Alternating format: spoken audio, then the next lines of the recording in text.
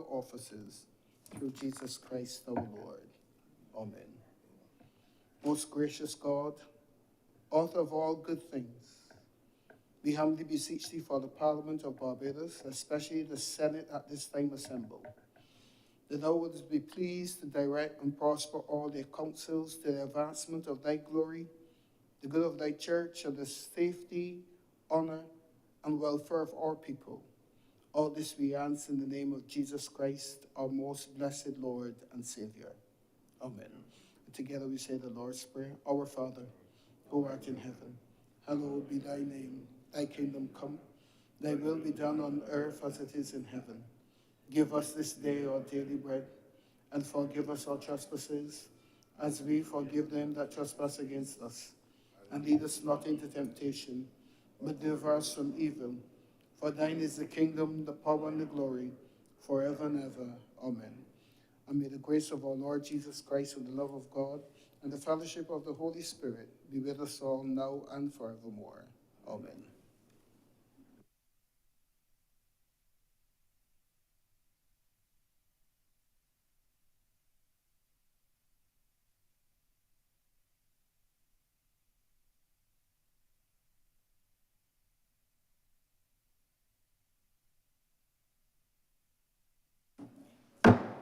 The Senate is in session.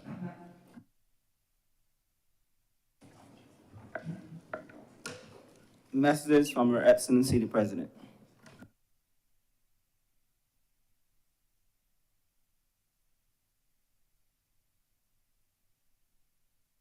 I have received the following communication from Her Excellency the President to the Honorable the Senate. It reads as follows. Her Excellency the President wishes to inform the Honorable the Senate that she will be absent from the office during the period 14th August 2023 to 2nd September 2023 on vacation leave. Her Excellency further wishes to inform the Honorable the Senate that, in accordance with the provisions of Section 33 of the Constitution, the Very Reverend Dr. Jeffrey Douglas Gibson will perform the functions of the Office of President for the period of Her Excellency's absence, signed by Her Excellency the President at State House on the 13th of August, 2023. Announcements by Your Honor the President. Minutes of our meeting on Wednesday, August 9th, 2023, to be deferred. Senator Cummings. Mr. President, I beg to move that the minutes of the meeting held on Wednesday, August 9th, 2023 be deferred. The question is that the minutes of our meeting held on Wednesday, August 9th, 2023 be deferred. Honorable senators in favor, please say aye. Aye. Those against, please say no. The things the ayes have it, those minutes are accordingly deferred. Other announcements. We have indications of late arrival from Senator Kevin Boyce, Senator Christopher Maynard, Senator Lyndall Nurse. I want to welcome a number of guests that are sitting today. We're very pleased to have members of Integrity Group Barbados, specifically Andy Armstrong, Lydia McCollin, and Devon Bruce. Welcome. I'm sure you're looking forward to today's debate. We're happy to have you with us. Want to welcome former Senator Vera Brathwaite, who is gracing us with her presence as well. Very happy to have you. Welcome back to the Honorable the Senate. We have as well a number of law students from the UWinner Law School. So these are budding lawyers who may one day grace us with their presence here. There are Ashley Edwards, Kavandra Webster, Riandra Marshall, Pierre Cook, Mika Blackman, Suthani, Hall, and Regina Seeley.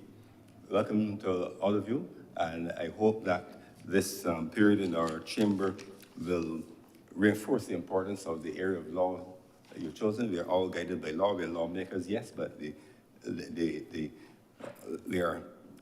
can only operate within the limits of the Constitution, the supreme law of our land, and then we are guided by standing orders and other guidelines which are derived from the Constitution and relevant legislation. So hope all of you enjoy our sit-in today, and I welcome all of you. Presentation of petitions, presentation of papers, reports from select committees, questions to ministers, requests for leave to move the adjournment of the Senate on matters of urgent public importance, statements by ministers or parliamentary secretaries, personal explanations, motions relating to the business or sins of the Senate moved by minister, introduction of bills, public business. Public business is now the order of the day. Order number 1, sir. In the name of the Honorable Leader of the Senate, to move the second reading of the Integrity in Public Life Bill 2023. Senator Cummings. Mr. President, thank you very much for the opportunity today to present this. I want to call it a signal piece of legislation for our country. There has been, without doubt, a lot of conversation and a lot of interest generated in this bill.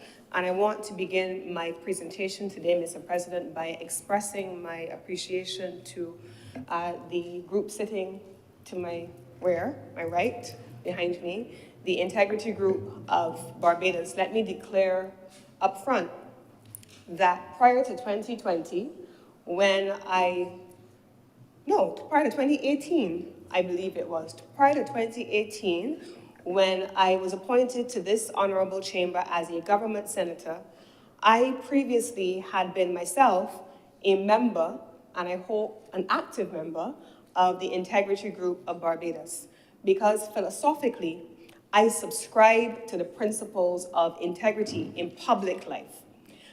I had obviously to ensure that there had been a separation between myself and IGB, and so once I assumed the role of senator, I no longer was a member of IGB, but I supported the work of the IGB. And why is that, Mr. President?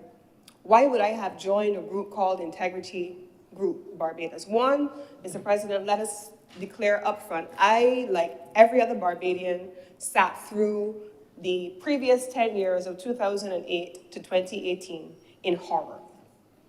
We saw on multiple occasions, not just allegations or accusations or anecdotal commentary about how public funds were being used, but we saw so many instances where we could see clear challenges with not just the way in which public funds were being used, the chatter on the street about what was being done with those public funds, but perhaps more importantly, Mr. President, the fact that no one was held accountable at the time by their own leadership for their challenges at the time.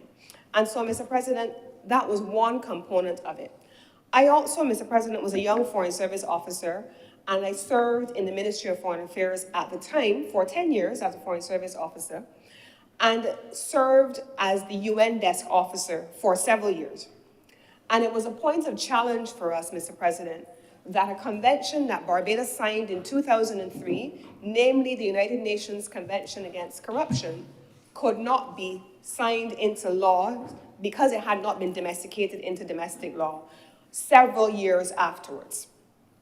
It wasn't until this government, Mr. President, that we then changed what would have been the 1930s legislation, I believe it was 1929 legislation, that covered corruption, which was grossly inadequate for the purpose for which it was intended, that those things, Mr. President, imbued in me a sense of responsibility to become more active in not just talking about the things that I wanted to see in my country, but doing something about them. And so I actively wanted to ensure that Barbados, not a political group, not a political party, but that Barbados was represented in the best possible way at all times, both at home and internationally, and that we complied with the international obligations that we committed to. How could we have signed a convention in 2003, participated in its development, and then not domesticated it into international law? Mr. President, I also remember being an officer based at the time in Washington, D.C., at our embassy in Washington. At the time, there was an OAS convention also against corruption, Organization of American States Convention. We also, Mr. President, failed to implement the provisions of that legislation into domestic law. So we then had, Mr. President, a a situation in the country where so much needed to be done in the country, but you did not have a legislative framework despite the political commitment at the international level to be able to implement and to hold persons accountable for their actions. Now, the Integrity Group of Barbados, as a consequence, like so many other groups across Barbados, had an interest in the subject. What attracted me to this group was that a lot of people talk. And I'm happy to have and welcome, along with you, Mr. President, the young students from Hugh Wooding Law School who are here with us. Some familiar faces we're happy to have here with us in the chamber. Those of you who are advocates, Pierre Cook, for example, who is here with us, you are very much a well-known advocate and have spoken on a range of issues on a public platform about things about which you're passionate. But passion is important, yes, but it has to be buttressed by information. It has to be buttressed by information that is accurate. It has to be buttressed by research. It has to be buttressed by fact. That is what caught my attention about the Integrity Group of Barbados. They spent the time doing the research, understanding what was happening, not just locally, but globally. And this is not a plug for any specific group, Mr. President, but it is a best practice example. Because in Barbados, we have a conversation a lot of times about, is my mouth I can say what I like? You can, as long as you have a microphone or a recorder, and these days a cell phone and a computer, and you have the anonymity of saying what you like.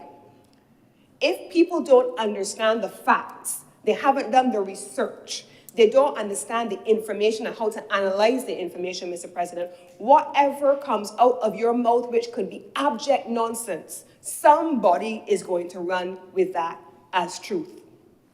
But wait, you hear what them people up in the government doing? And all of a sudden, that becomes the next viral voice note or the subject of a conversation in the mainstream media. Facts are important, and who you align yourself for the purpose of procuring or getting access to those facts, and that analysis, it matters. And so I would not have aligned myself with a group that I was not comfortable was taking the time to do the research. Equally so, Mr. President, fast forward now, 2018 and since. I am a member of the Barbados Labour Party. I am a member of the government of Barbados and a member of the cabinet of Barbados. I would not, Mr. President, align myself, having outlined all that I have said, with a group of people in whom I did not have confidence. And where does that confidence come from, Mr. President?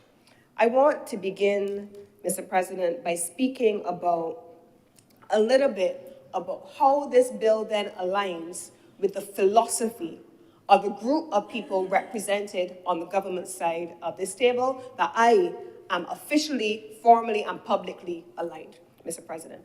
I am, over the course of my presentation, going to speak about what is corruption versus what is integrity, a little bit about that, because the two are not to be conflated. I am going to be talking about both the supply and the demand side factors, and I am going to be speaking a little bit, Mr. President, about what we have done as a government. Now, while we are here, Mr. President, to go through the Integrity in Public Life bill, and I'm going to go through that in some detail today, I want us to be very clear.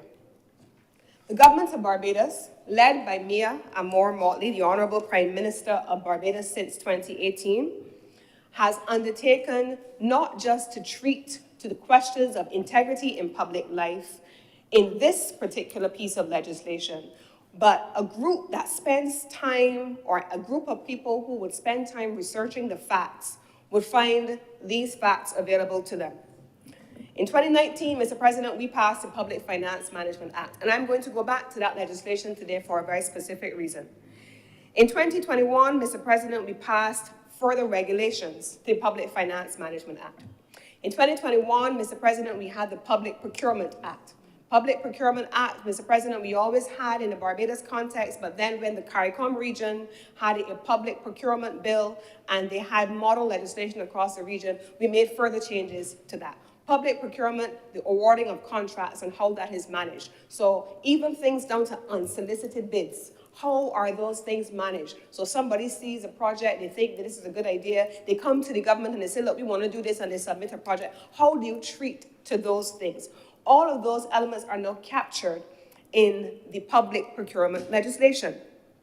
We also have, Mr. President, a dedicated piece of legislation as at 2021 to implement the obligations assumed by Barbados in 2003 upon signature of the anti-corruption legislation of the United Nations. That was done by this government in 2021, Mr. President. This bill is not a magic pill. It is not a standalone set of legislation. It is for the Barbados Labour Party government that I am a part of, and I'm proud to be the leader of government business on this particular bill in this honorable chamber, Mr. President. This is a suite of legislative reforms that this government has undertaken since coming to office in 2018. It is not a stand-alone piece of legislation. If there is any doubt, Mr. President, that this government is committed to preventing corruption and ensuring integrity in public life, it can be found in the pieces of legislation and more that I have raised. And why do I say more, Mr. President? If we were to go back to the bill, I had the opportunity in 2019, when this bill first came to this chamber, or to this parliament, I should say, to be a member of the Senate who sat on the Select Committee, the Joint Select Committee.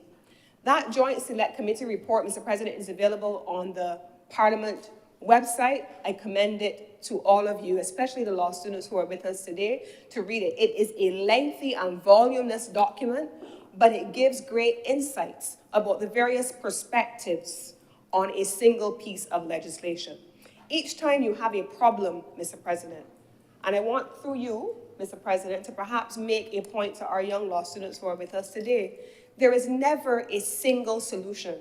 And whenever you hear anyone saying, all the government got to do is this, but the government doing all of that, and now all it has to do is that, is this.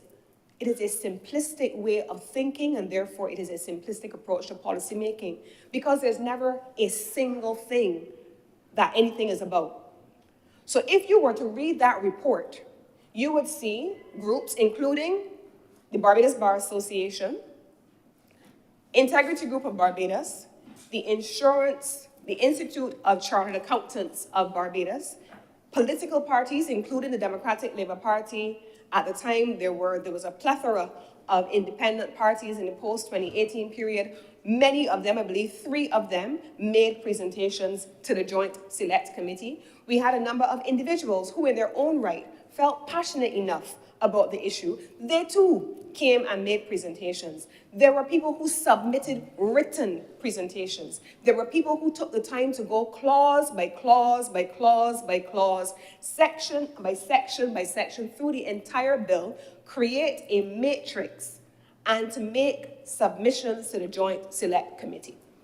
What was the Joint Select Committee's responsibility, Mr. Chairman? It was to go through those divergent, not singular, points of view on a substantive piece of legislation and come to a coherent policy position on the basis not only of what was in front of it, but on the basis, Mr. President, of what existed in our existing constitution, looking at what existed in other jurisdictions that had gone in this direction before, looking at what obtained in the international community by way of the international instruments that we were domesticating into law in Barbados, looking at case law, Mr. President, to see who had challenged which pieces of legislation and what was contained therein, and making sure that we avoided those pitfalls. It was a comprehensive review process in a Joint Select Committee, which was constituted by members of the Senate and members of the House of the other place, Mr. President. We also had the benefit of legal expertise, and I want to take the opportunity here to commend the former Chief Justice of Barbados, Sir David Simmons, who was not stingy with his time. He came not only and made a formal presentation on the basis of the legislation on integrity that existed in Turks and Caicos Islands, which this legislation draws heavily from, but he also took the time to respond to points of specific concern, issues relating to the inclusion of judges, in the legislation, looking at what happened in other jurisdictions, issues relating to trust structure, issues relating to queries that have been raised by some of the submissions by interested parties that presented to the stakeholder, to the Joint Select Committee, Mr. President. It was a comprehensive process. When that process was done, Mr. President, we then began the hard work of crafting what could be incorporated, what couldn't be incorporated, what was best practice, what needed to be incorporated but framed slightly differently. And the result of that, Mr. President, is the bill you have before you now, today, 2023, but also we made a determination based on submissions in the Joint Select Committee, based on the process that I have just outlined to you that took place in and after the Joint Select Committee, that there were some elements that were originally included in the TCI legislation that Barbados had drawn heavily on, and in the original draft, there were significant enough issues raised by stakeholders and by legal advisors that they deserved standalone legislation. So this government that had already by that time, Mr. President, passed the Public Finance Management Act that I spoke about, passed the regulations to the Public Financial Management Act that I also spoke about, had already passed the public procurement legislation, Mr. President, had already made all of these changes, had then also made the following amendments. We then, as I talked about before, passed in 2021 the anti-corruption legislation because that stood on its own. Whistleblower protection, which was included in TCI, which was included in the original bill that was considered by the Select Committee, deserved standalone consideration. And therefore, Mr. President, in 2021, this government drafted and passed standalone whistleblower legislation as opposed to containing it within the integrity bill that you now have before. So it wasn't here before, it was taken out, standalone legislation. We have that. We also have, Mr. President, the Proceeds and Instrumentalities of Crime Act. That was passed in 2019. Those are things which were included. But, Mr. President, I could go further. I also happen to be the Minister with responsibility for international business, and so cross-border finance is a concern for my ministry and for my officials. And so issues relating to anti-terrorism, which fall under the Office of the Attorney General, legislation has come. Anti-money laundering, anti-terrorism, the proceeds of crime legislation, all passed by this government, Mr. President. And I want, if there's nothing else that you hear me say this: there is never a single perspective on anything. That is a simplistic way of thinking that must never characterize who you are. There are always either a duplicity or a multiplicity of factors before you. And you must consider all of them based on research, sober analysis, and a clear and measured determination of the facts before you, not whatever knee-jerk reaction you feel in the moment. That's foolishness. That's not for your thought process, Mr. President.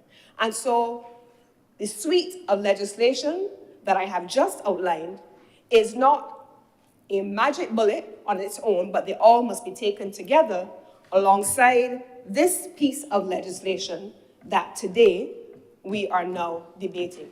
This is going to add, Mr. President, to the existing bodies of legislation that we already have before us. Now, I wanted, Mr. President, to begin frontally to raise some of the issues that were raised in the last presentation of this bill.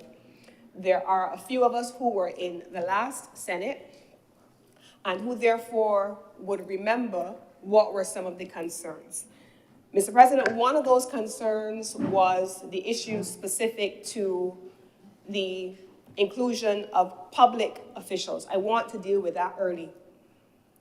There is a conversation, Mr. President, raging in this country that is deeply problematic. It is understandable, but it is problematic. And it speaks not to anything other than the fact that last week when we were here, Mr. President, we had a number of primary school children who came to visit. They were here for a civics class exercise. The teaching of civics and governance in this country is at an all-time critical requirement level. We have to teach people, citizens, especially with the advent of everyone having a view on everything, how a country is actually governed in terms of the structure of government, Mr. President. And so there's a conversation around whether or not elected officials should be the focus of legislation like this, or if it should include public officials. That was one of the issues that was raised in the last Senate when this was presented, and I want to speak to that up front. But in order to speak to that, Mr. President, I want to go back to a piece of legislation. Not integrity, Mr. President, not at all, not even integrity. I want, Mr. President, to go to the 2019 Public Finance Management Act. And I want to draw attention, Mr. President, to sections 12 and there onward. Everywhere in that legislation from section 12, it outlines the role of the Director of Finance. It outlines the role, Mr. President, of Chief Executive Officers, the role of the Comptroller General, and the role of a permanent secretary. Public officials, all of them, Mr. President, not elected, all public officials. And I want to draw your attention to the following specifically, the role of the permanent secretary as defined in the Public Finance Management Act. A permanent secretary, where designated as an accounting officer under Section 18, shall be responsible for administering the expenditure head or part of an expenditure head in the annual budget that is under the control of the public entity, administering each item or part of an item of statutory expenditure in the annual budget or under an act that is under the control of the given entity, administering each item of revenue or part of an item of revenue in the annual budget that is under the control of the public entity, providing policy advice to the minister, assisting the minister to oversee the entities that he's responsible for, other functions as defined in rules made under this act for accounting officers, and other responsibilities set out in Section 60. This is a permanent secretary. But if I were to replicate that, Mr. President, the Accountant General maintaining the accounts of the government as to show the current state of the consolidated funds and other funds and the financial position of the government, receiving and banking or overseeing the receipt and banking of public money and overseeing in disbursement, including overseeing the opening and closing of bank accounts. And I could go on, Mr. President. It goes on to say maintaining arrangements for the management of government's cash, preparing the financial statements and any other financial statements or reports required by the minister responsible for finance or director of finance, verifying that payments are processed in, you get the point, right? These are accounting officers, Mr. President. These are the persons who hold the public purse. By law, no minister of government or no elected official can be an accounting officer. That is a matter of governance that I believe we need to make clear for the country. No elected official can sign a check, receive a check, sign even contracts. Oftentimes, those things are done by the accounting officer.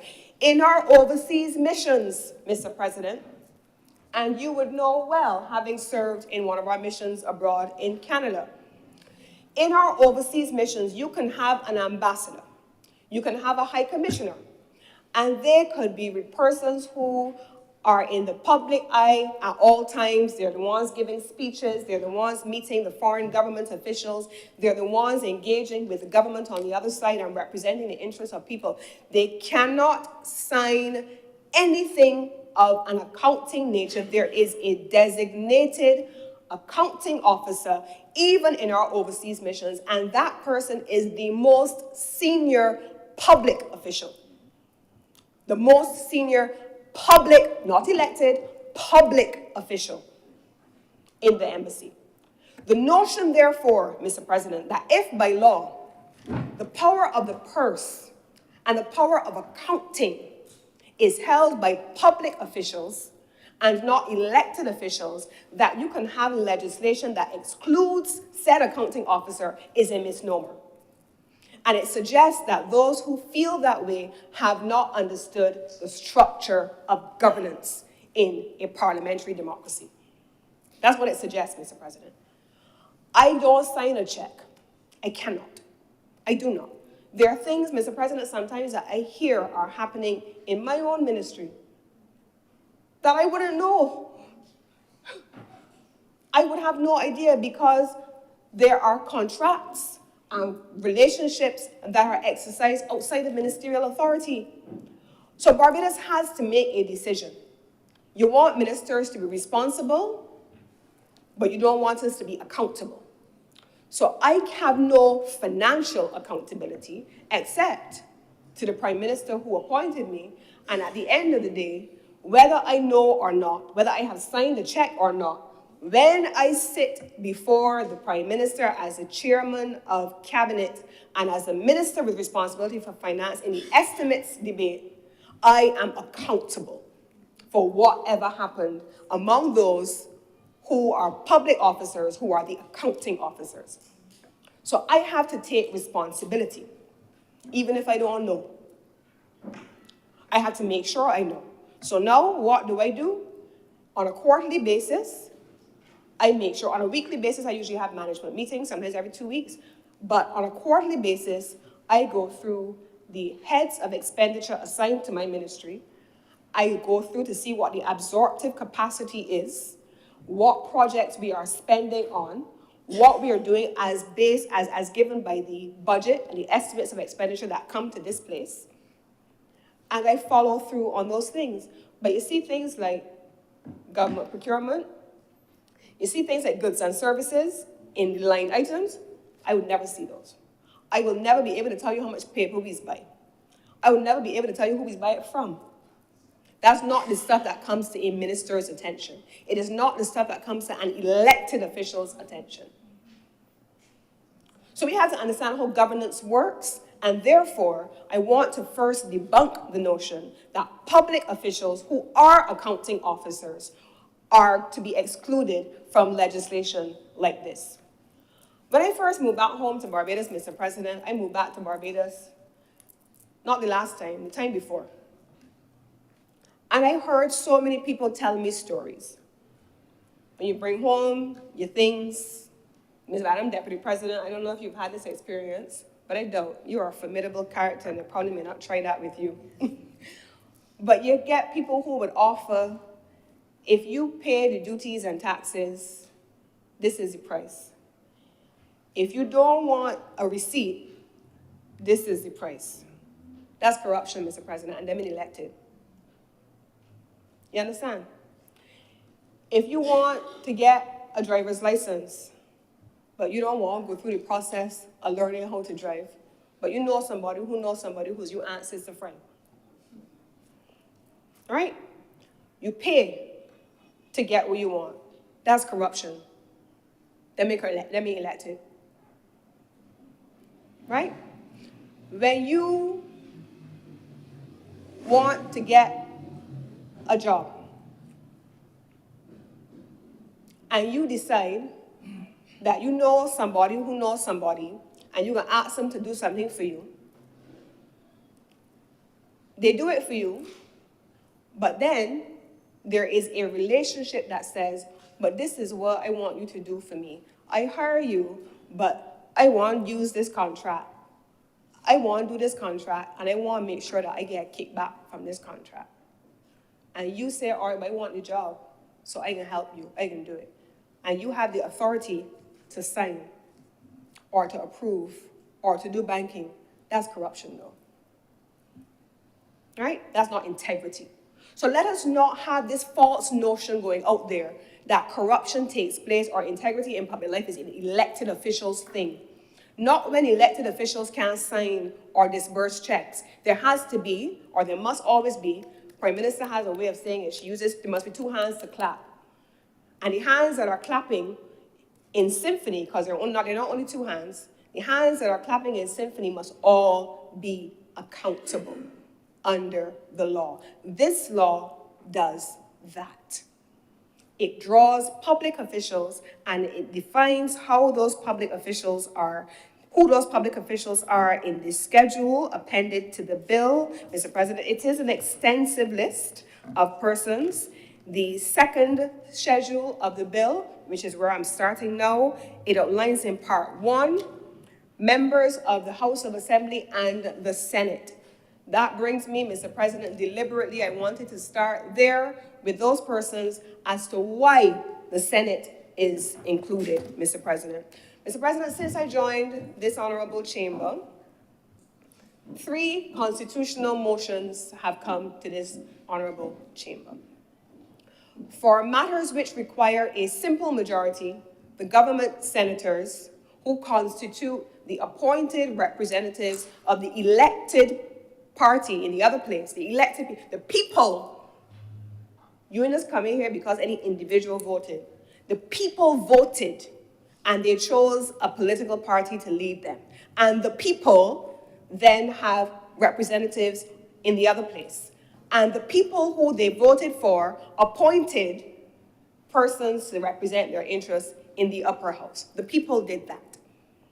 And your authority must come principally from the other place, because that's where the people power, we say, comes from, right? So the people made determinations on 3 constitutional motions. Simple majorities can be carried on anything with 12 government votes. But the Senate has the ability, even if you have 30 persons in the other place, to say, we don't support this and we are voting against this. You have the opportunity, by sitting in the Senate, to change government policy or to affect government policy, even as an unelected non-representative of anybody except you have declared yourself to be so. So the notion that you would then be excluded from influence because you don't wield the influence, you're independent, or you're an opposition senator, you're not in government, is not a true statement, even as it relates to the Senate. Because you have the ability to either support or oppose government policy, and in so doing, affect the will of an elected government. So you do have the opportunity. Many members of the Honorable Senate sit on various boards, committees, tribunals, and so on. You have the ability to affect government policy. You have the ability to affect outcomes of the entities to which you are a part. So you have to be included. That was the second issue that came in the last Senate. Members of Cabinet, myself and Senator Dr. Chantel Monroe-Knight, we are members of Cabinet, and we are bound by this legislation. But before we were bound by this legislation, Mr. President, our Prime Minister, the leader of Cabinet, chairman of Cabinet, decided, but we're not wait. We ain't got the integrity legislation, but you got to get some declarations, though. And so both Dr. Chantel Monroe-Knight and myself and Dr. Jerome Walker, who will be with us shortly, all of us had to sign our declarations of assets, whatever little bit we own. Certainly I can only speak for myself, I can't speak to anybody else. Whatever little bit you own, whatever little bit, and we had to put those into a sealed envelope and hand them over, not to the Prime Minister, but to the Cabinet Secretary for her safekeeping. Those declarations then, I had to do it in 2020, and after the election of 2022, I had to do it again, because anything that I amassed between 2020 and 2022 had to be listed, because by the time anything, if this legislation passes today and the commission comes into effect, those declarations have to be handed over to the commissioner for the first time to be opened, unsealed and opened. And that then becomes my baseline. I have to declare what I have, even if it's a little bit. And why, Mr. President? It brings me to the third issue that was raised in the last Senate. The inclusion in this legislation, Mr. President, of both your assets and your liabilities, Mr. President. If I came to office, and I came to office having $10 that I owed courts, $100 that I owed Ain't the cost of man is no more. Massey, I owed Massey, I show my age, right? I owed Massey, and I had a mortgage on my house for $1,000, and all of a sudden, with a reduced income, because let us be clear, let us be very, very clear. For those of us who were professionals outside of government, before joining cabinet, we took salary cuts to come into government because we came committed to serve. For some people, it's a 55% salary cut. For some people, it's a 100% salary cut. For some people, it's in the fancy thing. Let me be clear. So you give up a lucrative paying job because you came to serve. Now, I want to put the Deputy President here in focus for a minute. Mr. President, this week, I sent the Deputy President a message on WhatsApp. It was a screenshot of a conversation that was unfolding on Instagram, I think it was. Now, I ain't on no real social media. I don't post much. I'm only on Instagram, but just a little bit. But ridiculous me made the mistake of not following my own rules, and I looked at the comments. Who tell me to look at the comments? You never read the comments, right? That should be the basic rule. So I looked at the comments on something that was happening on Saturday. And I screenshot the comment and sent it to the Honorable Deputy President, Mr. President. And it was a comment about somebody saying that she passed some event, that public event that was happening in her $200,000 late model car. Deputy President put me in my place and told me it costs more than that, first of all, and so they should be corrected. It was not what they said it was. It was not $200,000. It was more than that, right? But I chuckled, Mr. President, because from this honorable chamber, we have had members of the independent senators speaking about the remuneration levels for the Senate. How does it make sense, Mr. President, for a government senator, Madam Deputy President, when the remuneration levels for the Senate are less than what most custodians make in the public sector? Let's be clear, that's the comparison I want to make. Not an admin officer, not a permanent secretary, less than what most custodians make in the public sector. How does she afford to buy a car that's worth so much? Clearly, she had a job before. She was the Assistant Secretary General of the United Nations for years. She's here telling me that she was making $20,000 a month. She was the Assistant Secretary General for the UN, though. And for many of us who were professionals in our own right, anything that we own now, we owned because we were able to qualify on our salaries before we came into government.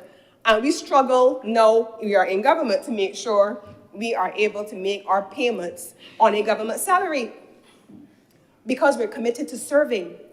Because if you're looking to make money, this ain't the place to come. If you're looking to get rich, this ain't the place to come. If you're looking to serve, you can come. But this ain't the place to make money. So all the people who are now posturing and want to come into public life and want to be elected and want to be appointed to ministers from the Senate, and so they're representatives of the people de facto already because they're not so yet, let them come with a clear understanding it ain't the place for self-aggrandizement or self-enrichment. It's not that. And anything that you have most times in that initial declaration, Mr. President, you earned because you earned more before you came into government. So if now, Mr. President, all of a sudden on a reduced salary and all the things that you were able to be qualified for on your own, that you were able to acquire before you came into public life, all of a sudden, in a few years in public life, you don't got no more liabilities.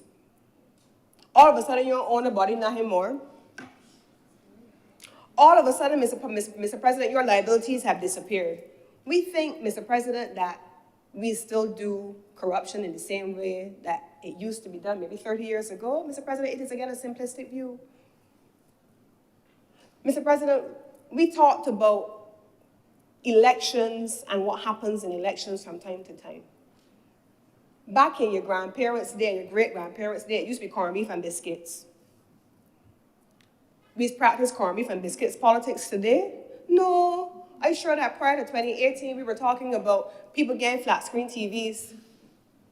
Corned beef and biscuits politics, we're dealing with no more. So clearly, you are no longer just dealing with assets, but you must deal with liabilities, Mr. President. Is the only practical? Because if all of a sudden someone comes and pays off all of your debts, they haven't given you a check, it isn't called a handout or a kickback. You ain't driving a car from a company that you have given them contracts that then find themselves before the Public Accounts Committee, as happened in the last Senate. You ain't dealing with those kinds of overt things. You're dealing with the things that are invisible. So yes, Mr. President, liabilities must be included in integrity legislation. It talks, Mr. President, about chairpersons of state-owned enterprises, heads of departments in the public service, and holders in the same grade as that. And I have already listed, Mr. President, for the benefit of the Honorable the Senate, the reasons why in law, under the Public Finance Management Act and the associated regulations, why a public officer so designated in the Public Finance Management Act as the accounting officer, not elected officials, the public officer is accounting officer, why they must therefore be included. It goes on, Mr. President, to identify the persons who are captured in Section 3 under a range of state-owned enterprises, statutory corporations, and in some instances as well, commercial state-owned enterprises. Excuse me. That is the rationale, Mr. President, for one, the inclusion of, I have gone through the inclusion of public officials. I have spoken, Mr. President, of the rationale for balancing public officials with elected officials. I have also gone through, Mr. President, the importance of understanding how the standalone legislation has now complemented what we have before us, and the additional pieces of legislation have also come to support the overall integrity push. And then, Mr. President, I have spoken specifically about the importance of persons who may not necessarily think themselves to be exposed, but who, by virtue of the office that they hold, have the ability to influence outcomes, whether at the level of the Senate or in the various tribunals or organizations that they serve on. Now, Mr. President, I want to come then to something that I won't spend a whole lot of time on, because I'm going to spend the second part of my presentation in its entirety on the legislation itself. But what gives rise to the need for all the legislation I have just outlined? What gives rise for the kinds of protection mechanisms that are contained within the legislation I have spoken about, which we have already passed, Mr. President? What gives rise for us to ensure that we do not use our positions of authority to abuse that position or to give undue influence to another? I was reading a study, Mr. President. The study was actually done by the International Monetary Fund, and it looked at the economics of corruption. When I was going through it last night late, Mr. President, it captured something that I wanted to pull for your benefit. It said this, Mr. President: the causes or factors that promote corruption are those that affect the demand, by the public for corrupt acts, and those that affect the supply by public officials for acts of corruption. Two hands to clap, Mr. President. The demand and the supply, basic laws of economics. Someone has to be asking for it, someone has to be supplying it. It went on to say that some of the factors affecting the demand, the most important of which were, and they listed them, Mr. President. Actually, I'm going to use it from the original text. So they went on to list, Mr. President, which is what captured my attention, because sometimes we take some of these things for granted. It said the causes or factors that promote corruption are those that affect the demand by the public for corrupt acts and those that affect the supply by public officials of corruption. Among the factors, Mr. President, affecting the demand, the most important are one, regulations and authorizations. Who has the ability to authorize transactions? It says certain characteristics of the tax systems, certain spending decisions, the provision of goods and services, often at below market prices. Among the factors affecting the supply of acts of corruption are 1, the bureaucratic tradition, 2, the level of public sector wages, 3, the penalty systems, 4, institutional controls, 5, the transparency of laws, rules, and processes, and 6, the examples set by the leadership. Now, people would have us to believe that only one of those factors is to be considered. The example set by leadership. So elected officials constitute leadership, and they have to be held accountable. I think that much is clear, certainly from this government and what we have done and are doing now. But there are more elements that have been outlined here, Mr. President, and we don't get to ignore either the duplicity or the multiplicity of factors to focus on the simplicity or the singularity that we want to have as an explanation. I have already established, Mr. President, that there is no singularity in the analysis of anything on the planet. There are always multiple factors, at least, in the consideration. And so, let us speak for a moment about the bureaucratic tradition. If I want things hurried through the system, if I want to be able to get things on an expedited basis, let's consider the Immigration Department, Mr. President. Everybody remembers when it used to be a nightmare to deal with the Immigration Department. You had to know somebody in order to get your passport back in a certain time. Now, you don't have to know a fella. You can go online. If I need my passport back in 24 hours, I can do that. If I need my passport back in 48 hours, I pay the difference, I do that. If I want to wait the regular 2 to 3 weeks, same thing. Get it done. Submit all of your information online, you do what you have to do, and you're good to go. You don't have to be held hostage to the bureaucratic tradition where everything takes longer than it should, and people feel the need to use their positions, to abuse their authority to incentivize you to get it sped up. So you don't have to deal with the bureaucracy. Those are among the reasons why public officials must be included in this legislation. No government minister takes payment from anybody directly.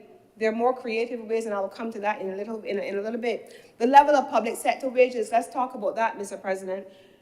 You think, Mr. President, that a prime minister, on the heels of the 2018 restructuring, debt restructuring, with the country facing massive fiscal crises, the possibility and the prospect, once the Credit Suisse loan was repaid with that next payment that was due in June, to have the possibility of a devaluation of the dollar looming in front of you. Which prime minister dealing with those things would simultaneously make a decision to give a salary increase for public sector workers? Right after, Mr. President, you come out of COVID, you had increased expenditure, decreased revenue. Right after, Mr. President, the government has to spend on putting over 1,600 people back in houses, Mr. President, because you had Hurricane Elsa. Right after, Mr. President, the government had to spend again on cleaning up a whole country. It isn't what we are telling you. You saw it and you lived it with your own eyes after a volcano. Which government, tell me, Mr. President, after all of that, still turns around and gives a second salaries and wages increase to public officials? Right after that, 5%. Which government, Mr. President? If you were to look at the Corruption Convention, the Anti-Corruption Convention speaks about wages and salaries and creating disincentives for people having to, or feeling as though there is a need for them to accept bribes and underhanded activities in order to survive. A government who understands sometimes the challenges that people are facing at a personal level in their own personal finances, understands that as the cost of living soars and people have less disposable income, people are paying more for this basic basket of goods that they're procuring on a monthly basis. People then needed to have a little bit more. So the breakfast that we got in 2018 translated into lunch in 2023, And so we are going down the road with public sector wages. Is it optimally what we would want, Mr. President? No, we know that already. But it's a 3-year process that has been outlined where there are incremental increases that will then take place. And for the first time in probably, I believe it's 20 years, allowances were touched. You gave people an increase in allowances. Because if people are earning what they feel to be inadequate amounts, there is a greater inclination to do things that they ought not to. I have to confess, Mr. President, I had an experience when I was living in Uganda in the period 2008 to 2013. I remember at the time, Mr. President, I was earning in USD, working as a member of the Commonwealth Secretariat. I was earning in USD, and my housing was provided, my schooling for my daughter was provided, everything was provided. I am certain that anyone who has worked for an international organization, this is the standard. And sometimes your children's tuition fees in an international school overseas can be more than what your entire law school would cost the government of Barbados for 2 years. One term, one semester may cost more. Sometimes it could be $30,000. Sometimes it could be more. It is incredibly expensive. And so, Mr. President, I remember working at the time in support of the Ministry of Trade of Uganda. And there were senior officials, the equivalent of whom sit in the leadership of ministries in Barbados. And their remuneration level on a monthly basis was the equivalent of $800 US. $800 US. Most of us can't imagine that, Mr. President. Not for the level of responsibility, because we have been taught in Barbados that education and exposure, and higher education in particular, must come with income increases. But you have people who are educated at the highest level, some of them up to PhD level, earning $800 US a month. These were the things, Mr. President, that persons like the World Bank, entities like the World Bank, wrote about to say the salaries and wages of public sector officials are an incentive to corruption. If people are not properly remunerated on a monthly basis so they can meet their daily living, their monthly living expenses, and their family living expenses. And we know, I don't want to be stereotypical, but my experience was that many of these people had large families. And when I say large families, I don't mean many children or anything like that. I mean large extended families. So they lived in the city in Kampala, but their mother and their father and whomever else may have lived up country in the village. And they had to send money back because they were the ones that got out. They were the ones that were earning. So they had significant monthly expenditure to maintain their families. $800 US is what they earned. Public sector wages have to be considered and have been considered by this government as a part of our disincentivization of corruption. Institutional controls, the same Public Finance Management Act that I put up on the table at the very beginning, those are some of the measures of institutional control that we have also put there, Mr. President. Mr. President, the transparency of rules, laws, and processes, all of these are things which are important. Prime Minister has actually asked us to, on a monthly or at a minimum on a quarterly basis, for the leadership in our respective ministries to have what she describes as leadership development training sessions in a range of areas, so that people are not made aware only of the laws, regulations, and processes in their respective ministry, but they are allowed to be exposed to much broader processes. So these things are critical as part of your leadership development. And those are the things that we have been working on, Mr. President. So it is critical for us to ensure that the entire public sector is a part of the process, and that it we now indemnify people from having an incentive to participate in corrupt acts which threaten their integrity. Now, that brings me to the second part of what I want to share, which is the specifics of the legislation itself, as I prepare to close out the introduction of this important bill. Mr. President, we have 58 clauses in this legislation. One of the important clauses which will cover in Part 2, Mr. President, the establishment of the Integrity Commission. The Integrity Commission through Sections 3 all the way through clauses 10, that commission speaks to the prosecutorial and the investigative role of the members who will constitute the commission, who will take responsibility for those sealed envelopes that we have spoken about, which will allow for the declarations to be laid. Now, Mr. President, the declarations that are to be laid, let us be clear, cover not only us as individuals, but they cover your families, including your spouses and your children. Let us also be practical. We may not like it. We may not like it.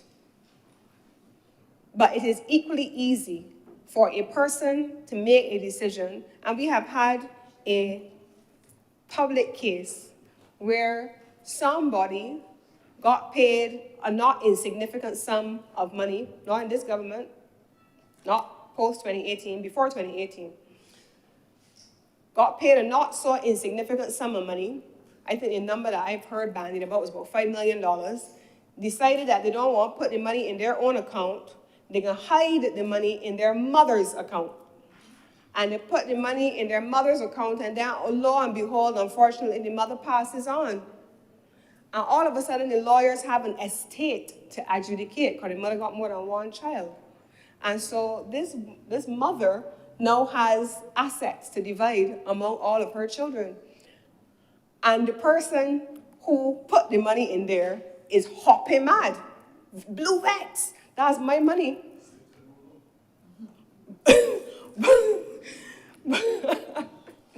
They have sunk to new low, yes. So they made these kinds of transactions in ways that then came back to haunt them and took them to low points in their lives. So, Mr. President, the reality here is that we have to make sure that we are not able to hide money or assets in your child's name, in your husband's name, or in your mother's account. Declarations, we've spoken in great detail about what those declarations are. Registrable and prohibited interests. Gifts, Mr. President. Many of us in meetings oftentimes take photos where we are either giving gifts or receiving gifts. But those are such benign little things. I give out Medford mahogany gifts. I give out rum, plantation, Mount Gay. I give out sometimes Barbados Sea Island cotton pieces with scarves and those kinds of stuff. Then what are we talking about? We're talking about gifts of a substantial nature. And if you saw, or if you've been watching the cases in the United States with members of the US Supreme Court, for example, you will see the kinds of gifts about which we are speaking.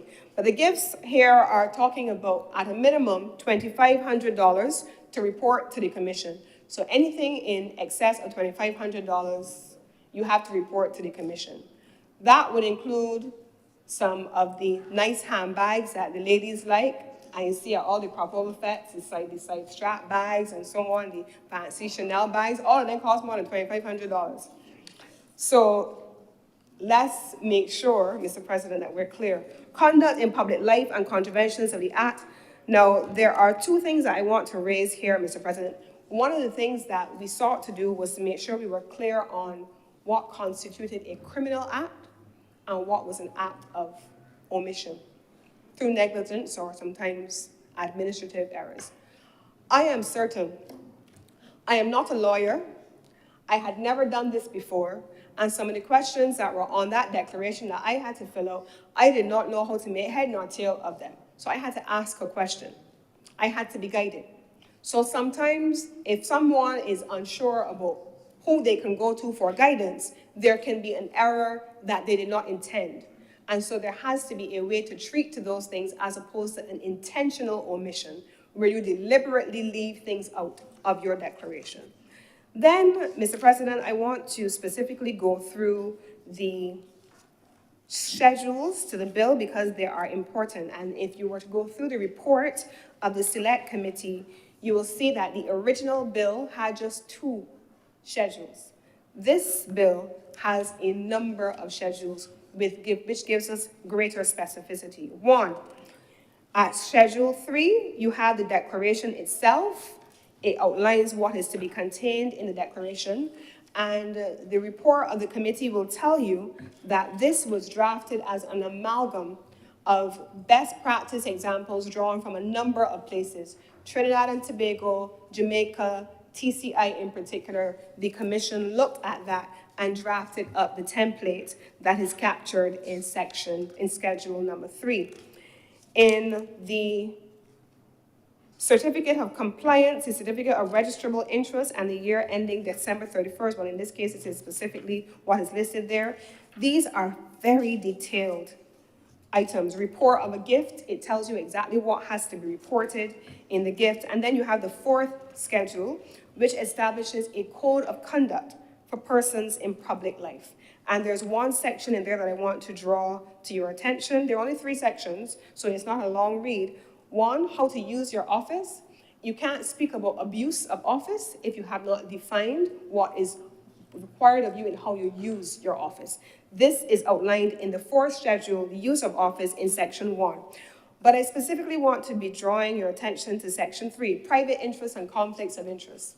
There are instances, Mr. President, and I think we have to be very clear sometimes, and I've heard the Honorable Attorney General say this.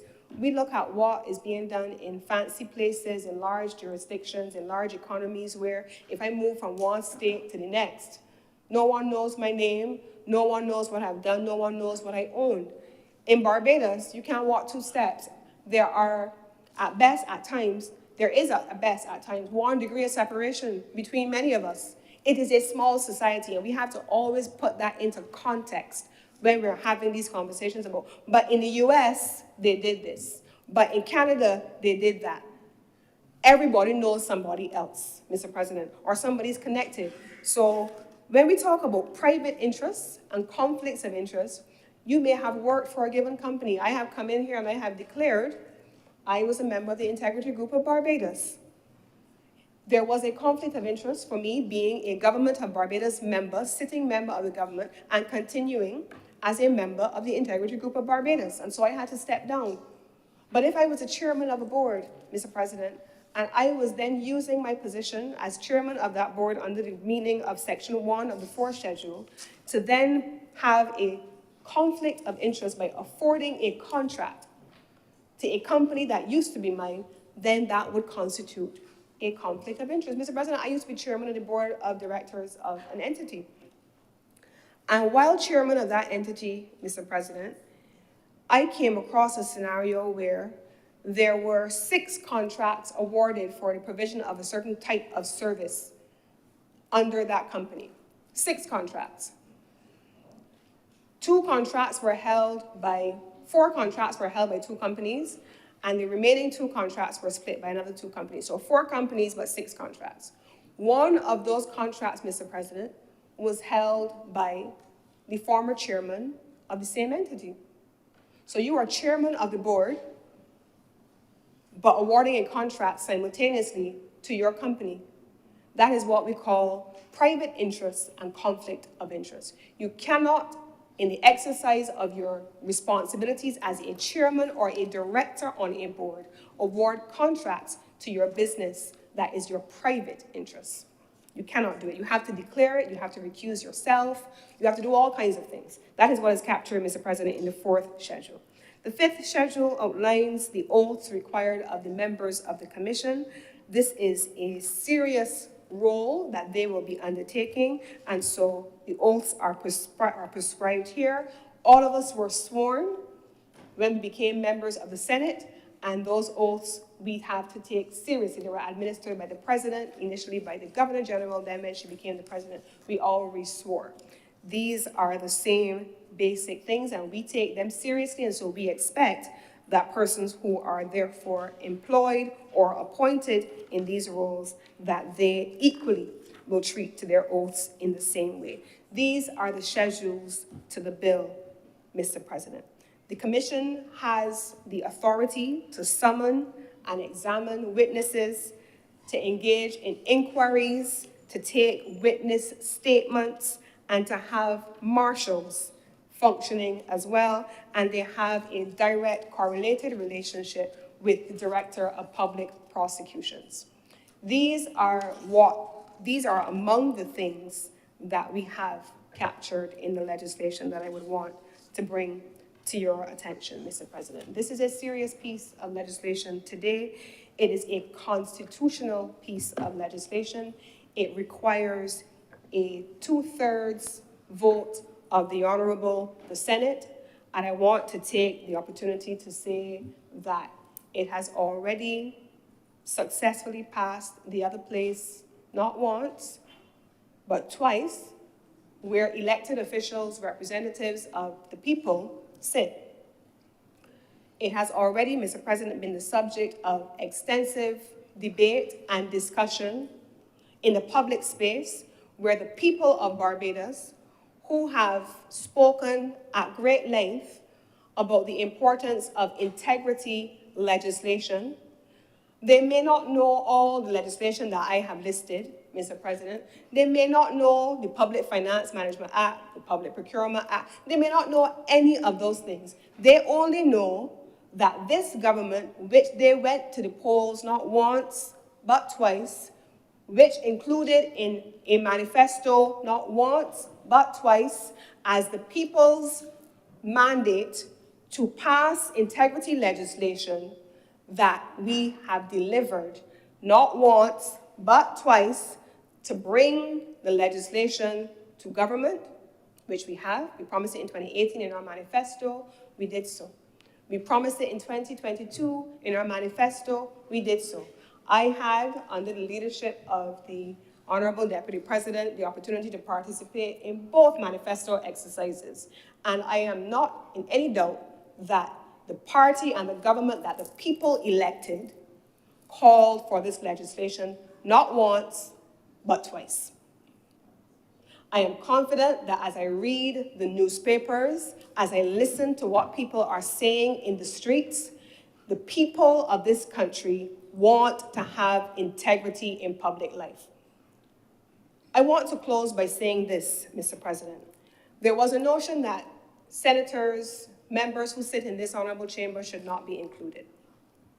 If we have the ability to pass or not pass legislation, Mr. President, that the people have voted for by supporting a manifesto, then we have to be included. Pick a side and stay on it. If you have the ability to influence public policy, you have to also accept the responsibilities that go along with it. Pick a side, Mr. President. You're either in or you're not.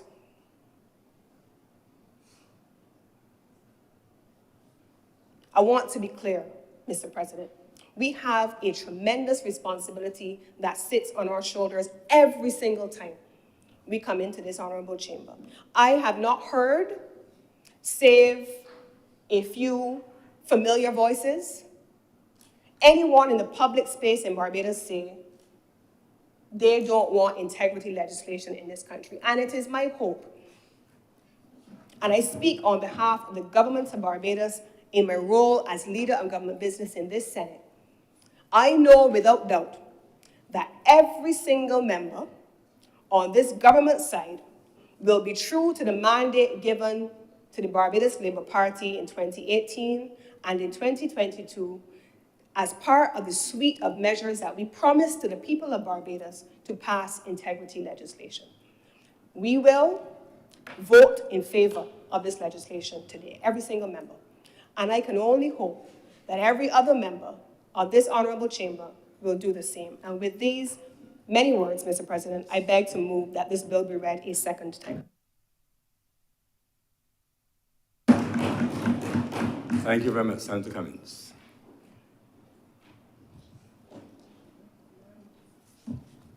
Other speakers?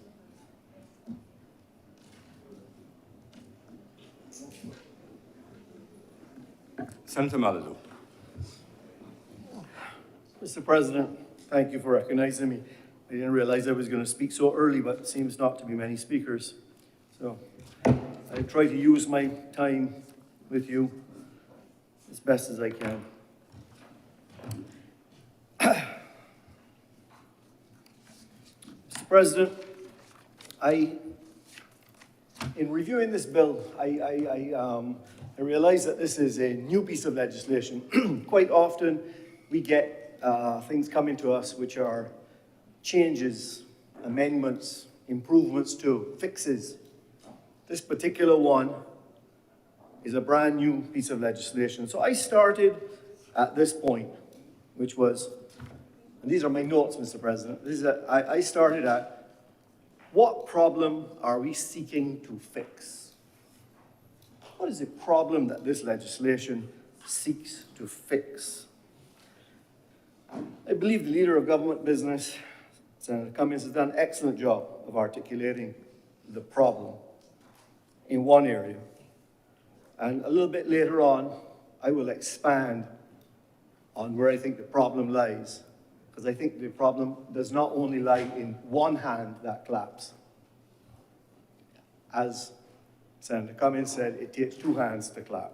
But this legislation addresses integrity in public life. We do have another piece of legislation in Barbados that I think is referred to the Prevention of Corruption Act. And that more speaks, Cap 144, sir. That more speaks to private sector in general, or everyone, let's call it.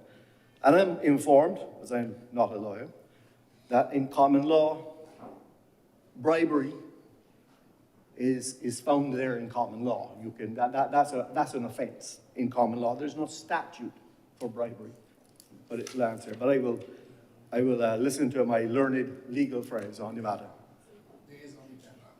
Thank you. Happy to be corrected. So I go back and say, what is the problem that we're seeking to fix?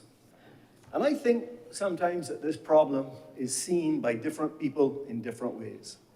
There is an international perception of the problem. There's a local perception of the problem. And then perhaps there is the actual problem. The international perception of the problem is often described, Mr. President, as a lack of transparency. There's this whole idea of when things get done, are they done above board or are they done below board? And that's the idea of transparency. In the local scene, and again, the speaker before me spoke quite well of many different examples of what happens and what our perception is locally. It is paying to get something done, paying to get something that should be done anyhow, but it's not being done quick enough. There's also paying to get something done that should not be done. That's a whole different other problem. So that is the perception. People enriching themselves who have a position that they can make a decision, and they enrich themselves by making a decision that otherwise they would not have made. But is that actually the problem? Because we have laws, as I said. The Corruption of Act, the Prevention of Corruption of Act is already there. What is, in fact, the problem? So before I go to what I think perhaps the real problem is, I want to go back to my understanding of the act that is proposed. And I want to focus on the code of conduct, Mr. President. Because, as you know, Mr. President, we're both members of the ICAB. And I understand we have another former president of ICAB joining us in our gallery today. And as such, we have a code of conduct. We're familiar, as an accountant, as a chartered accountant, I'm familiar with a code of conduct. I'm familiar with the code of conduct as a valuer, as a professional valuer. I'm familiar with the code of conduct within the Estate Agents Association. We all have code of conduct, what is the right way to behave. This is not unusual. I think it's excellent. And I think that code of conduct that's in the 4th schedule of this act makes a lot of sense. Let's have it. In fact, Senator Rogers here sitting next to me may tell me that the first code of conduct that all of us as Christians adhere to is what the Bible tells us. That's a code of conduct too. And to be quite honest, that guides many, many people in Barbados and throughout the world. So there are all kinds of code of conducts. So in my review, it was interesting that I came across, and I do apologize to the chamber now if I pronounce this incorrectly, but I came across the writings of a Greek philosopher, Tacitus. And I want to quote from him. He said, in his Annals of the Empire, I think it was called, he says, the more corrupt the state, the more numerous the laws. That made me think a lot about this new law and what was the need for the law. Did we really need this? And unfortunately, sir, I came to the conclusion that we do need this code of conduct. We need guidance. We need this law. But what is the real problem? Let me come back to my central discussion with you here. The actual bill before us, and I spent a lot of time reading this, maybe once, twice, 3 times, 4 times, just really trying to understand it. And I do understand the code of conduct. I do understand that really this declaration that all of these public service people will make is to help us to identify the possibility of something inappropriate happening. And we've created the Integrity Commission, and we have the president who has to look after some of it, the Integrity Commission, and we have a tribunal that, I understand the law, I think. But to me, the problem is not that. The problem lies here, sir. In reality, in Barbados, in the public domain, we have seen within the last few years a person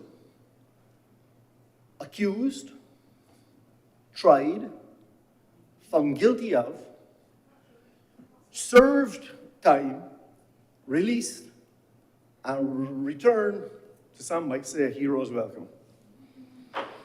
I'm confused, sir. How come, in the face of that information, of that particular story, if you believe where it was being written and so on, I believe it to be true, it says that this person was incarcerated, found guilty of laundering money. Laundering money was taking the proceeds of a crime. This crime actually occurred in Barbados, Mr. President, according to what you would read. But in Barbados, we have not done anything about it. So what do I think the real problem is? Our problem is, Mr. President, that we are not willing to prosecute. So when you, thank you. When I read what the objects of this act, it says to promote integrity in public life through prevention, detection, investigation, and prosecution. That's what it says in there. And I would hope that, in fact, that we would focus significantly on the prosecution, because we did not need this new act to actually do anything about the case I referred to before, or other ones we've heard about. But we haven't done anything, sir. And there's nothing in this act that tells me that we are going to act. So I am hopeful that, having now done and cast this net much wider, that we will actually do something. So let me just comment on some few other things, since I'm probably now in a lot of trouble, sir. Let me continue on to comment on a couple other things to do with this act. As I said, the Prevention of Corruption Act, Cap 144, it already exists. And as the Leader of Government Business said, it takes 2 hands to clap. I would have hoped that in bringing forward this legislation, it might be closely followed, or simultaneously, we would have done something to capture those who are paying the bribe. Because, you know, sir, I have never heard of one government department one public service officer trying to bribe another private public service officer. That's not what is out in the public thing. I don't hear anything about that. It's not to say that the Ministry of Agriculture wants to build in a new pond or something and a lake, and they have to go and talk to the town planning department and get something done in a different way. That's not where the problem. There's the 2 sides of this equation is the private sector and the public sector. We need to focus on the private sector as well. Because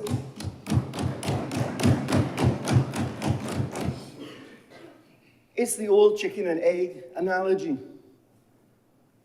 When I was researching a bit about bribery, Mr. President, in some jurisdictions, and maybe again my learned friends in here who are lawyers would tell me, the vast majority of the time, you're not guilty of bribery when you pay the bribe. You are guilty of bribery when you offer to pay the bribe. The mere offering is a crime.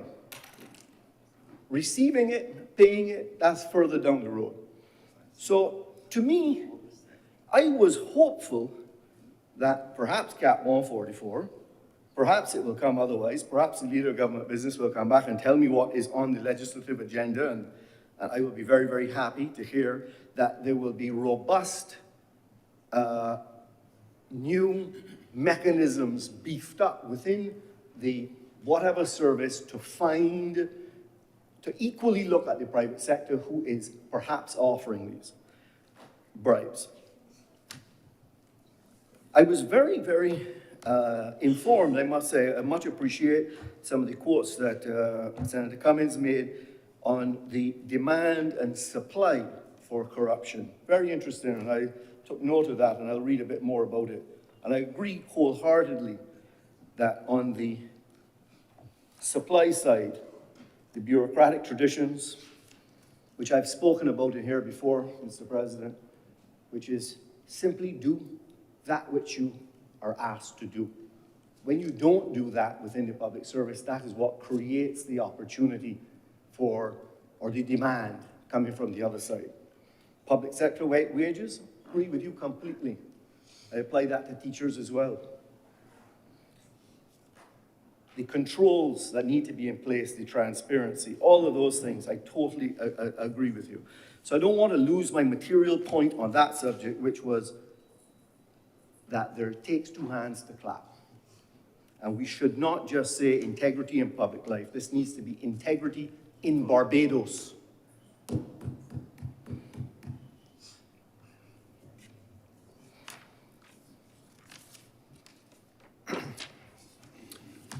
I believe I'm coming to the end of my prepared notes, sir. Just bear with me.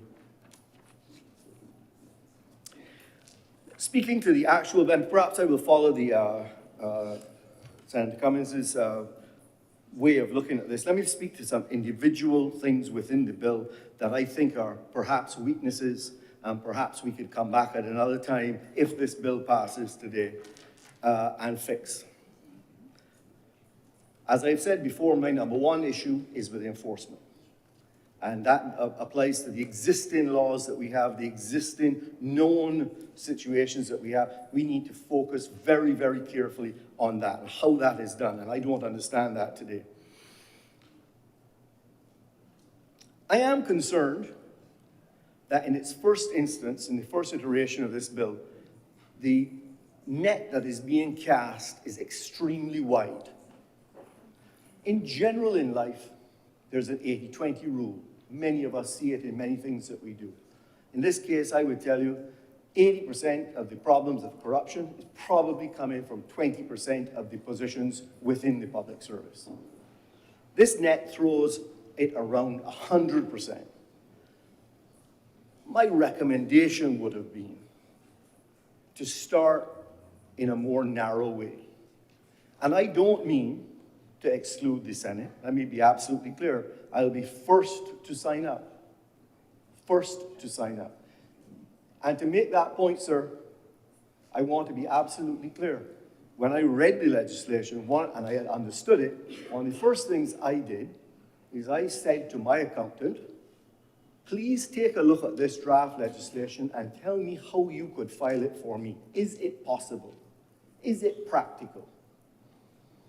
Now, there may be some people in here who look at it and say, well, I have nothing to report. So, all good.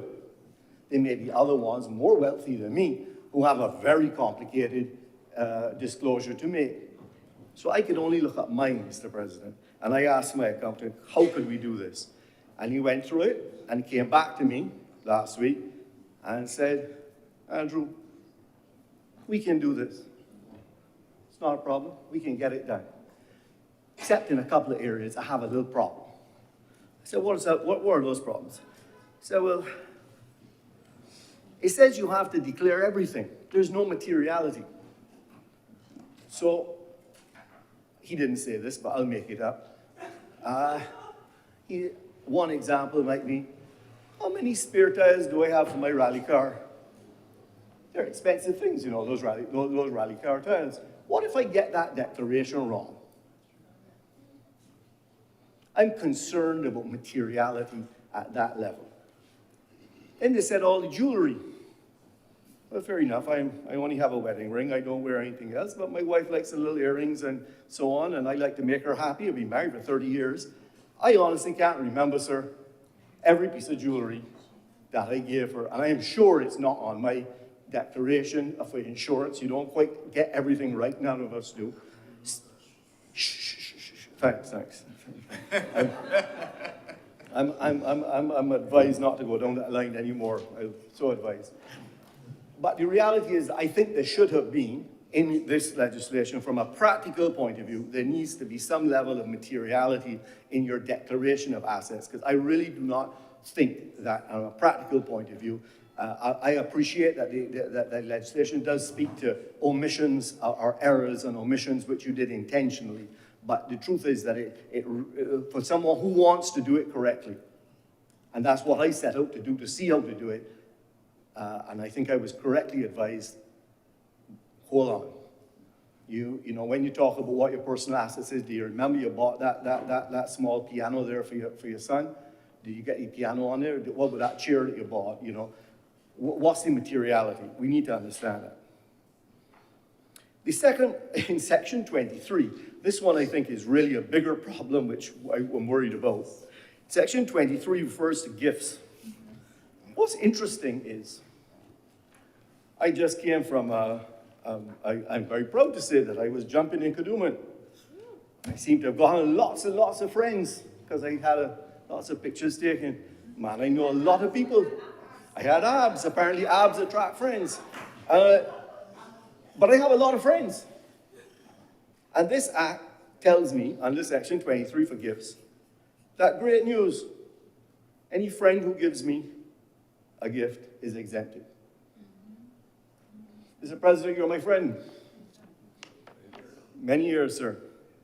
I can accept a gift without you from you, and it is completely exempted.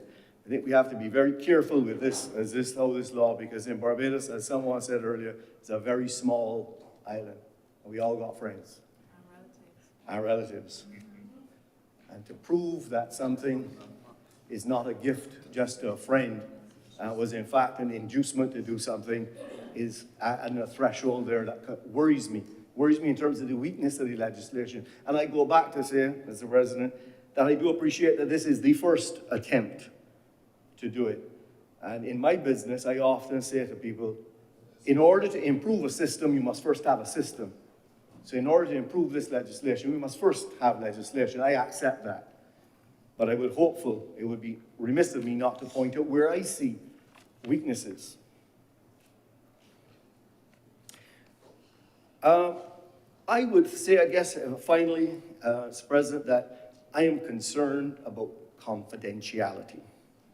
I am concerned for everyone who will need to file these forms as to how that should be dealt with in a more robust way. I would have liked to have seen a much more time spent on how confidentiality of this information was going to be maintained. It was interesting in reading in other jurisdictions that confidentiality is not part of the declaration at all. In fact, when you make your declaration of assets, it is published.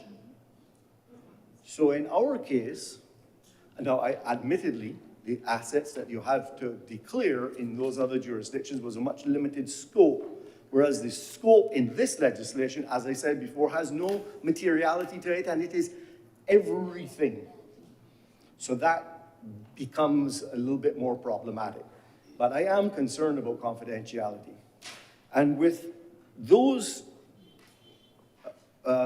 weaknesses, if I might call it that, I was hopeful perhaps that we would cast a smaller net in the initial phase develop over time the confidence in this new commission, demonstrate a willingness to pursue and aggressively enforce the legislation before we cast the net wider and wider. Because one of the potential problems right now is with the net cast as wide as it is are we going to get people who are willing to serve in these positions if they know, well, they will know, the declaration they have to make, and they have concerns around confidentiality, and their family has concerns and so on, are we going to end up shooting ourselves in the foot and finding that many of these SOEs and otherwise, we don't find great people who want to serve on it before because this is an impediment to serve? That concerns me. It also concerns me that with the net so wide, with 100% of the people involved in this, that do we have enough resources to really do a good job in the areas that we should do? Or maybe would it have been better to focus? And I could suggest to you, Mr. President, the focus on members of the other place, members here, members of cabinet, members in some other senior positions within influential departments of government, and full stop in day one, with a clear understanding that day 2 and day 3 are coming after we have. Would I have gone down that road, sir, if it was me? I suspect I would have. So, not sure how much of my time I use, but as usual, I try to be as quickly and as efficiently as I can be in making my comments. I just want to focus in finally saying this. I remain curious. I am the second speaker today, Mr. President. I remain curious on this legislation to hear from my learned friends around this, in this chamber, about what their thoughts are, before I reach my own conclusion as to what might be the right thing to do with this piece of legislation at this point in time. Because it is absolutely clear to me that it is not perfect. It is absolutely clear to me that it is not even a great piece of legislation. But it might be good, or it might be good enough, or it might be good enough to start. But I remain curious. I am going to be listening with 2 ears, because that's what God gave me, and to hear what others have to say. And I will, at that point, when it comes to it, if it comes to it, try to make the best decision that I can in an independent fashion on behalf of the people. With those few words, I'm obliged to you, sir. Thank you very much, Senator Malado. Senator Robert Solo.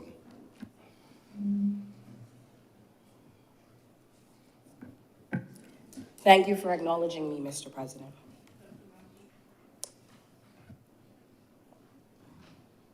Mr. President, I will be honest with you.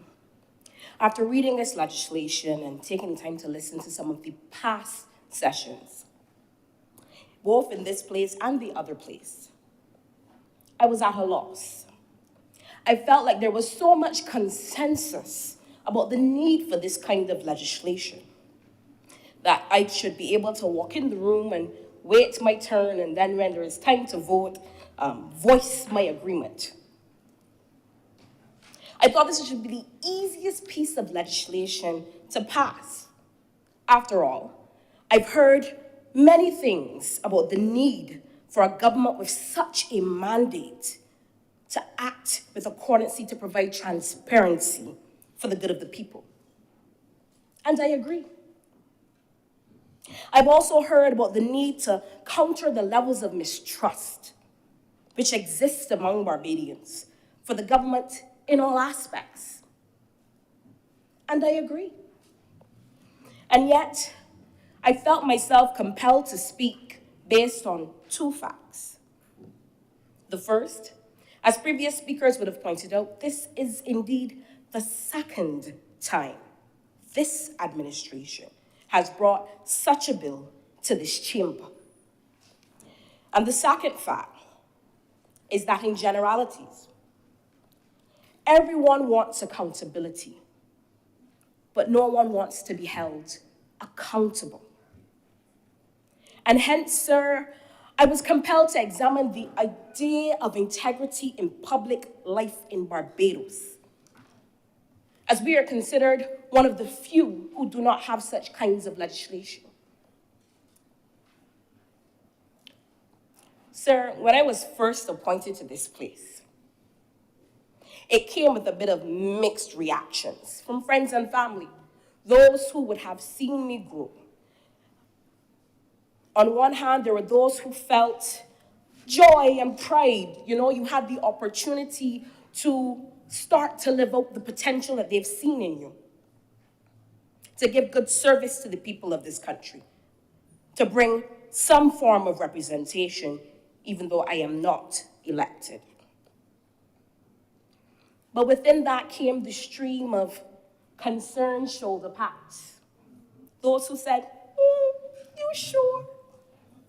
Those who said the quiet murmurs of, you're a good girl, don't get mixed up in those kinds of things. And I could not understand for a while why.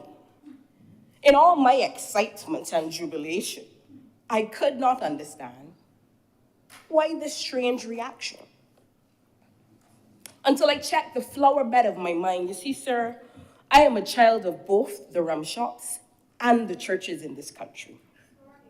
I have spent many a weekend in both places. And two places in this country where you will hear both the minds and the hearts of Barbadians are indeed the rum shops and the churches. And so I examined the things that I had learned from those places, because it was there that I first came upon the notion that those in high office in this country are in some way, shape, or form corrupt. You know, you hear the general smatterings of them in the good. The only good one is a dead one. All the people in government do is spend taxpayer dollars. And on it goes, without pause, without concern for facts, with no evidence, and sometimes with anecdotal stories. Now, you know the stories of which I speak, sir. Shirley, Saka cousin Bob, next door neighbor Myrtle, grandmother Ernesta once told her a story. And that's a cultural conversation, sir. There is not just a thought. It has become a cultural inheritance in this country, passed down from mother to child, uncle to nephew, until it is hard to find someone who does not carry that position, even, as I said, with no evidence, with no conviction, with no personal context. So I found it an interesting dichotomy that I see that Senator Manu also found. That we as a nation decry the concept of corruption. And yet, we as a nation also had some gathered like faithful disciples in the dead of night with placards and cheers to welcome home someone who, as far as I know, was the only person convicted and served time for corrupt actions related to his time in government.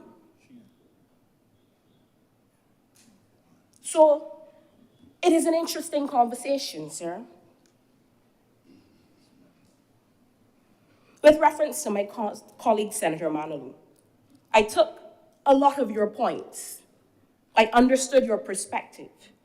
But as to your point as it relates to corruption in private life, I just want to direct you to the Prevention of Corruption Act, Clause 11, which does speak towards some of the points that you would have made. But I also take the point that more could be done.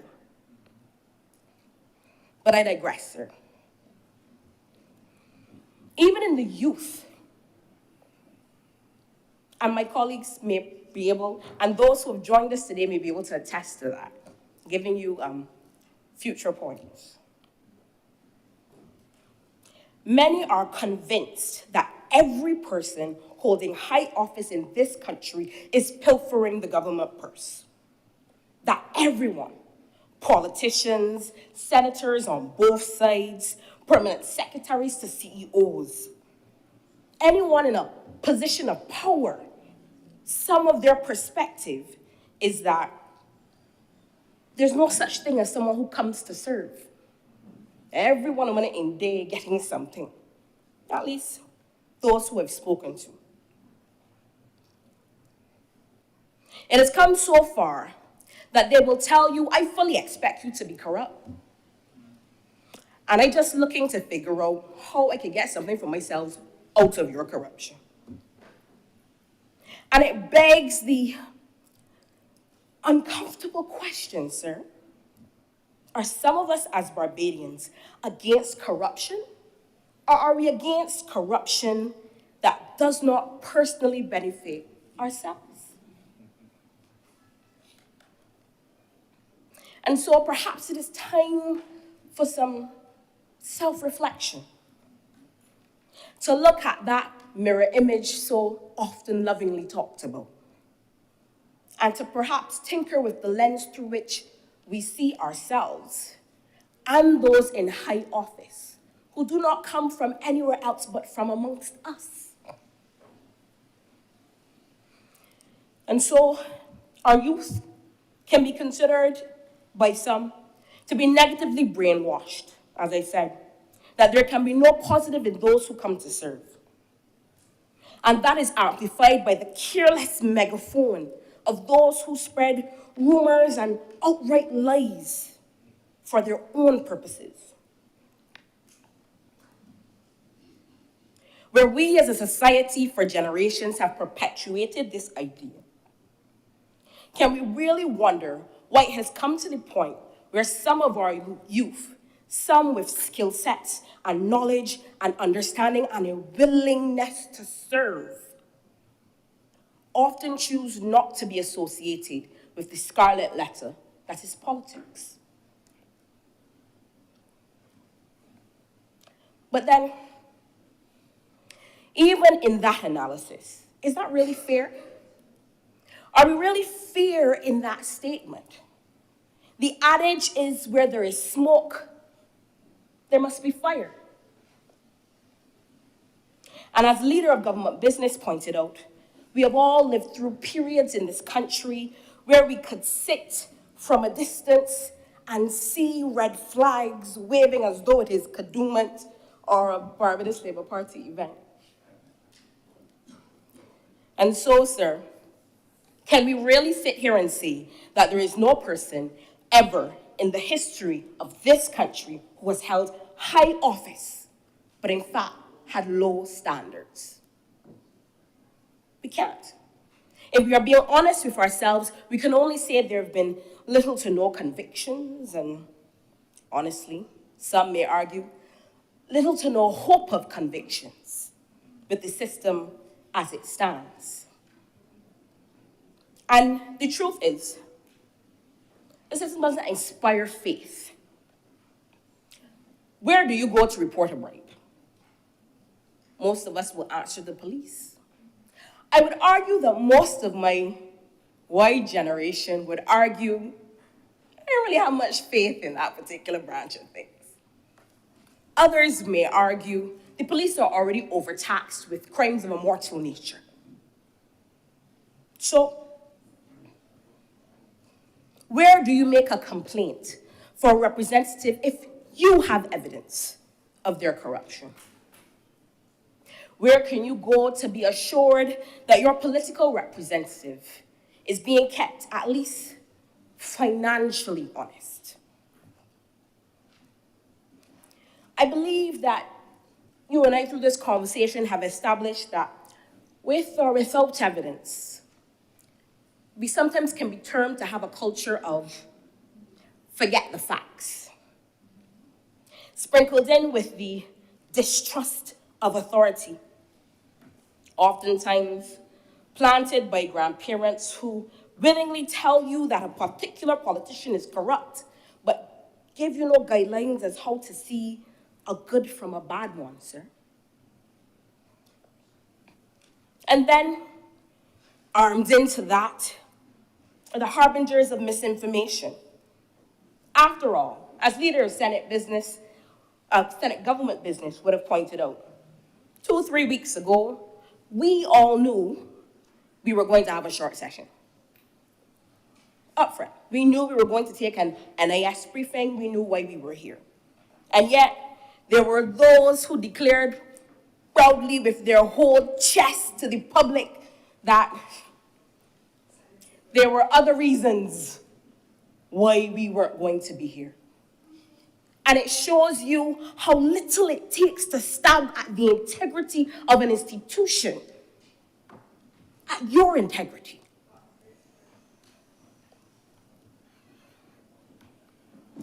So the truth is, the idea of walking in faith in public life in this country no longer holds. And I'm sure the youth would tell you I am mystified by the idea that the truth is we have always had to take at face value that our leaders come with clean hands. We have always had to take at face value that what they have come into public life with, barring investments and so forth, they will leave public life having taken nothing that was not due to them legally and lawfully. And while that would have been the way of the world, the reality is we no longer have the benefit of the doubt. And as we are always reminded in this chamber, we are indeed a new republic. And henceforth, we must push ourselves along the road to maturity. And this legislation, at least in part, because no singular piece of legislation could possibly cover any and everything. At least in part, this legislation will answer a call long bellowed in quiet whisper in every rum shop and outside in the courtyard of every church, that there must be integrity in public life. It demands that those entering high office declare their assets for themselves, their spouses, and dependent children, as was previously voiced. Some have called it a high bar. Okay. Some advise that spouses and children have no intention of ever coming in here, so why should their documentation be in here? Figuratively. But as Senator Tate in a previous session pointed out, political families often bear the burden of the decisions that the political individual takes. The truth is, families always bear the burden of that which parents, decisions they take. And so, even though I understand the burden, I cannot say that Barbadians do not deserve to know that the bar is set high and that it is all-encompassing. But, as previously stated, the power doesn't just rest in political members' hands in the other place, or those in here. We have the power of what I like to call the yay or the nay. We have the power to say yes or no. In certain circumstances, we have the power to frustrate a government's agenda, a duly elected government's agenda. We hold the responsibility to the public by virtue of that power, the power to say yay or nay, to also be held account, to account, right? Those listed in the second schedule of the bill, part 1 and 2, those who have the power to direct the spending of the government purse and to make decisions on behalf of the government. That power too comes with responsibility. Whether elected or not, it comes with a responsibility to the Barbadian people. And we must accept that. So quickly, there are some questions that in my conversations I heard. And I wanted to try to go through the legislation and address them in as much specificity as I could. Real short questions. How can the public have some assurance that those that come to public office or high office in this country come with clean hands? As everyone has previously stated, the bill creates the watcher in the body of the Integrity Commission. It is in this case the eyes, ears, and nose of the Barbadian people to keep record, to examine and investigate the declarations. Because we must make a full accounting of our income, assets, and liabilities. It is not just a cliche.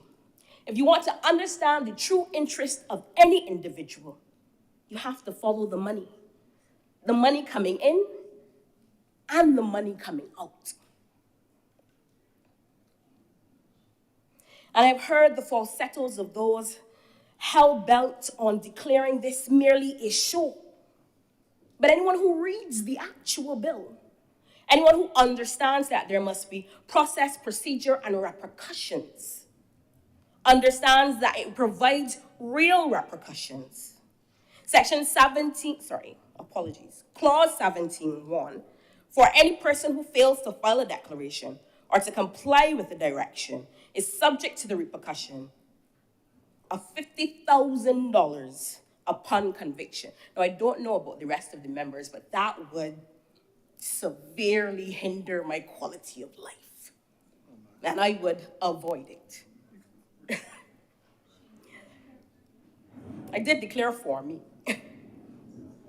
And hence, you are assured that any individual coming into public life must declare their hand, to use a parlance, must tell you exactly what their situation is, so that the public can be assured of what I come in with and what I leave with.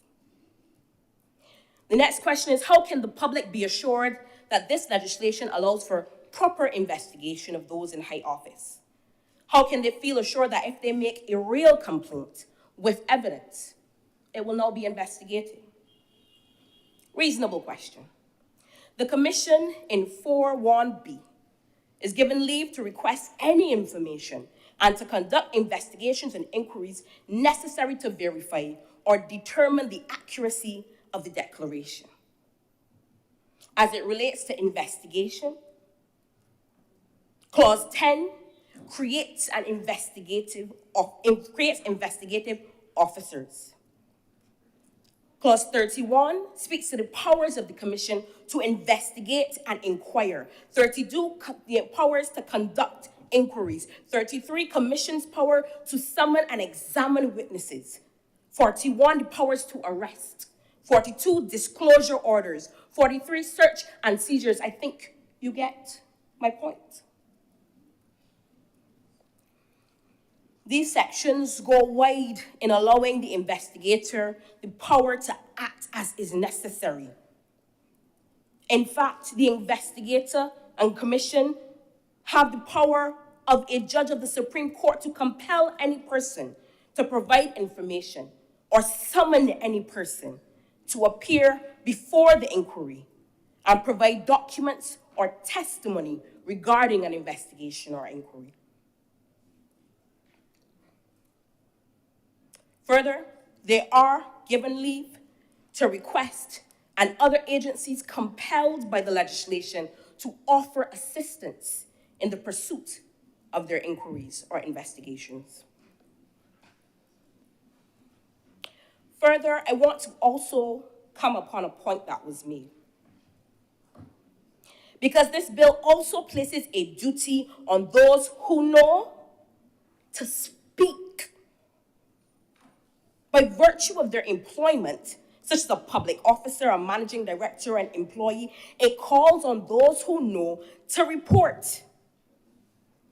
If you know and have evidence, you are required to put your skin in the game for your country and report.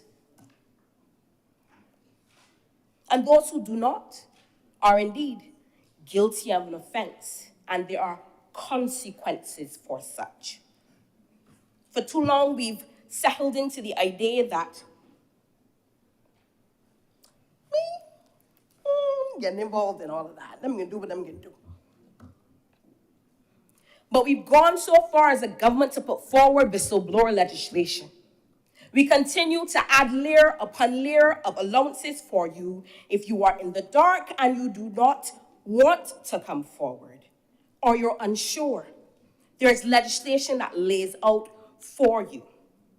We continue to put legislation on the deck to bring about the transparency we are so often accused of not having, sir.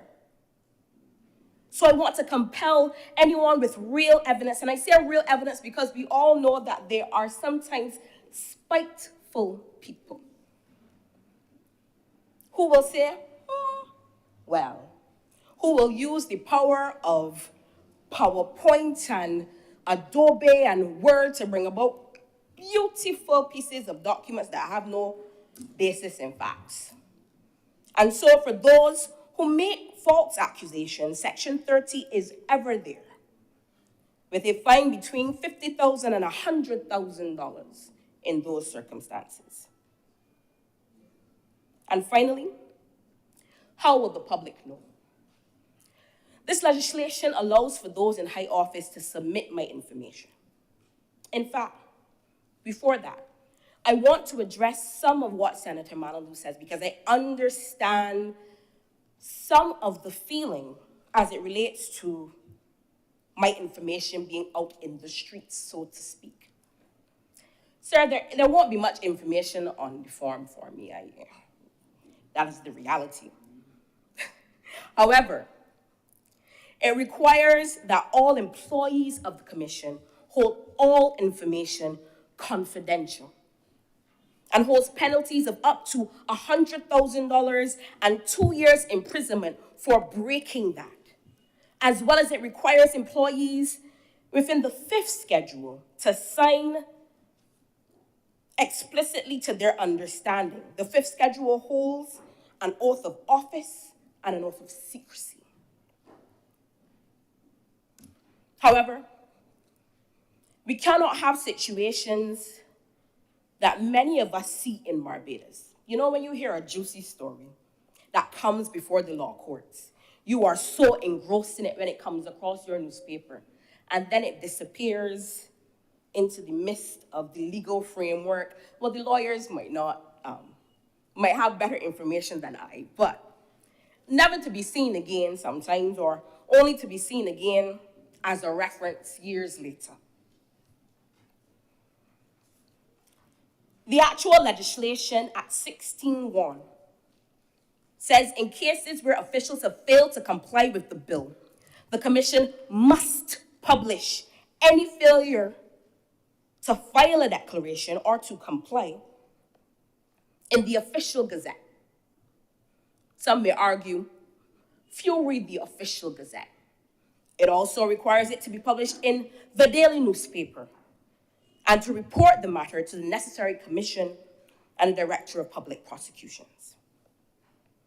And while investigations will be confidential because we cannot mire a name until we have gone through the appropriate process and procedure, and it is provided, sir, there is a procedure for quite a lot within the legislation, if you take the time to read it.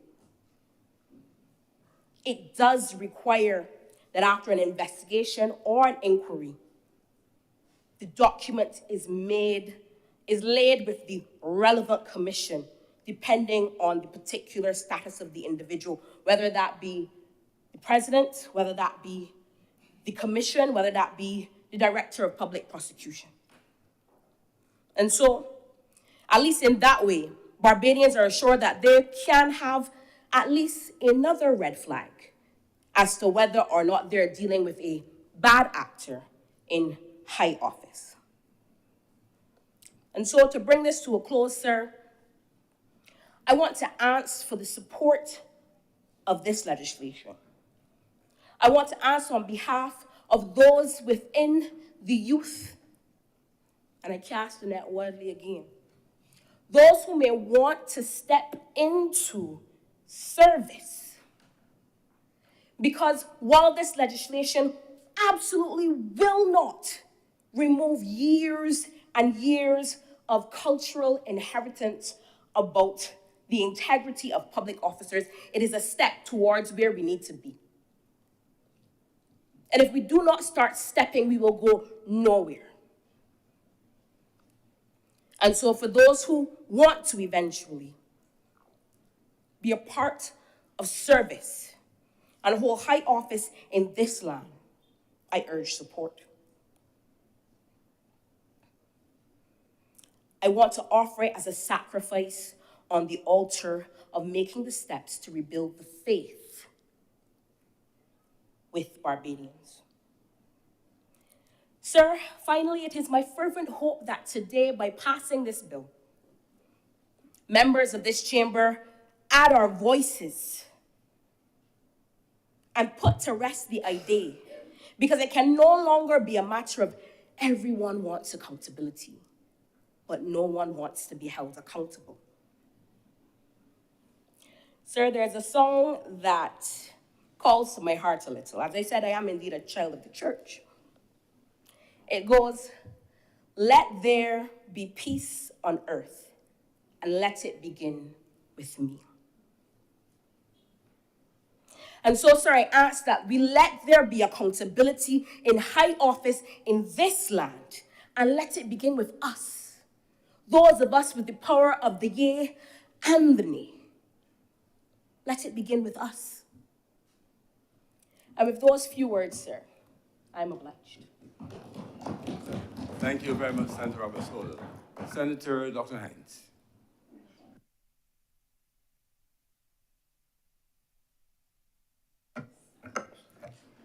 Thank you, Mr. President. Good afternoon to all.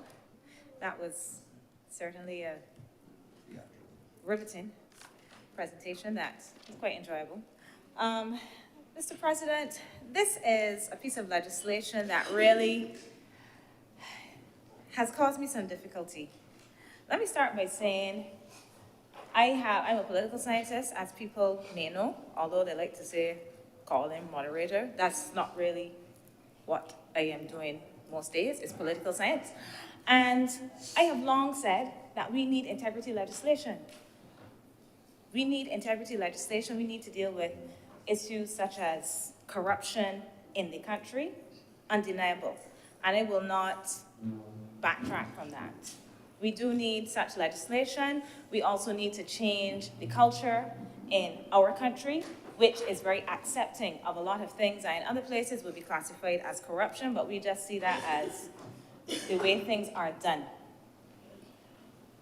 So I want to put that out there front and center before I go some other places. And this is why I have been struggling with this, because I asked myself, is it better to have integrity legislation that you don't agree with, or you would like to see changes in, or no legislation? And I have to ask this question because as yet I am to be convinced that proposals for amendments will be taken seriously by those of us who have the ability to influence policy and have picked a side and want to stay on it in the Senate. So what that means is we may want this legislation, but we may want to see some things in the legislation. And when we get to a particular place in the proceedings of today, and persons may ask questions and may seek, and some have already sought, as Senator Malalou has, to provide suggestions about how to make this legislation better before it goes to a vote and is either passed or failed, and then if it is failed, you hear that certain people fail it and all sorts of things. Is there a seriousness about amending so that we can have the legislation? Or is it, we gotta finish this today? And I ask this question because this is important to people, as the leader of government business, Senator Cummins, made abundantly clear, and as I think is undeniable.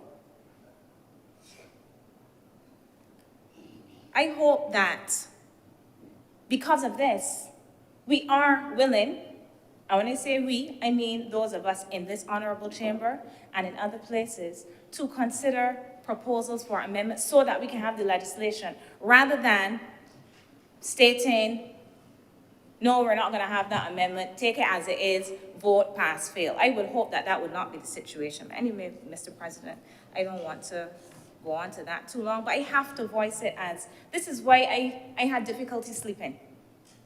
Because I want integrity legislation, but how am I going to vote on integrity legislation that I am uncomfortable with certain elements of? Do I just have to say, let's choose the least worst option, the least bad option, so that we can have integrity legislation, and we would no longer have the reputation of being a country that does not have such legislation, even while we are a country that scores well on many measures, including Transparency International's perceptions of corruption, that index that they have. We are the top country in the Caribbean and have been since 2010, despite a lost decade. Every single year, Barbados has been the top ranking country from 2010 to 2022, the number one in the region, even in the absence of this legislation, which is not to say that we don't need the legislation, but it is to say that warts and all of the failings, etc., of administrations past, the perceptions of corruption in this country have been better than all the rest of the countries in the region, all, including the ones with the integrity legislation. We can get back to that in a little while, because I have been moved by some of what I've heard today, and I'm not following what I have written here in precise order, so I really have to tame myself a little bit. I wanted to start by noting Professor Cynthia Barra-Giles in her book, I have it with me, on National Integrity System, the National Integrity System and Governance in the Commonwealth Caribbean, in which she focuses heavily on Barbados. She notes that integrity in public life legislation is but one means of achieving accountability. She notes that it is an important one, but it is one among others. And we've heard from Senator Cummins that there are other pieces of legislation that we are happy to have that contribute to dealing with corruption, integrity, transparency, and the like in Barbados. I don't necessarily need to repeat all of them, as she laid them out quite well. But I do want to add something though, because it is important for us to make sure that we are accurate in presenting certain things. So for instance, the UN Convention Against Corruption, it was signed by Barbados, the government of Barbados, the administration signed it in 2003, but it has never been ratified. So this idea, it ain't ratified even now. So Barbados is not really under any particular obligation, having not ratified it. It has signed and ratified, however, the Inter-American Convention Against Corruption. This was ratified in April 2018, not May, April. So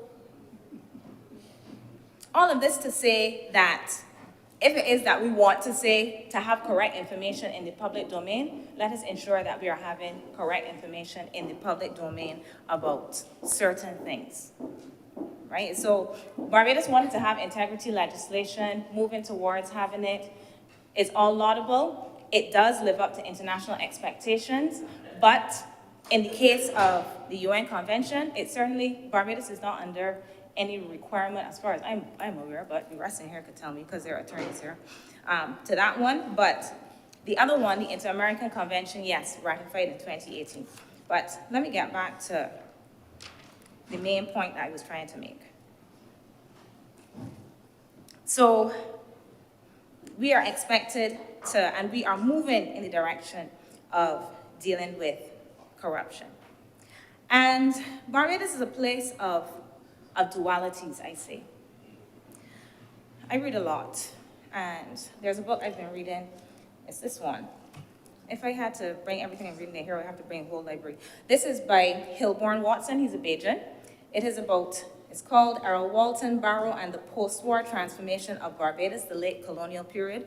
It is very interesting because one of the things that Hilborn Watson points out for Barbados is something that I have read about the entire region, these dualities, the duality between maintaining capitalism but putting socialist measures in place, being revolutionary while being conservative, being anti-colonial while supporting colonial mindsets, institutions, and all sorts of things.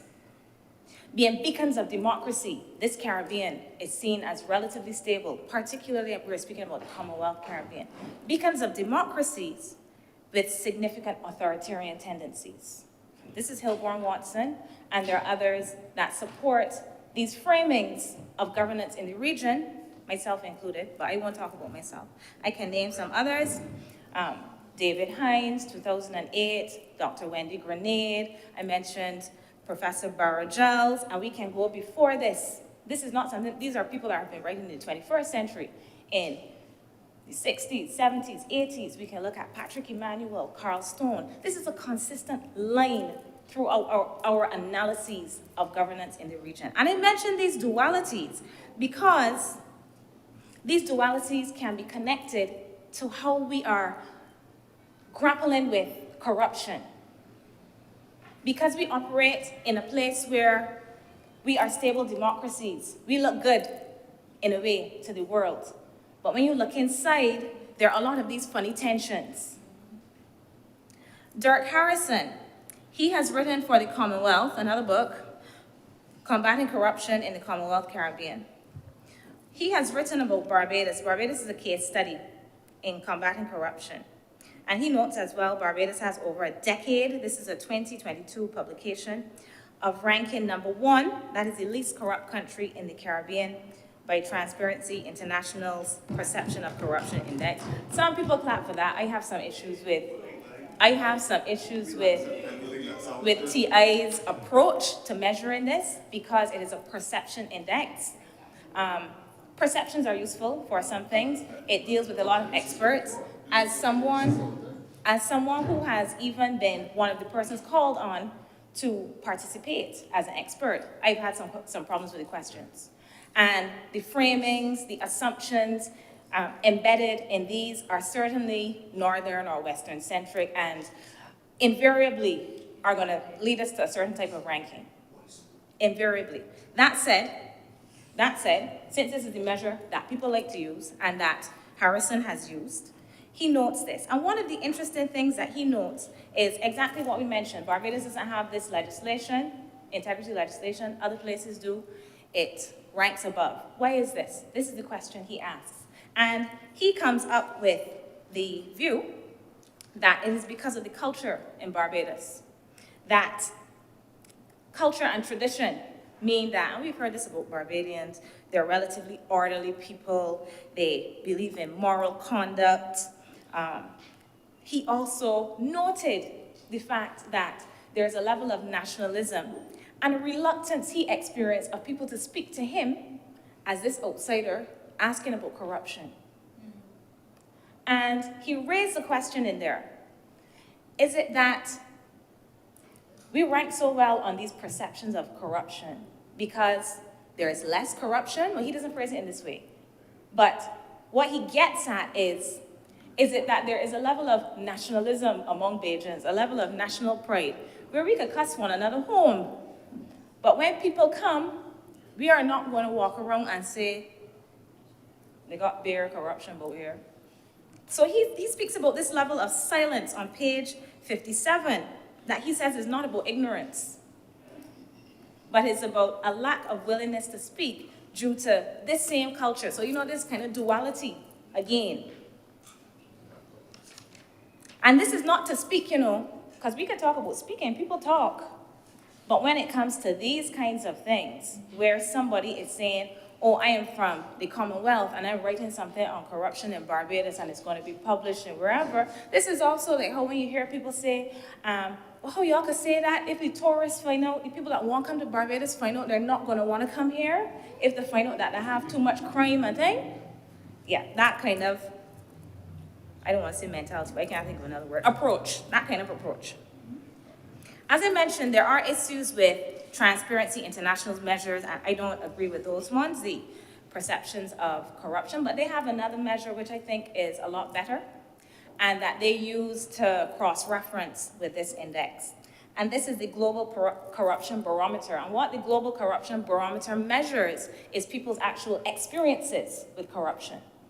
How often have you paid a bribe? Received one? Do you know someone who has experienced something or the other?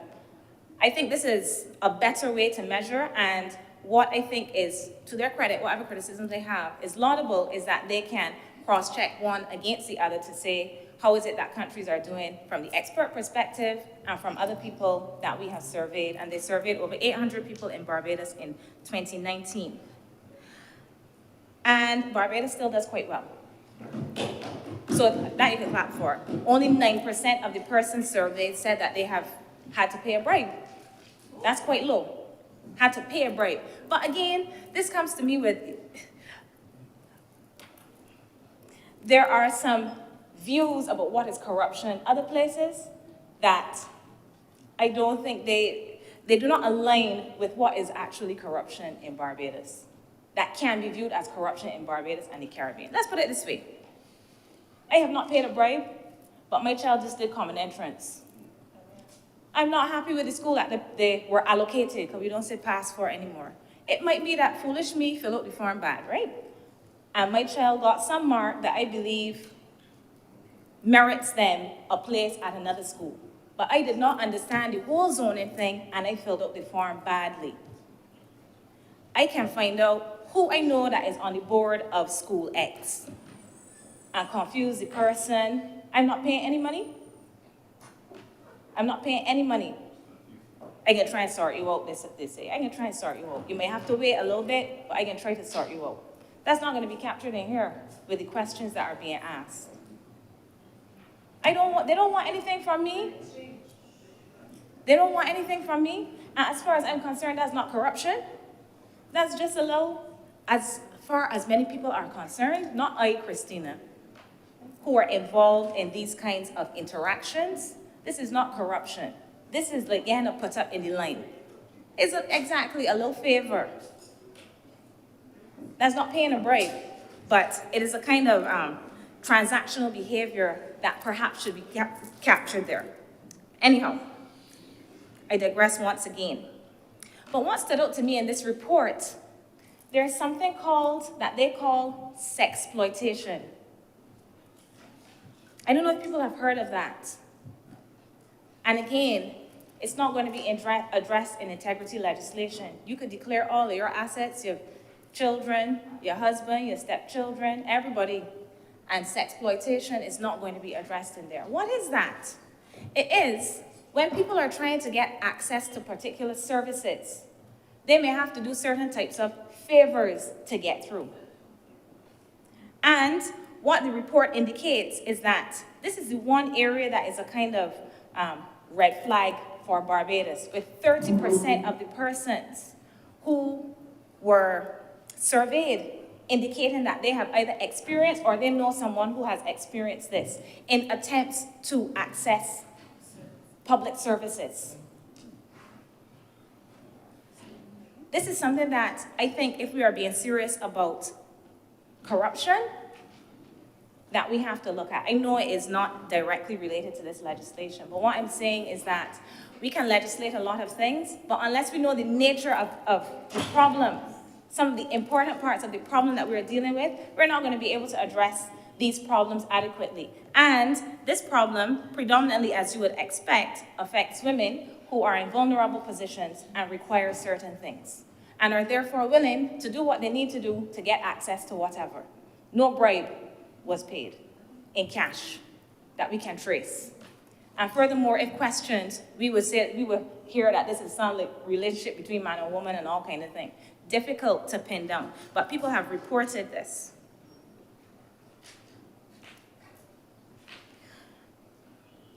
Next, I want to go to another area. We're talking about integrity in public life. And we know that this legislation is also addressing persons who work in the public sector, permanent secretaries, as mentioned, also heads of department, of which there are many. Some may not necessarily have financial responsibilities, but they're included in there all the same. But if we're talking about those who the public is really focused when talking about integrity legislation, about the people elected. We know that it is important to go beyond this if we are seriously talking about integrity in public life. But a lot of people are thinking about the people that they elect. And maybe a little bit about people in the Senate, but primarily about those who they elect. And what about how people get to be elected if we're talking about integrity in public life? When does integrity start? When you get the seat. Because it's then that you have to do the declaration. So before then, you could be accumulating, amassing, doing all kind of business. Perhaps, to help you get said seat. But if there's no regulation of some of the activities involved in elections, related to political parties, related to campaign financing, we may be catching the problem or seeking to catch a problem after it has already gone through the editors or finished or whatever. I don't know how to appropriately speak about it. We may be capturing a problem after the fact. So we can't deal with it because the kind of behavior that we wanted to capture has already been completed. Back to the same book by Professor Baragels. She speaks about this, about our lack of legislation on campaign financing. And indeed, if we read those who write about governance in the region, they will say that this is a large elephant in the room in every Caribbean state. We do not want to deal with election financing, and I'm not talking about the fact that we know that candidates are supposed to declare that they can spend X amount per constituent. I'm not talking about that, I'm talking about political parties. Who are the people who are funding political parties outside of election periods, first of all? And secondly, and perhaps more importantly, when we are in the heat of the election, who are the persons that are funding? Because if you want to know, do some kind of comparison between what people have before and after, this may need to be connected now, if we're following the breadcrumbs or a trail or something, to what happened during the election. What happened during an election. And until we are bold enough, as we are so bold to have this legislation, until we are bold enough to show the full hand, not just the individual, I can disclose everything that I have, including rally tires. If we are bold enough to show what is happening inside the political parties, the same people who are saying that we need this integrity and it is important, and even voluntarily I will declare my hand. Declare it for the political parties then. Let us know where the money is coming from. Let us know if it is that when people ask questions, this suspicion, this lack of trust that people ask about, how come this body can keep getting these contracts all the time, and they look back and they see some funding things inside of a political party that they're not being called mischievous. Let us go that route if we want to deal with corruption in general, if we want to deal with integrity. Because are we operating with integrity if we only start after you win that seat? Are we operating with integrity? I don't know. I hope that this legislation is not legislation that is being put out there to signal virtue. We have this legislation, so now we are not just number one on this index, but we have the things that you're supposed to tick the box and say that you have. I hope that it is not there to signal virtue, because when I look at other integrity commissions, this legislation establishes an integrity commission.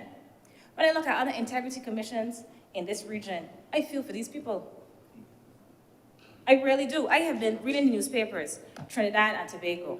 Prime Minister is not pleased with how information about what he may have omitted to file is being used politically, he is saying, to bring him into disrepute.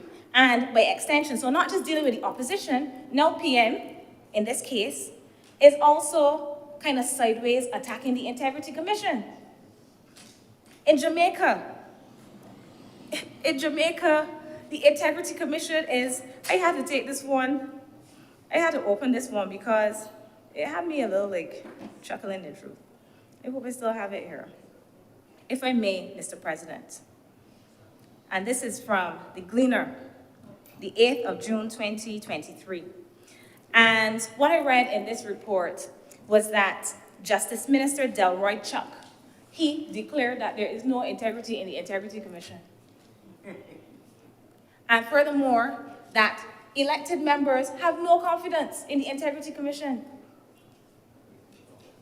So I hope that we're not creating things to say that we have them, and then in the political back and forth and bacchanal and all the rest of it, we are not then bringing the same institutions that are supposed to be so useful into disrepute for whatever reason, because we might not have filed something properly or whatever. I don't want to speculate as to what the reasons may or may not be. This is a problem though. Back again to Trinidad. This year, 2023, Trinidad's Integrity Commission cleared a backlog of not 30, 3,000. I wrote it down. 3,000, I believe it is. Disclosures. So are we going to staff the Integrity Commission adequately so that they can deal with the disclosures and the disclosures are serving the purpose that they're meant to serve? I have read Auditor General's reports in Barbados, complaints about staffing, about resources, about the skills, etc. needed to conduct the role of this institution appropriately. Again, this is important for dealing with corruption. But what is happening to assist that office with all of the challenges that they face, and we are creating another institution. We are creating another one. I heard Senator Roberts Odell ask a question about where it is that persons can go if they need to report some kind of corruption. There are places that you can go already. The Whistleblowers Act has a whole list of disclosure authorities, a long list of them. In addition to which, the Prevention of Corruption Act. Is that the one? Exactly, we have this, and we have the creation of an anti-corruption and anti-terrorism agency. The director is Darwin Dottin. So it exists. So there are already places that you can go to report, a lot of places that you can go. And whistleblowers in Barbados, by the legislation, this 2021 legislation, are supposed to be protected. So people can already go. So I see the Integrity Commission and these disclosures as adding an additional layer, but I want to also know about the connections between these, because we already have an agency that is supposed to deal with corruption, as I just said, headed by Darwin Dottin. So what's the relationship? And this, I don't know if this necessarily needs to be in the legislation, but it needs to be explained. The relationship between the Integrity Commission and the investigations that can go on, and these significant powers that the investigators will have by this legislation. What's the relationship between this and this existing body? I want to go now to other elements of the legislation. I hope I'm not out of time. The bill specifically. Senator Malalu spoke about gifts. I have a concern about the treatment of gifts as well. I went to the model Commonwealth legislation. Where is it? This one here. Commonwealth, the Model Act on Integrity in Public Life by the Commonwealth, in which 18 Caribbean countries were involved in helping to draft. And I much prefer their treatment of gifts. First of all, I don't think that gifts is even defined, so I don't know what's a gift. If you tell me that to come with you on your yacht, and we're just going for a little trip, that's just a little trip, that's a gift. I'm not certain. But we have other things that should guide persons as well in terms of the code of conduct, so maybe that is okay. If you know how you're supposed to behave, then perhaps some kinds of relationships, the receipt of certain things becomes clearer. So that may be fine, but I think it might be beneficial to define gifts in this legislation, because there are people that are going to say, I don't know that that's a gift. What we have in this model legislation is actually the refusal of gifts. I much prefer this, because in saying that people can't accept gifts and then they have to report them, you can accept a gift up to $2,499.59, or 99 cents, right? That is not or let me say 49 cents, because if you get over 50 cents, you might round up like Senator Drake did last time. So let me say I'm 49 cents. And you don't have to say anything about that. It could be one of the handbags. I didn't even know that handbags cost so much money, but it could be one of the handbags. It could be car tires. Who knows what it is? You can accept this gift. I much prefer saving people from themselves by telling them to refuse gifts. That's what this says. A senior public official must refuse to accept a personal gift or hospitality, which might place him or her under an improper obligation or might reasonably appear to do so. And it goes on. I know that we have looked at, I'm told that we've looked at other legislation in the region that is supposed to be good, but I think that this sort of approach is preferable. What is an official gift as well? I think some of these things may need to be defined so that we don't put people in positions where they are unclear, there is a gray area, then they have to go and hand over this gift to the Minister of Finance, and when it is handed over to the Ministry of Finance, what happens to the gift? It's handed over, what happens to the gift? So if my gift is one of these gold chains that's breaking off my neck, when I hand that over to the minister, what happens? I don't know, I'm not clear on that. But I think this is a cleaner way to handle gifts, and it is one of the proposals from the Commonwealth of which Barbados is a member and in which Barbados was involved in helping to come up with this model act on integrity in public life. To the legislation again. And this takes me back to the Whistleblower Act.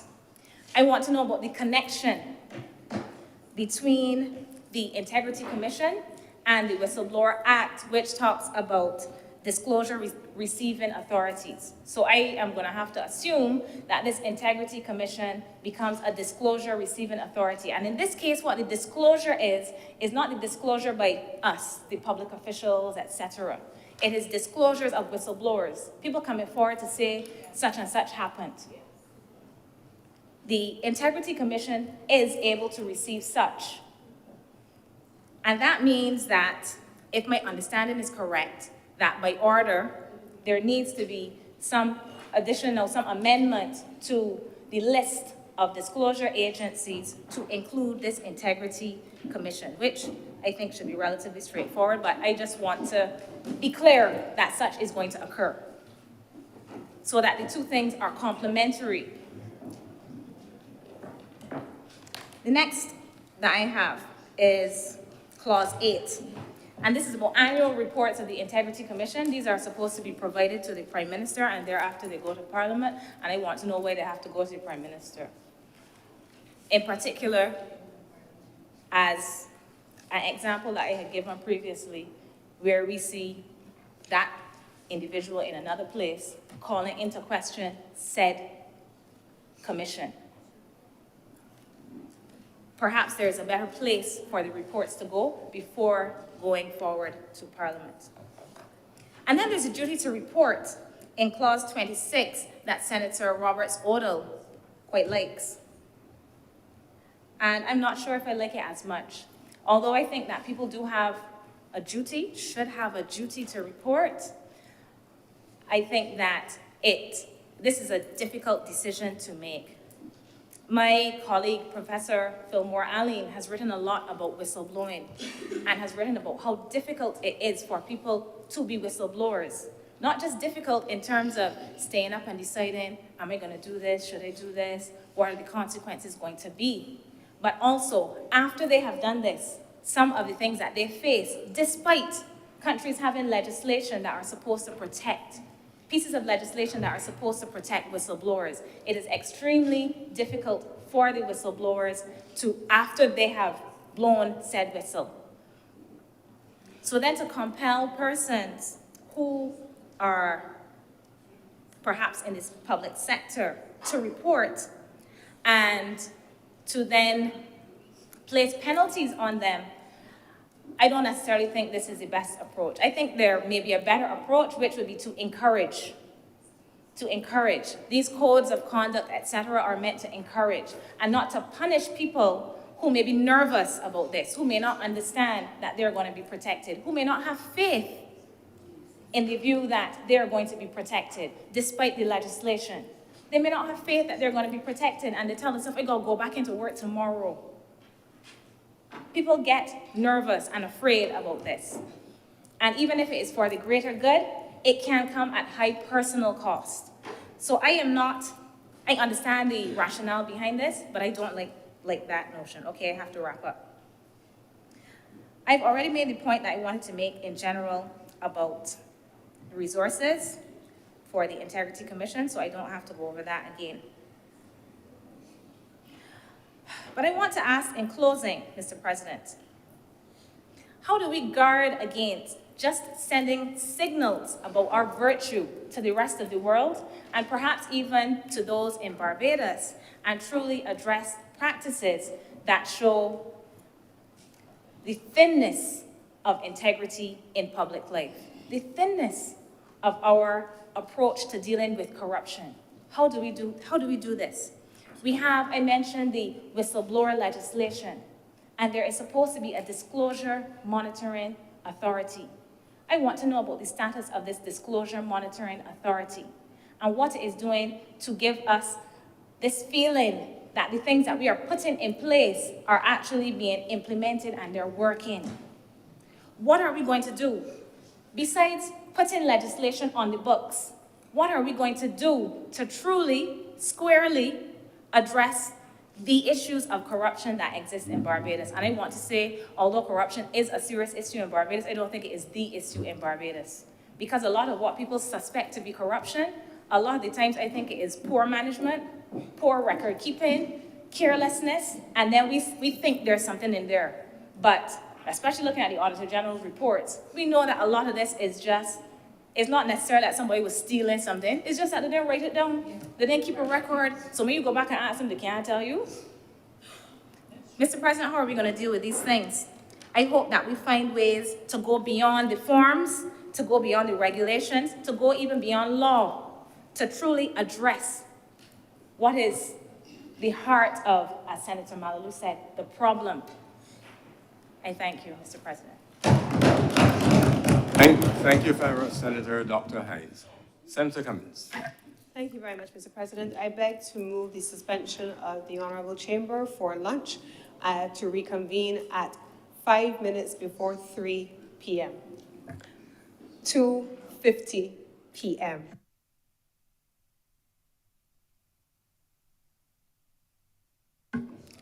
The question is that this sitting be suspended until 2:55 p.m. today. All the senators in favor, please say aye. Aye. Those against, please say no. The next ayes have it. This sitting is suspended until 2:55 p.m. today.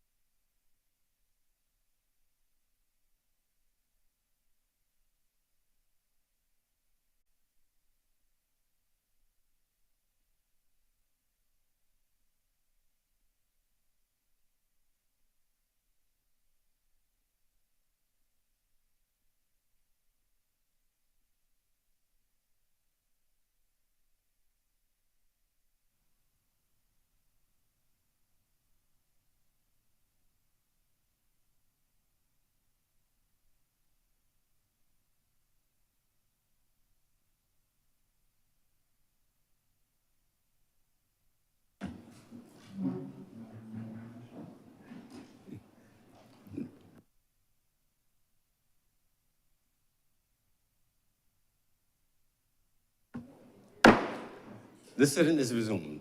Senator Dr. Brathwaite.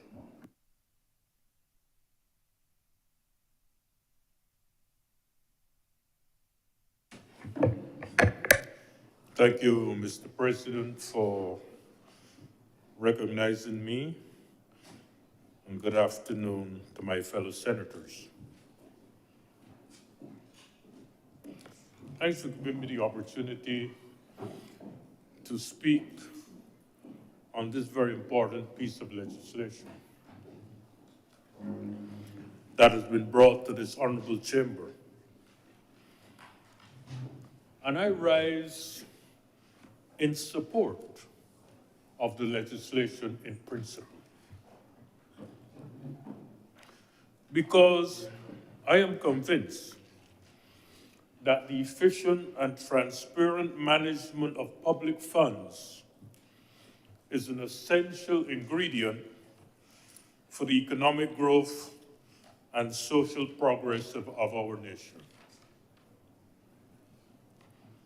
I also believe and hope that this legislation is the first and the beginning of a suite of legislation that will come to us to help to support the commitment to transparency and accountability that has been defined by this government as one of the pillars of its work.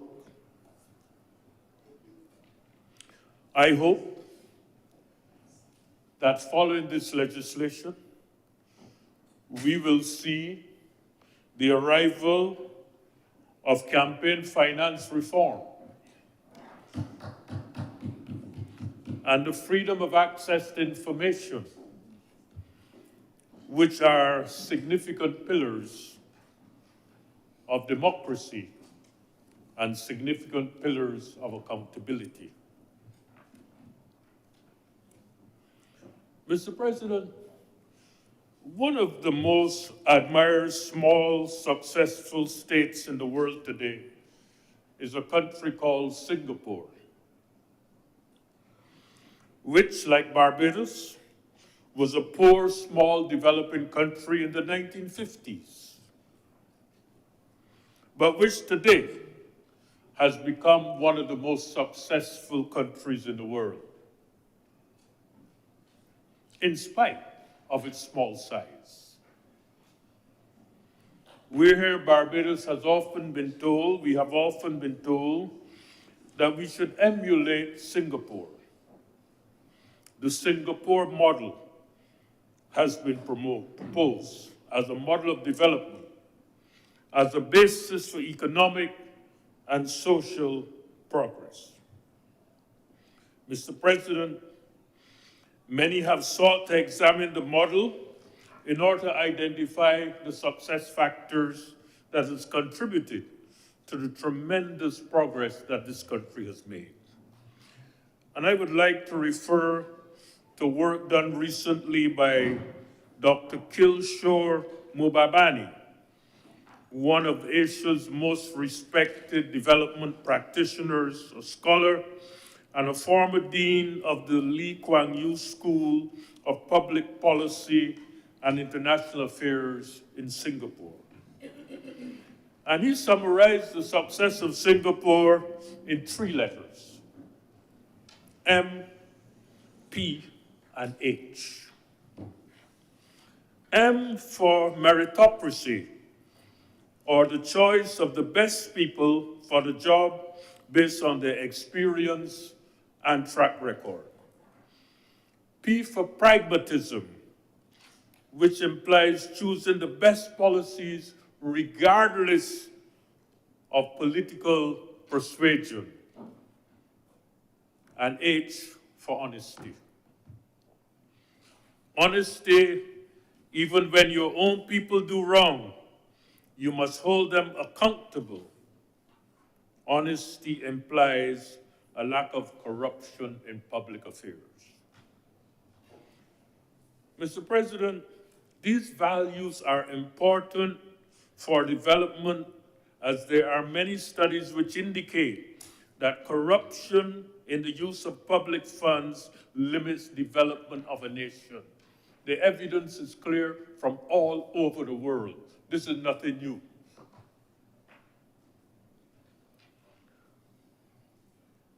And sir, we should not live in a country where it has been expressed by a famous Caribbean politician, where politics has its own morality.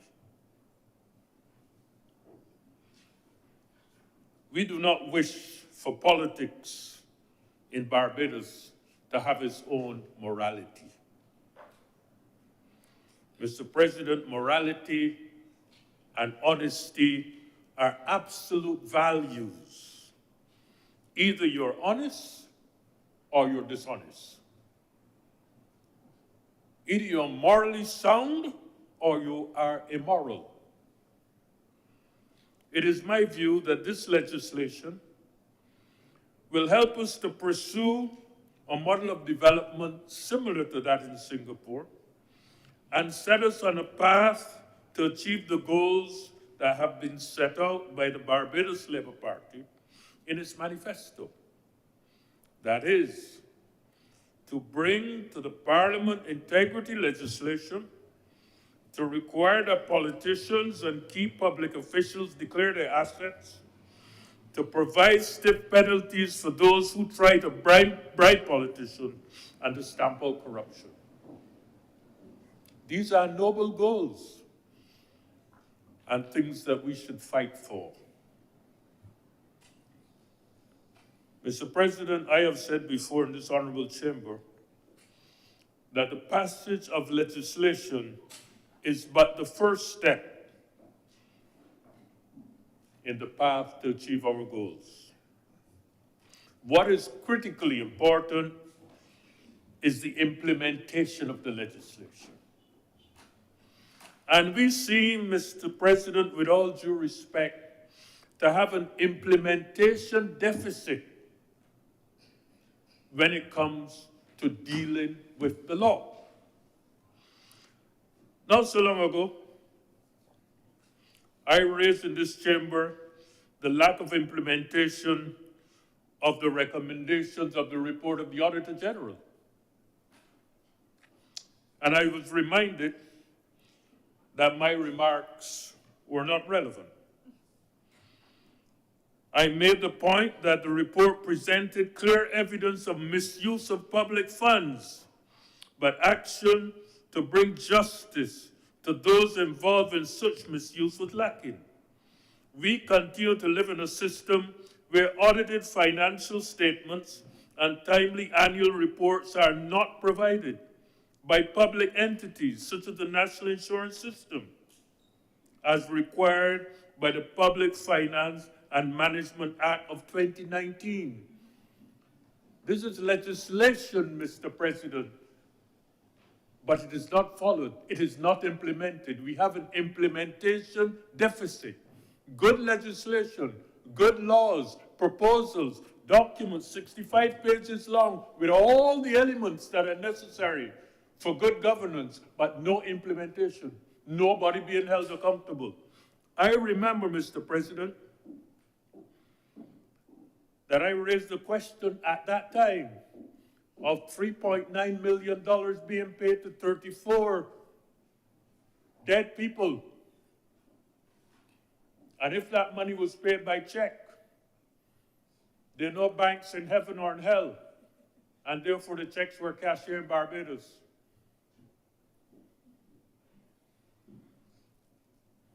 Mr. President, the fundamental question for this honorable chamber is therefore, if we do not have the moral, the intestinal, and the institutional capacity to follow up on the report of the Auditor General, are we going to follow up on the reports of the Integrity Commission?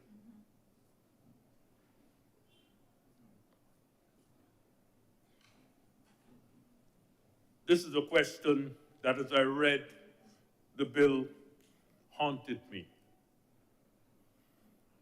Is it that I will go today, as I have said earlier in this document, and agree to this bill, as I think is fundamental, and then nothing will happen? Do we put the bill on the table and maybe have it approved just for public consumption? Or are we serious about making our country a more transparent and accountable place where those who misuse public funds are brought to justice? Are we going to implement that? Is the Auditor General report relevant? Do we take it every year, push it under the carpet and forget about it? And then we bring new legislation about integrity in public life? Failure to act, in my opinion, on such important aspects of our development will eventually undermine the image of Barbados as a place of competence, as a place of good leadership, as a place of transparency, and as a place of accountability. In 2014, Mr. President, I had the honor and the privilege to represent my country in the People's Republic of China. And I was there from 2014 to 2017 for 4 years. And during that 4-year period, one of the things that I sought to do was to bring to the attention of the Chinese people and the Chinese Republic that Barbados is a place of competence. Barbados is a place of performance. Barbados is a successful small island developing state. And Barbados is a place that you should incorporate into your considerations for development. In seeking to do so, I was playing my part to put on the table my country as the best country in the world. Competent, professional, high human development index, commitment to the environment.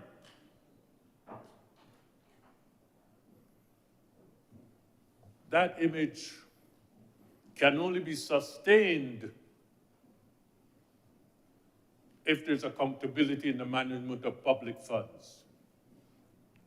And we can't have a situation where we do not have audited financial reports for our national insurance system for 10 years and tell ourselves that we're doing well. It doesn't add up. So if I'm an ambassador and I said, this is my country, competent, efficient, high human development index, we are making a difference in the 21st century. We are going places. And then on the flip side, the Auditor General say we are incompetent. Then we have a problem. And unless and until, Mr. President, we are prepared to take appropriate action to root out corruption and the misuse of public funds, you cannot sustain that image.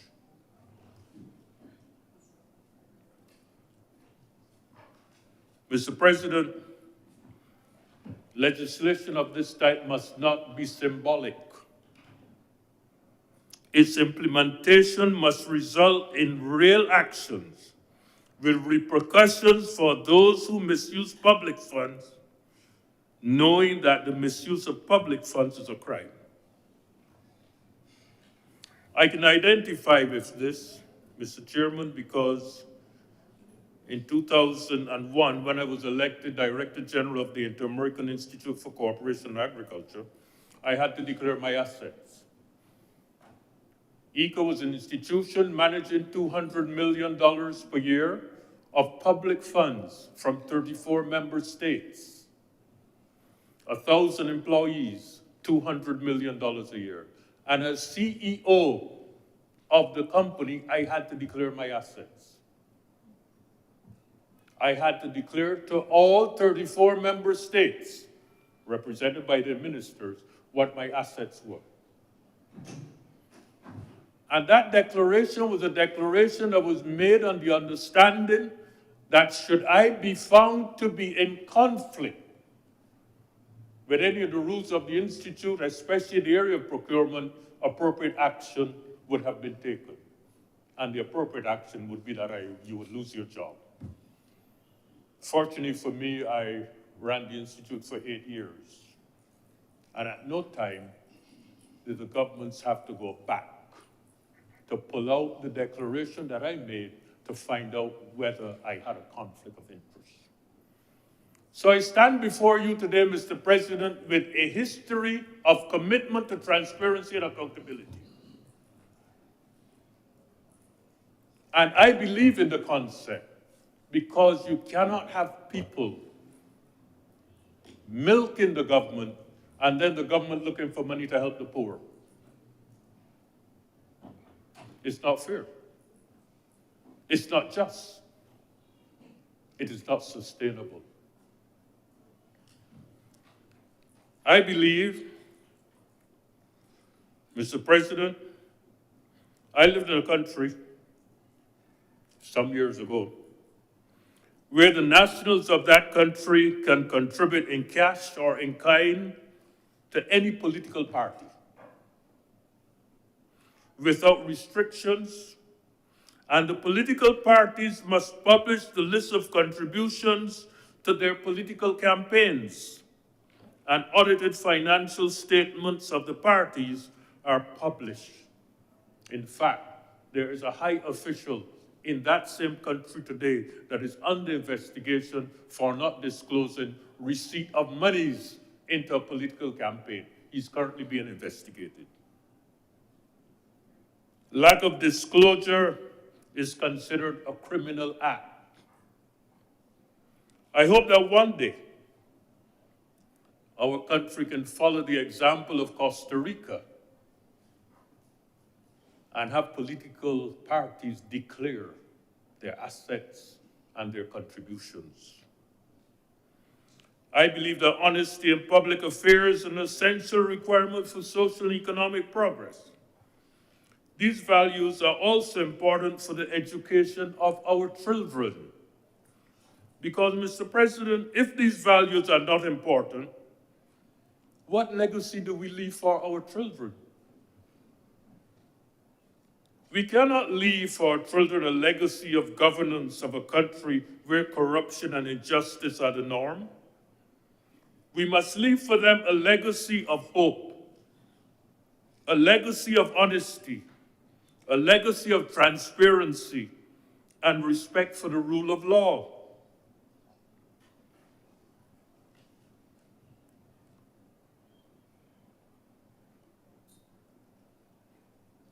It is our solemn responsibility, in my view, to support this legislation, but not only to support the passage of the legislation, but to support the implementation of the legislation. Mr. President, in conclusion, when we go to heaven, we expect to have our politicians there with us. We do not expect that we will be in heaven and the politicians will be in another place. Mr. President, let me conclude by quoting an old hymn written by James Black way back in 1893, which says, "When the trumpet of the Lord shall sound, and time shall be no more, and the roll is called up yonder, let us all be there." I hope that all Barbadians of all races, persuasions, beliefs, whatever, will be there. Thank you, Mr. President. Thank you very much, Senator Dr. Braffett. Senator Dr. Monroe-Knight.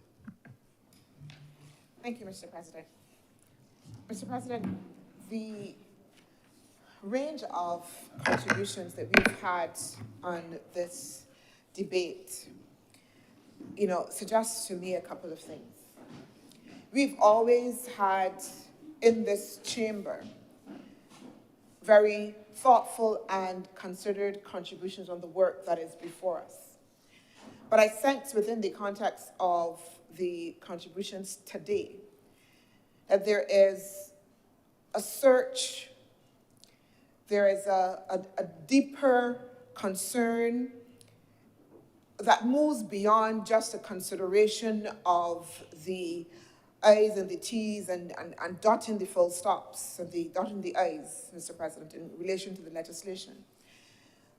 But there is a fundamental call to address what some have called the real issue that is behind the legislation. So that for me, the discussion should not necessarily be framed within the context of corruption, so to speak, but perhaps the broader frame of governance, of which transparency and accountability becomes key indicators and corruption a measurement. So that when we talk about governance and how governance plays out within small economies and small states, there are particular concerns, there are particular challenges and contexts that must go along with those considerations. We talked a lot about campaign financing and the current beef and biscuit politics and perhaps the more sophisticated nature of that transactional relationship.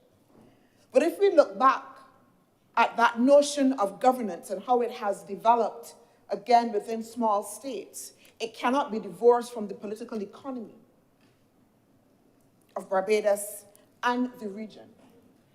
The corned beef and biscuit politics came about in an era where you had a population that was disenfranchised and therefore leveraged their power through their vote in order to be able to get what they perceived they needed from a political system. That we hold and we say is transactional, it is corruption. But perhaps in the context of our deeper search for what it is that we are trying to address, that we look at the issue of empowerment and enfranchisement. Because an enfranchised polity, an enfranchised society, is one in which people then are able to use their own agency and voice without necessarily having to rely on largesse and a political system. And that is important because it means then that we ought to be careful when we talk about this legislation that is before us, that we do not believe or give the impression that the legislation is imperfect because it does not contain consideration of every single fundamental underlying issue that is at play when we talk about governance and corruption, because it cannot. It cannot. It simply cannot. And even as a leader of government business, identified as well all of the other pieces of legislation that the government has put forward, I would suggest, Mr. President, that again, as was indicated, I think by Senator Dr. Hines, when she quoted Dr. Barjals and her book, and when she noted that integrity legislation is but one plank, legislation as a whole, when we're talking about governance and corruption, is but one plank. It's but one plank. So that the legislation before us must be taken as a part of an ecosystem. It's part of an ecosystem, Mr. President, that then has to be built, that then has then, Mr. President, to be given legs by other policies, as we've also agreed. And therefore, the imperfections within this particular legislation as some would suggest, is perhaps somewhat misplaced if we think that this legislation will allow us to be able to address every circumstance. I'll make four points, Mr. President. One, we talk about the notion of what fundamentally this legislation is attempting, as I said before, to address, and how that legislation needs to be framed. And I say, Mr. President, that one, perfection, some say, or the pursuit of perfection, sometimes stymies progress. Because we would want to suggest that unless everything is lined up, unless we see everything as we perceive it should be, then therefore it is flawed, it is imperfect, and perhaps not worthy.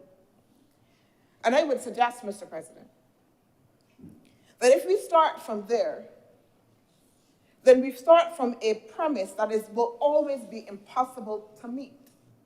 Because I am not sure that any of us have met a perfect piece of legislation that addresses everything within the first instance that it needs to. I would suggest that one of the greatest criticisms that we faced on this side is that time and time again we bring a number of amendments. And I always say that that is a good thing because it shows that this government is not afraid when contextually things have changed within the environment and we need to be able to bring back to the table amendments and legislation in order to be able to update. And we are constantly told that that is a flaw.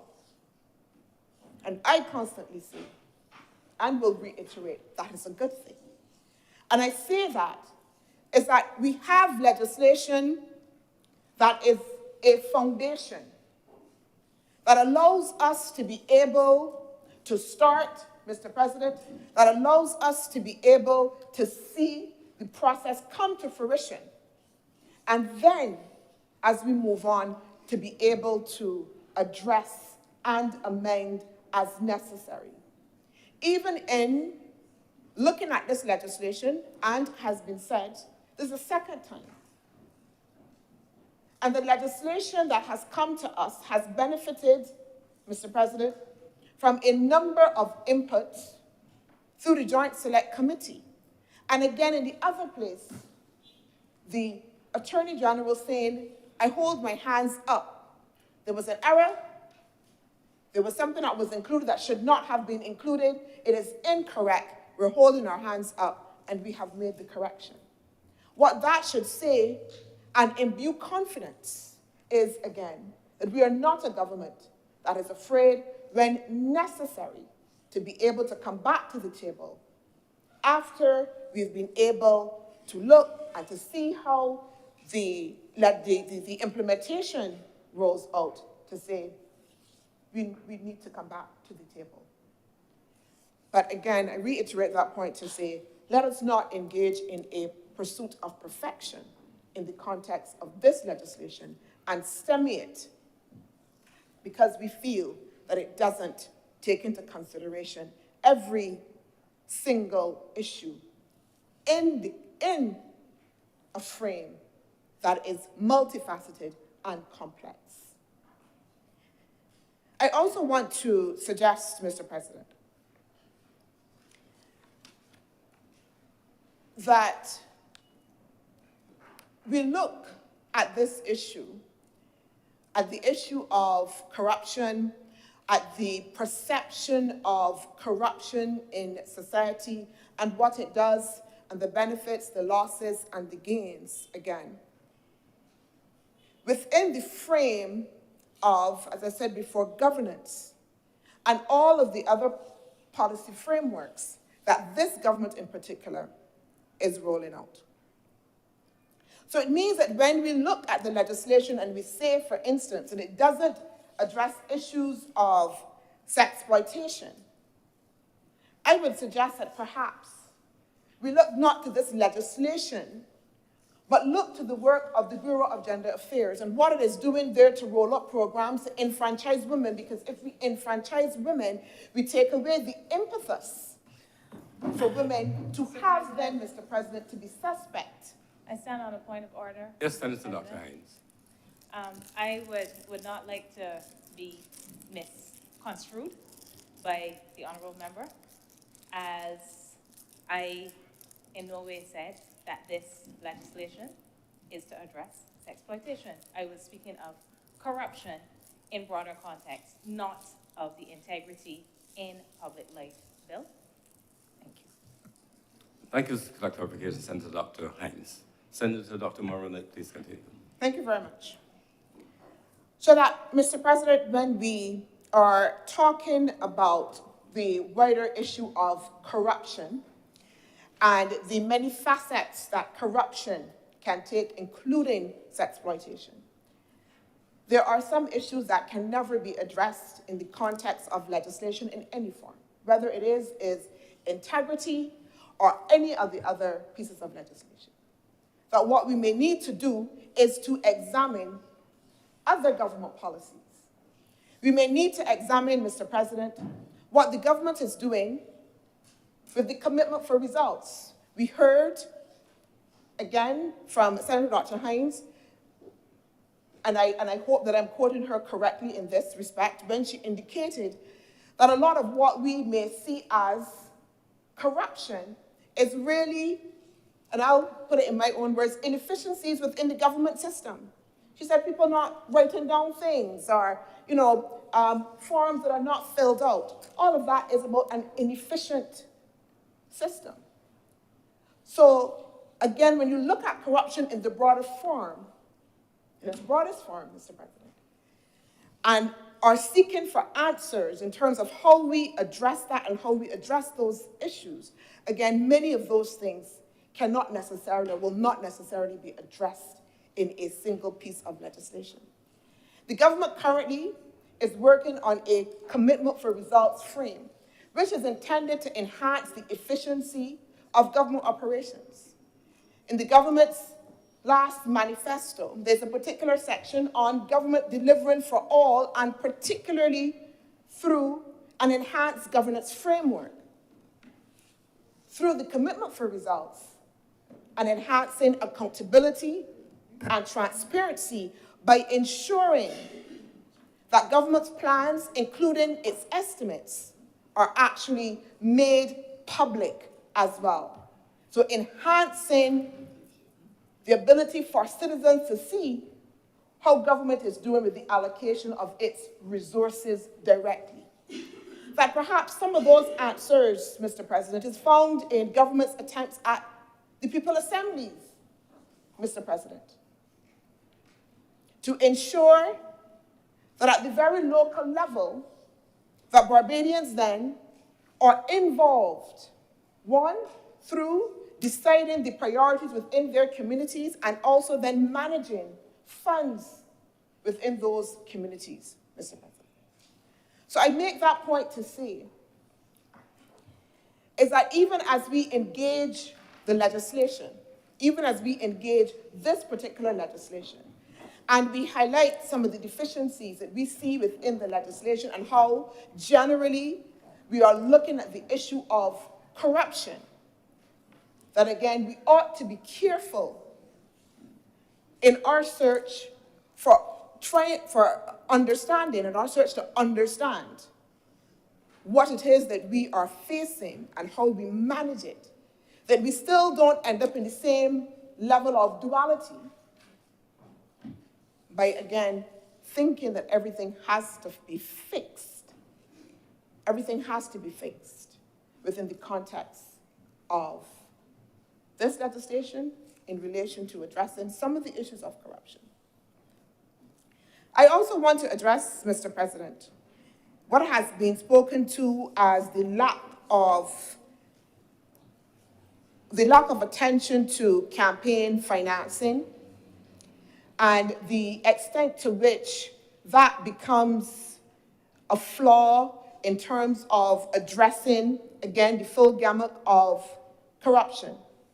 Mr. President, I want to identify, and we've spoken to it here, the legislation on prevention of corruption.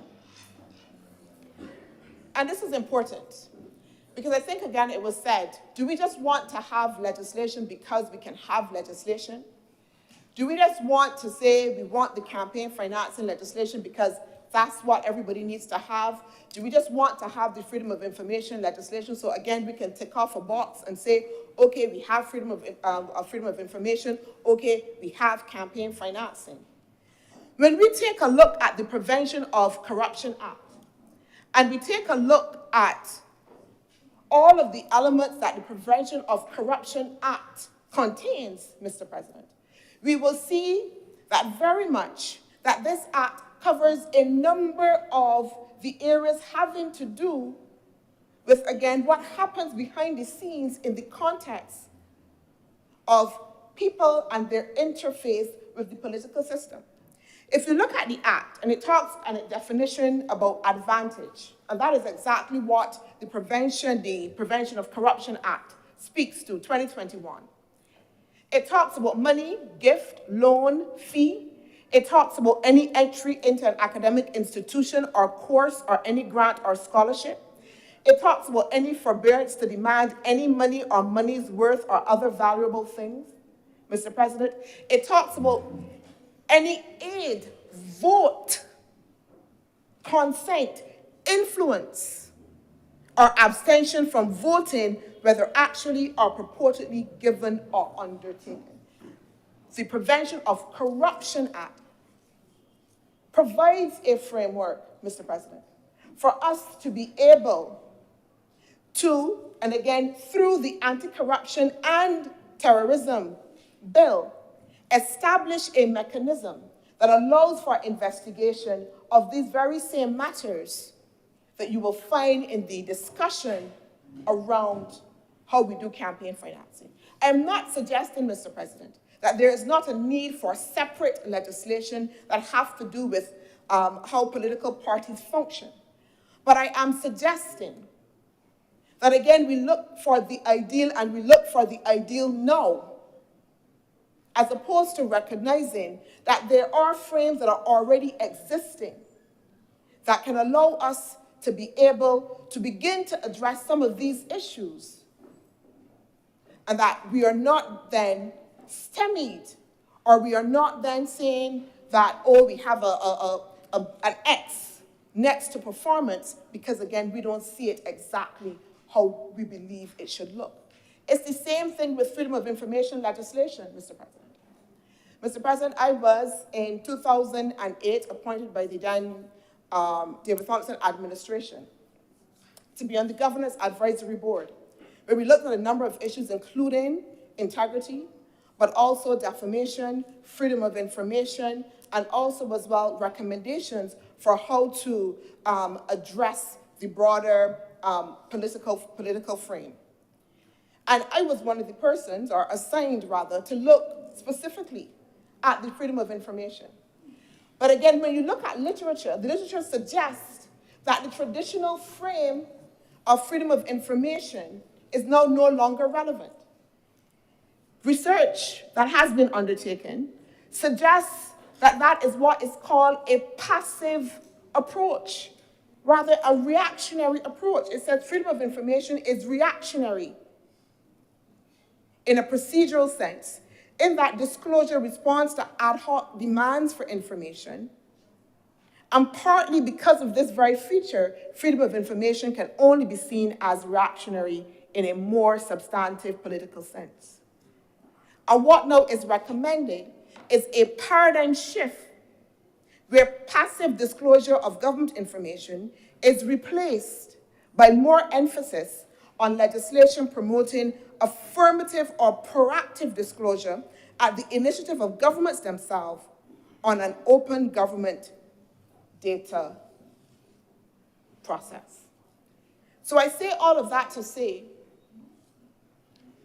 that we also have to be very careful in the discourse, that we are contextual in terms of what it is that we are calling for as we look, one, at the broader governance framework and also at the wider issue of corruption and how we deal with it, and the other pieces of legislation that we believe need to go along.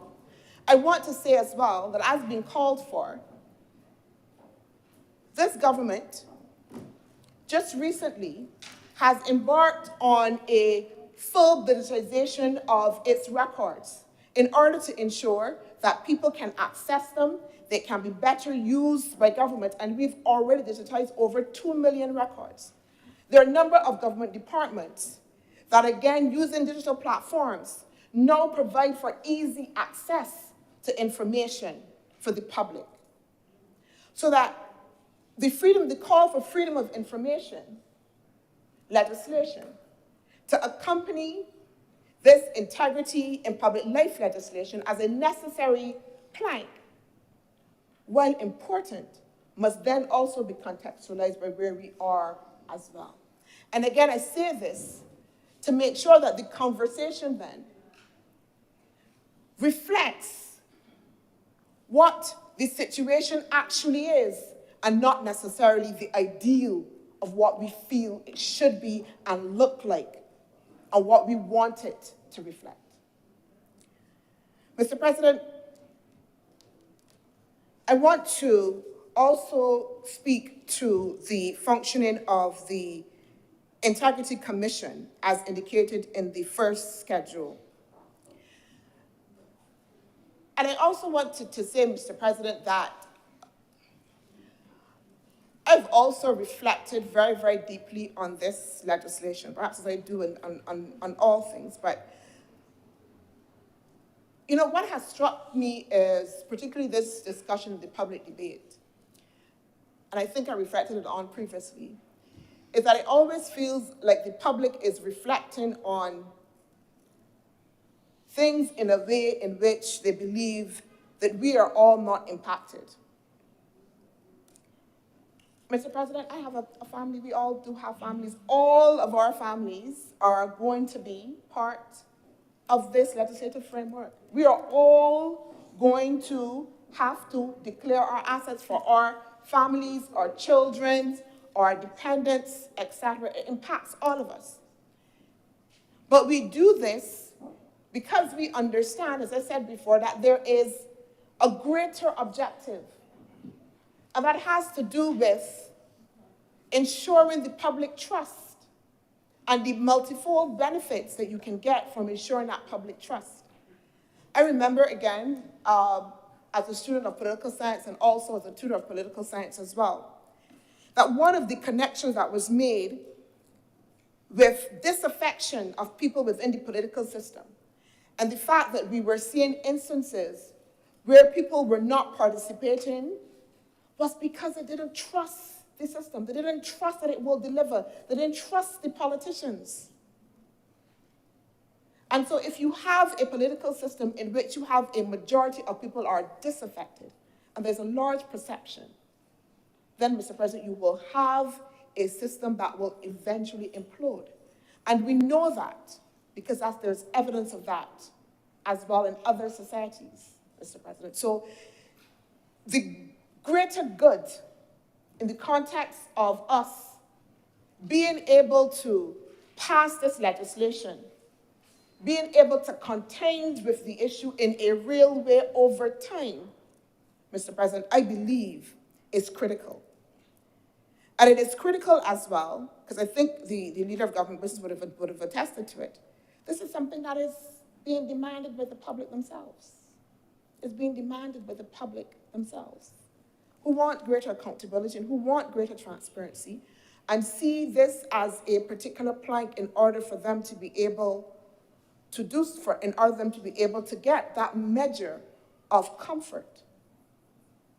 But as well, we must also be able to very maturely say, as I've reiterated, that the legislative framework is but one plank.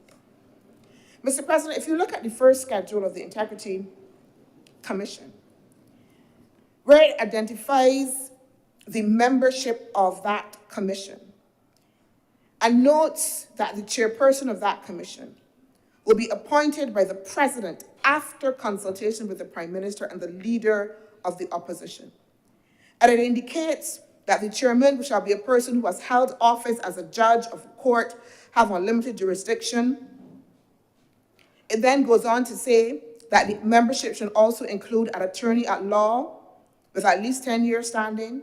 It identifies a chartered or certified accountant, a member of the clergy, a person appointed by the President on the advice of the Prime Minister, and a person appointed by the President on the advice of the Leader of the Opposition.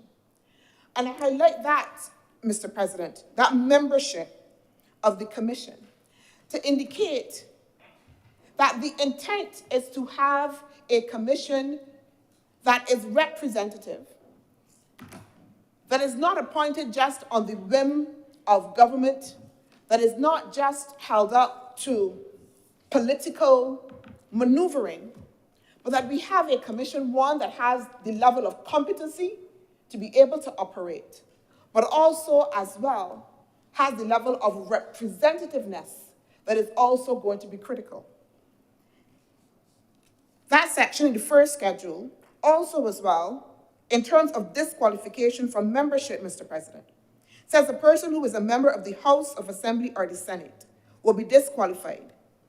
It also says a person who has at any time during the period of 5 years preceding the proposed date of his appointment held office in a political party has at any time during the period of 3 years preceding the proposed date of his appointment been a public officer.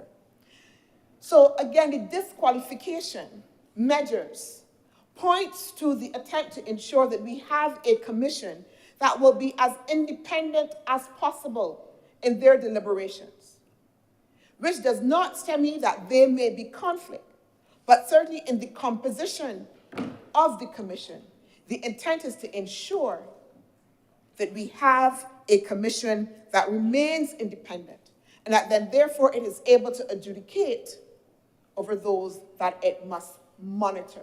And that is critical, Mr. President. It is also critical, Mr. President, in the context of looking at the membership of the commission and how it is made up, to note that we have, and perhaps quite interestingly, as I said before, a member of the clergy that is there.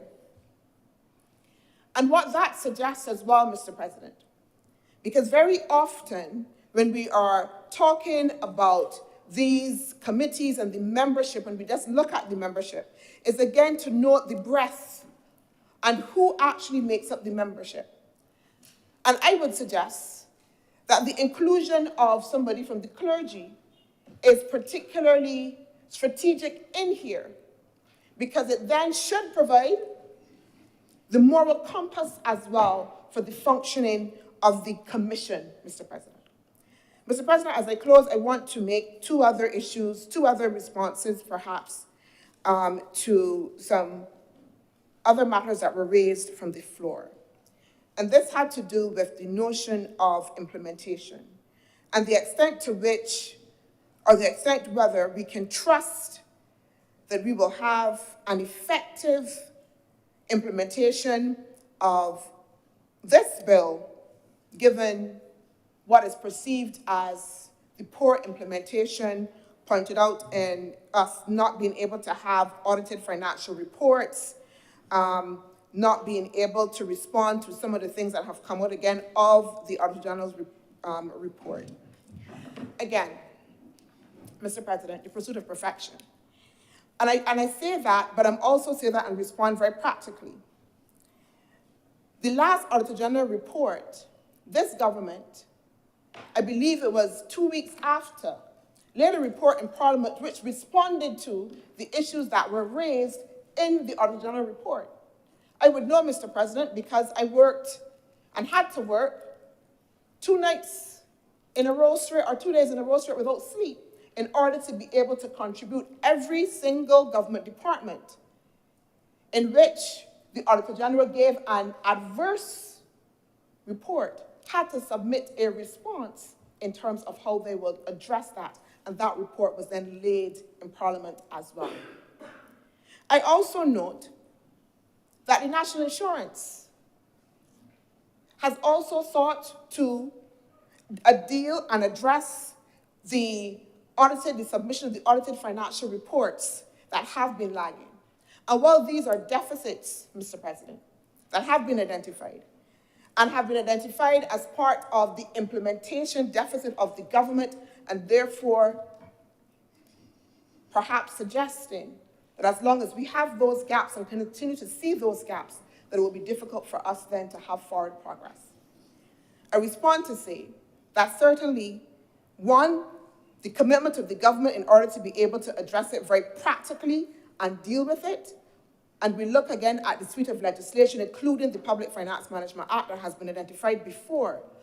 But again, that we cannot then look at those things and hold them up as exemplars of what we perceive to be bad management, and then say within that context then, we cannot necessarily trust that we will be able then to have strong implementation of this legislation. I think that, Mr. President, would be unfortunate.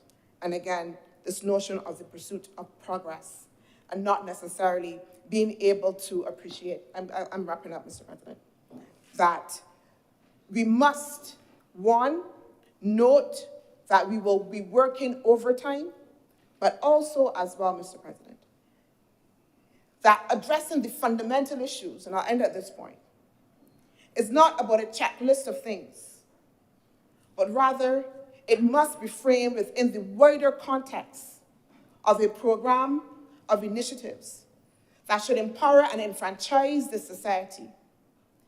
And if we do that, if we create that check on the extent to which the policies of the government are attempting to do that, that perhaps, Mr. President, is the best barometer and not necessarily this integrity legislation. Thank you. I'm obliged. Thank you, Senator Dr. Mulroney. Senator Reverend Canon Dr. Rogers. Thank you very much, Mr. President. Good afternoon, colleagues.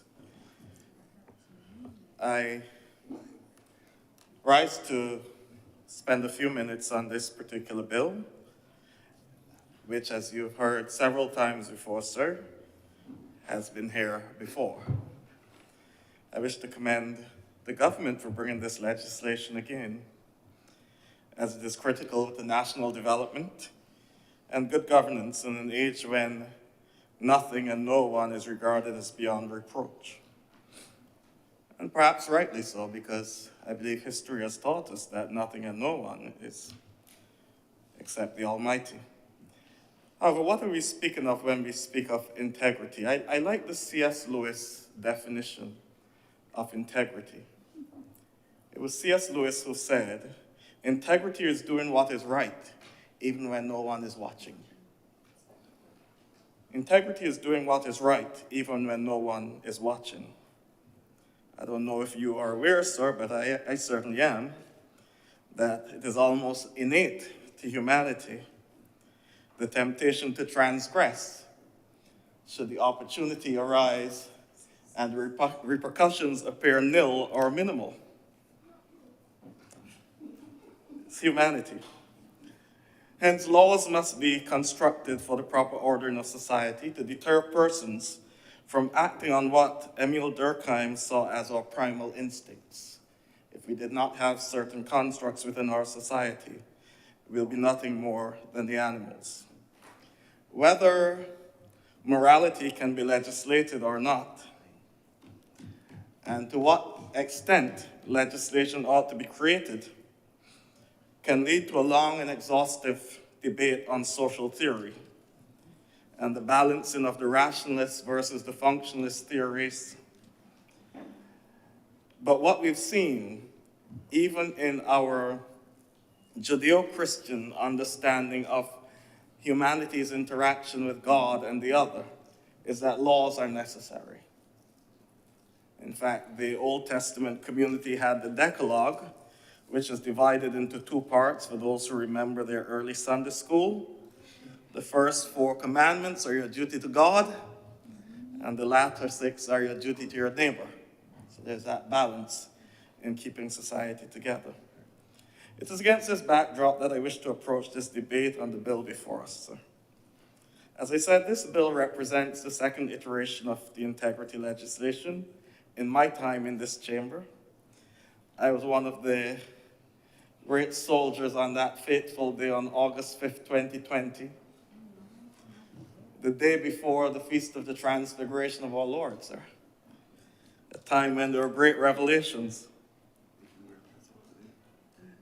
And as I mentioned previously, I will say now, we will never get perfect legislation when it comes to this matter, because everything relies on trust, and the upright person today can be the villain tomorrow, should conditions change. We just had Buju Banton here during our national festival, and he was the one who said, "Circumstances made me what I am." If the circumstances change, people are likely to act on the prevailing circumstances. But that being said, sir, that being said, it does not mean that we ought not attempt to create the legislation for the public good. So what has brought us here? Dr. Hines has pled with us, and she's hoped that this is not to signal virtue. Well, I hope it is not either. But again, coming out of the crop over season, I hope it is not some pressure that was placed on us by the Water Street Boys. In this Winning Calypso, IWeb said, we can get legislation to deal with kites, but nothing for those serving in public life. That decision is taking out the nation. But I don't think the government would have acted on so trivial a thing to bring this legislation here. In gleaning through the legislation, I was really looking to see why the government would have failed the legislation in the first iteration if there was something they wanted to change to bring it back here. But I'll leave that there as well, sir. In going through the legislation, there are just a few minor changes in terms of the construction of the clauses, etc. But I'm wondering, there's one stark change that I noticed, that under Schedule 2, there's a separation between the members and the senior officers in this legislation, which was not there in the 2020 legislation. I was just wondering if there was a reason why the members of the commission were separated from the senior officers in terms of how they're treated. Because if you look at Clause 11 in the current legislation, Part 1 of Schedule 2, which would include your senior officers, will file their affairs with the commission, but Part 2, which will be the members, will file their affairs with the Governor General. In the previous legislation, both of them filed with the Governor General. And so I was just wondering if there was some reason for making that particular change, and what could the ramifications possibly be in terms of going forward. I do notice in the memorandum that was sent out to members of Parliament under Clause 11, it still reflected what was there in the original. And so perhaps this may be an amendment we need to make to the current legislation if the idea or the intent was to have the members and the senior officers report their affairs to the Governor General. So that is one area that I see we need to do some work on. In terms of the legislation, it is for integrity in public life, but is it also to ensure that any funds or anything that were misappropriated can be recouped? Because I would then question subsection 7 of clause 11, where a person who dies is not required, or the estate is not required to file. And I've heard some things mentioned in here earlier, which would suggest that this may be a clause we may want to look at. It was Seneca the Younger, a Roman philosopher, who said, you know, death is sometimes a punishment, often a gift, and to many it is a favor. And so perhaps this legislation may provide a favor to some if we leave that clause as it is. The issue I spoke about earlier, sir, in terms of the senior officers and the members, it runs throughout the legislation. And so when it comes to blind trusts, etc., the same thing is true there.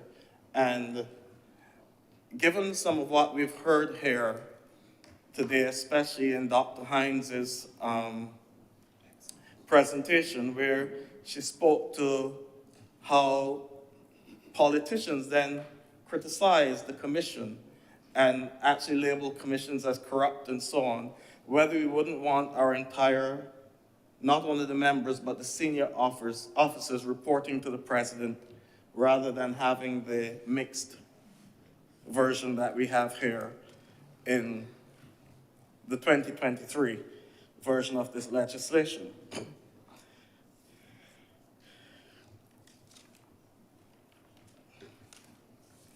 Now, clause 16, I recognize that Senator Roberts Odell, in her passionate presentation, was very, very sweet on clause 16 and the publication of failure to file declarations or furnish information, particularly 16.1, where if person refuses to declare or furnish information, it should be published in the official gazette and in the daily newspaper, and I guess that goes to social media and other things, but not officially. And then in subsection 1, part B, the matter should be reported to the appropriate service commission, board, or other authority, and to the DPP. But what bothers me about this particular clause, sir, is subsection 2. Because subsection 2 says, 1A does not apply to a specified person in public life who holds an office settled in Part 2 of the second schedule. And the persons who hold offices settled in Part 2 of the second schedule are judges of the court, the DPP, the Auditor General, and members of the commission.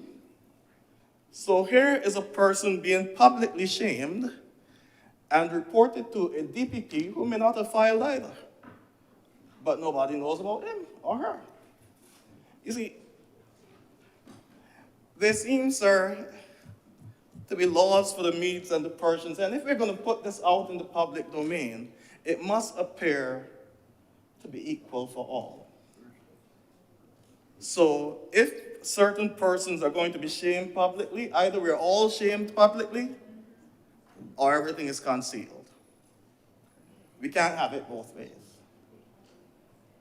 So I'm just putting that out there because these are persons, public servants and so on, who are going to be scrutinized and will have their information published and be publicly shamed for not filing, while some of the persons they're reported to, whether they file or not, no one will know. Clause 17 goes on to speak to penalties, and again, that has been dealt with. In clause 23, we spoke about gifts, and I noticed several members spend a lot of time on the idea of gifts. And I said, you cannot legislate everything. And there are some gifts that will not be tangible. A I was reading some work from the Roman Senate in the time of Julius Caesar. And Julius Caesar was a very colorful character, it seems, sir. And there are reports that he had a very close friendship with the king of Bithynia, Nicomedes. So much so gaining him, Julius Caesar, the epithet as the Queen of Bithynia. And you can work out what that relationship would have been like.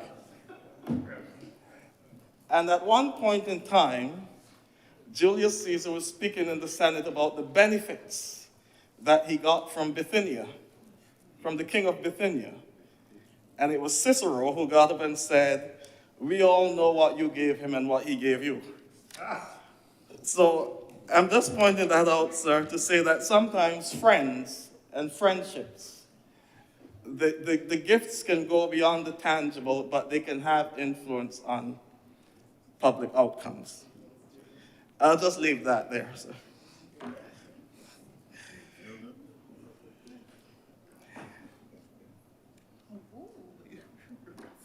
I too, sir, have a little, I would like section, clause 27 to be expanded a little more. I know that we have whistleblower legislation, but I believe that there should be something in this legislation specifically covering the persons who are asked to furnish information, and that has already been pointed out that, it seems as though persons are being pushed to make a declaration that can put them and their families, through this legislation, it seems, in jeopardy. Failure to report is liable to conviction, indictment, or a fine of $50,000 or 1 year in prison. I see penalties, but where are the protections? Where's the clause of non-disclosure of identity of the complainant, etc.? I know there's whistleblower legislation, but I still believe that there should be something specific in this one. And again, the idea of contravention, and that the senior officers of the commission are reporting to the commission and not to the president.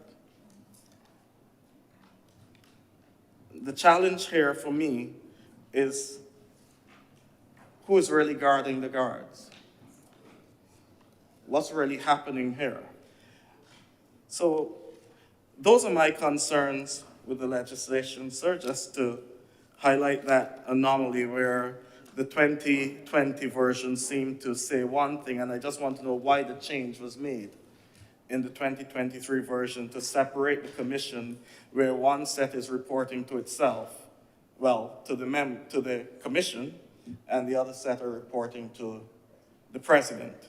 It comes across as a case of the mighty spoiler, where the magistrate tried his own case, and himself told himself that he was guilty, he was speeding, and himself told himself the police was lying, and himself told himself that he isn't making sport, and then himself charged himself with contempt of court.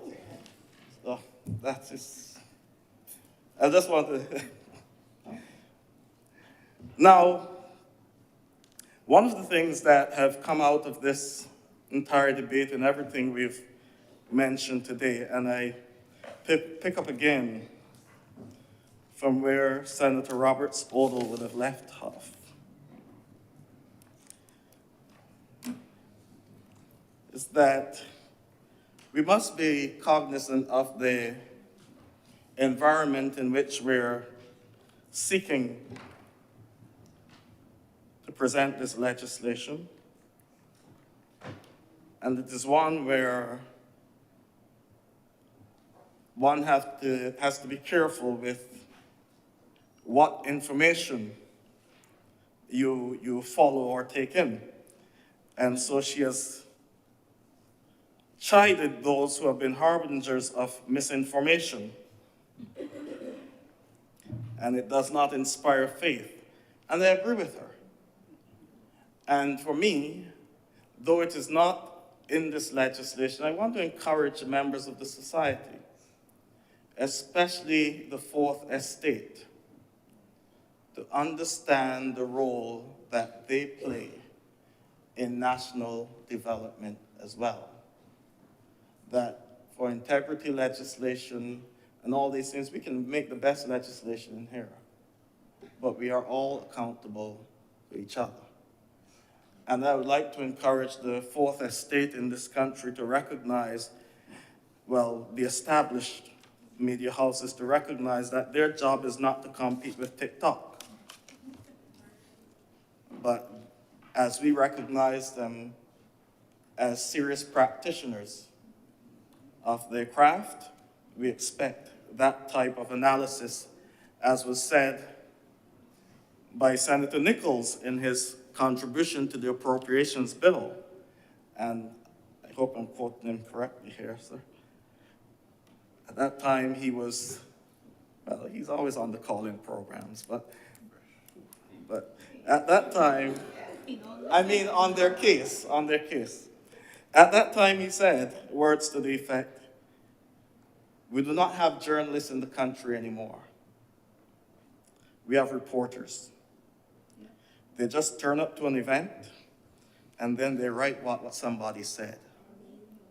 No analysis, nothing. End quote. And I believe that that is a serious indictment, and I hope that the Fourth Estate are listening to what Senator Nichols said.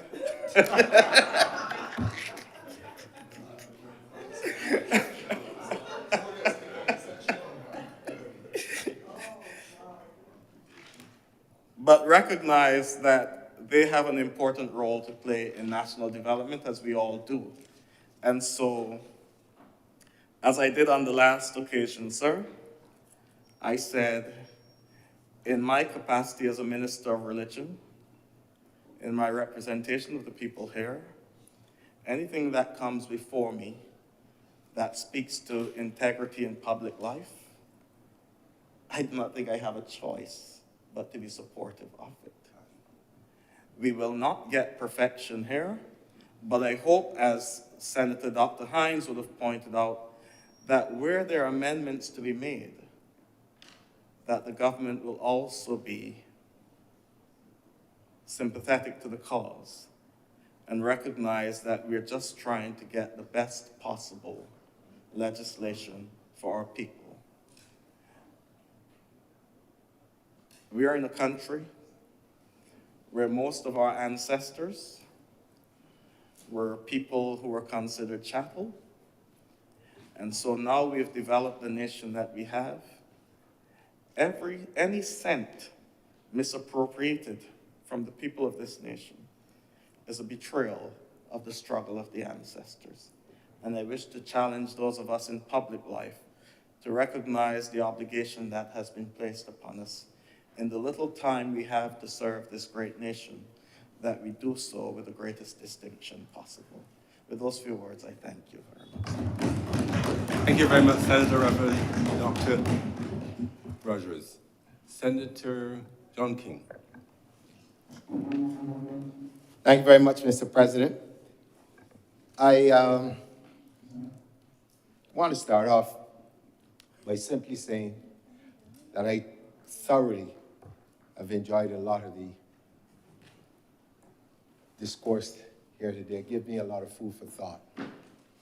But one of the things, Mr. President, that I want to do is start off with is that for many years, the fraternity from which I would have come out of, we thought the Calypsonians, have for many years sung, written songs, talked about this whole concept or idea of corruption. I take you back, 1984, Red Plastic by Me Hands Tied. 1994, Serenade of Steel in There. 2000, gentleman by the name of John King, If Money Could Talk. Stop and think about it. The conversations or the songs, I should say, don't come out of thin air. They come out of what is being said on the ground. And for many years, let me push back this chair, political parties have gone on platforms and accused each other of corruption, thereby, in an effort to have, as they always say, one up on somebody else, you erode the public trust. The unfortunate thing about it, Mr. President, is that with all the allegations over all the years, the best of my knowledge, and correct me if I'm wrong, there has never been a single case brought before or a person paying for it, which means that the general public must either have some rather vivid imaginations or something is wrong with the system. You decide which one it is. But at the end of the day, the only reason that we are here having this debate is because of the allegations that were made in the past. As one former prime minister said, how did we get here? Well, this is how we get here. By talk. And I'm not sure which one of my colleagues made the point earlier, that when you make allegations like this, there are also, in some instances, because there's no proof, nobody get locked up, so I could only go with this as being conjecture. The families of these people have to suffer the shame, the allegations, the disgrace, all of the other things, without any sort of, you know what? This ain't really true, because that will never happen. But that thing goes out there, and it is on that family's, is a stain on that family forever. I want all of us to stop and think, especially young people who are going into law. Because it may happen to you. I can tell you from my own experience, I have been in the public eye from the age of 18, 41 years. And I'm very passionate about this. Because I've had, I don't even know which word I should use. I would say it was a privilege, because it taught me a lot. I had the privilege of being able to sit down in a restaurant and listen to a man describe me. And all the things he was saying, I started to doubt myself. I started to wonder, who are we talking about?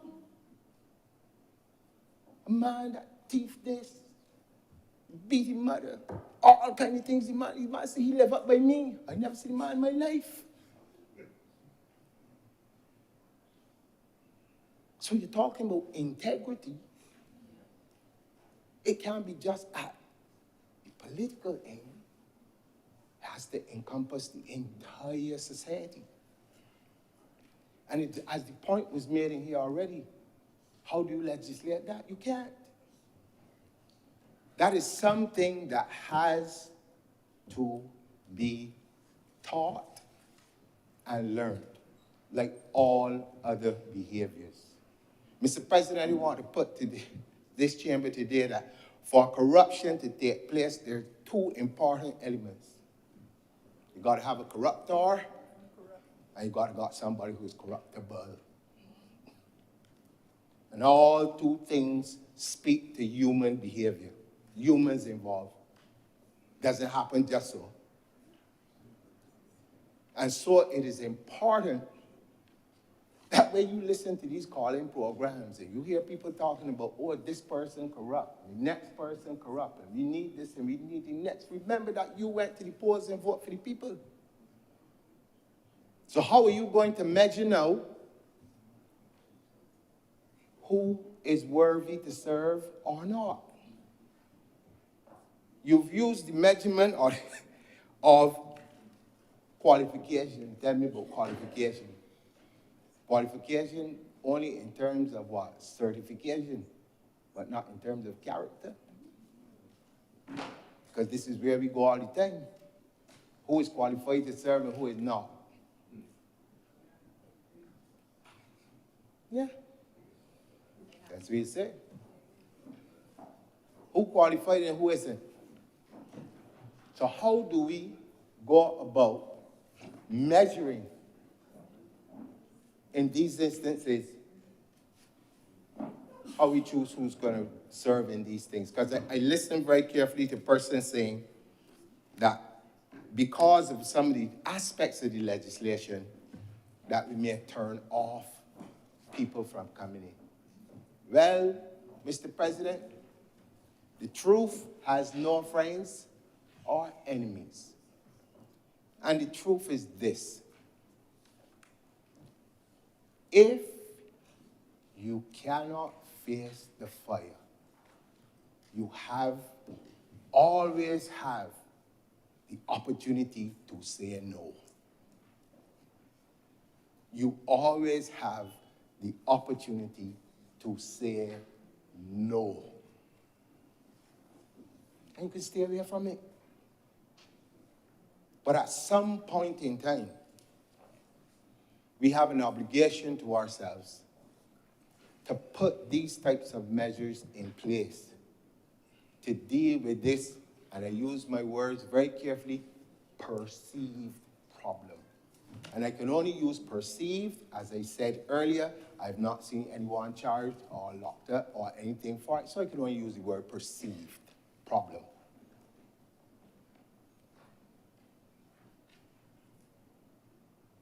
And we have to seriously begin to think about how do we contribute to these things.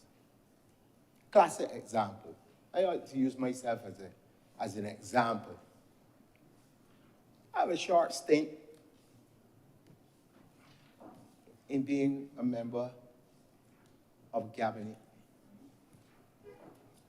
If I were to tell you the amount of people who will come to me on Saturdays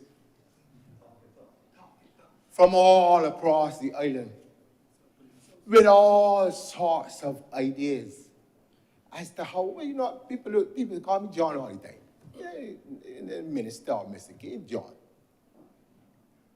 John, you know you're going to be a minister all the time, man. You got to do this and you got to do the next. These same people that be on radio calling in and telling people about corruption, you know. And I spend hour after hour after hour having to convince people that I'm very comfortable how I am, with or without. But these are the things that people face. But as I said to you, the truth oftentimes has no friends or enemies. It is just the truth. So when I listen to people lambasting persons, as you find in here or in the other place, it's how bad they are, how corrupt they are, and they're all of this. You see some of the things going around on social media with people talking. Some of them should stop and ask themselves, how do you contribute to this? You know, we've heard a lot of people talk about salaries that people are paid and what they're expected to do with that same salary.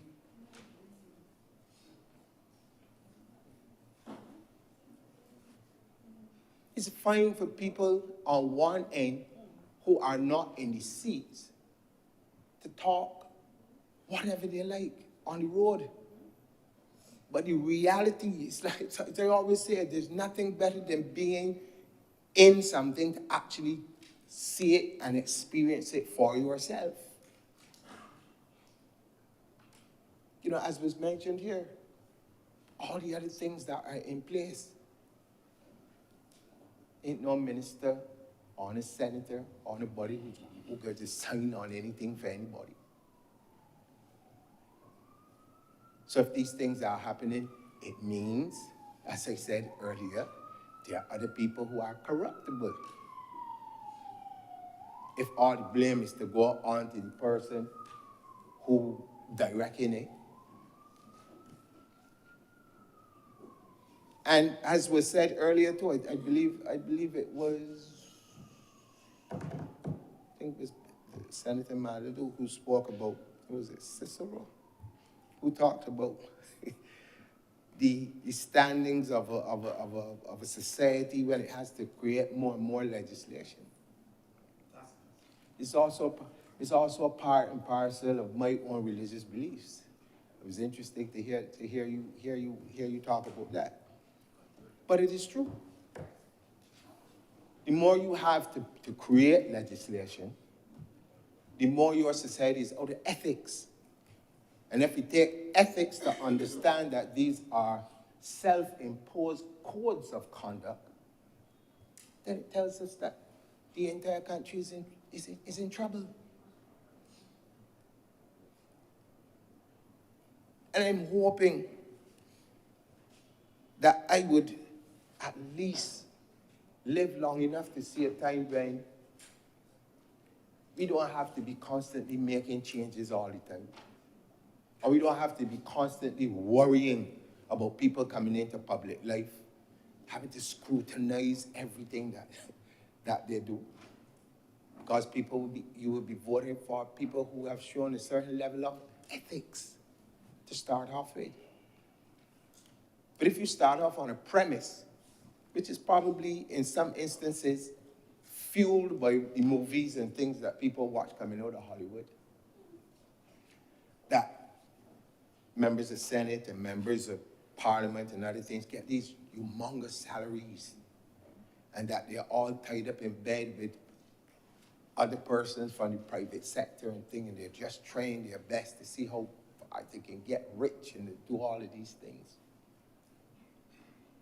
It leads me to another question that was asked by another person in another place in another time. Malcolm X asked the question of people. He said, who taught you to hate yourself? Who taught you to hate yourself? That no person that puts themselves in a position to serve this country can walk around with the integrity of that.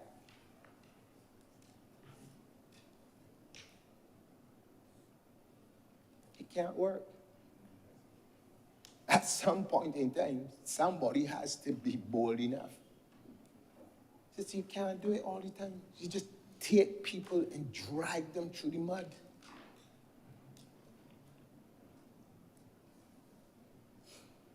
And the call-in programs, as was mentioned earlier, is the easy place where people can go and say anything. Social media, the same thing. You go on social media, put in anything.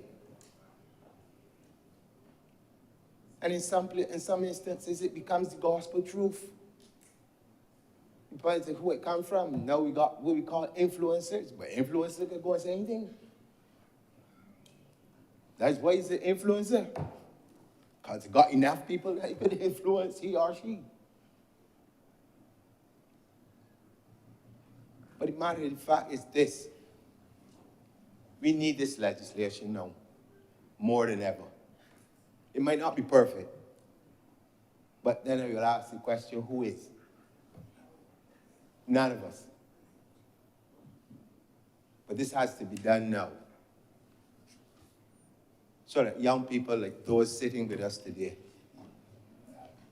when they come and occupy these same seats, all the other ones, that they're not dealing with this in this sense.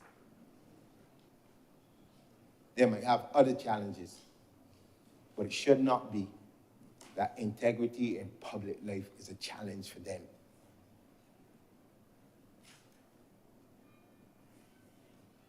A challenge in everybody in here. Regardless of how you feel about it, regardless of, it might not be perfect, but you have a duty to your country. You have a duty to your neighbors, your friends, your family, your children, if you have. And that duty demands of you to use your own integrity and do the right thing. As been mentioned on a number of occasions in here, this is the second time that this has come before us. If it were by any chance to have to come a third time, you could do this. And put it one side. See what people say, it's all over. You would have completely lost the trust of the public, the people of Barbados. And not only that, you probably would also become the laughing stock of the rest of the Caribbean.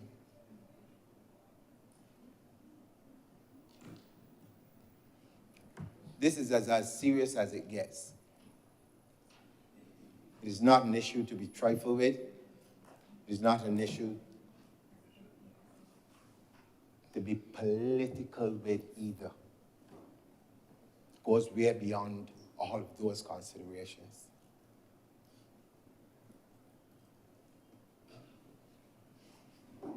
So as we continue the discussions on this and we look to make it, as was mentioned by Senator John,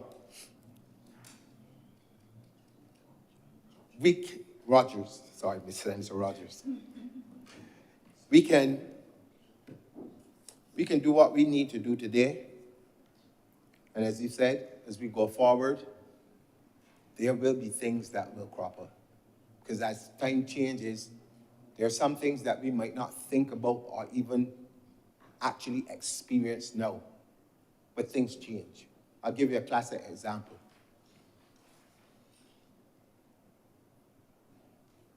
During the 2018 lead up to the election period, I had a thing come from the post office to my house to pick up a parcel. I'm not a conspiracy man or nothing so. But I found it very strange that at that particular point in time,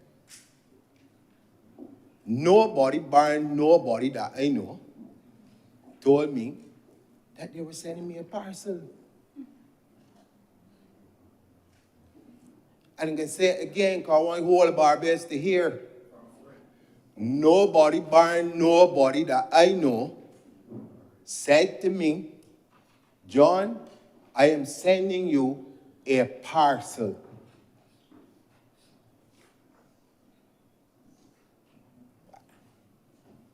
But every 5 minutes, something coming from the post office. If you don't come for the parcel, we're going to send it back.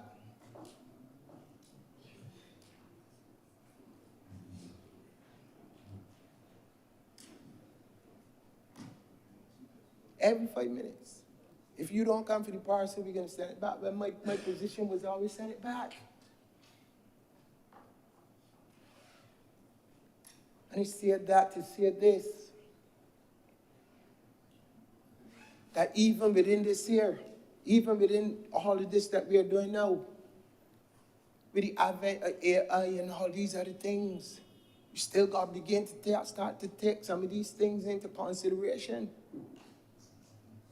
Because as a person who's been involved in music and these kind of things for many, many years, the way how the technology has changed, all I need is a recording of your voice or a recording or a picture of your face. And there are people who can build anything to make it look like you said or you were in this place and all of these things. And let us not fool ourselves into thinking that they don't have people who are capable of doing it. Yes, ma'am. Right here in Barbados. So this whole idea of integrity goes wider than just the people who are in the seats of government or the three organs that got of it or whatever. It goes a lot wider. And we're going to have to be extremely vigilant with a lot of the things that this legislation is going to be talking about. Because if a person is out for you, it could be personal, it might not be political, it could be personal. If a person is out for you, they can do whatever they think they need to do to get you. And because the public, as I said, is always ready to run off with these things, innocent people can get damaged. And I just want to put that on the table, Mr. President, because that also speaks to integrity in its widest form.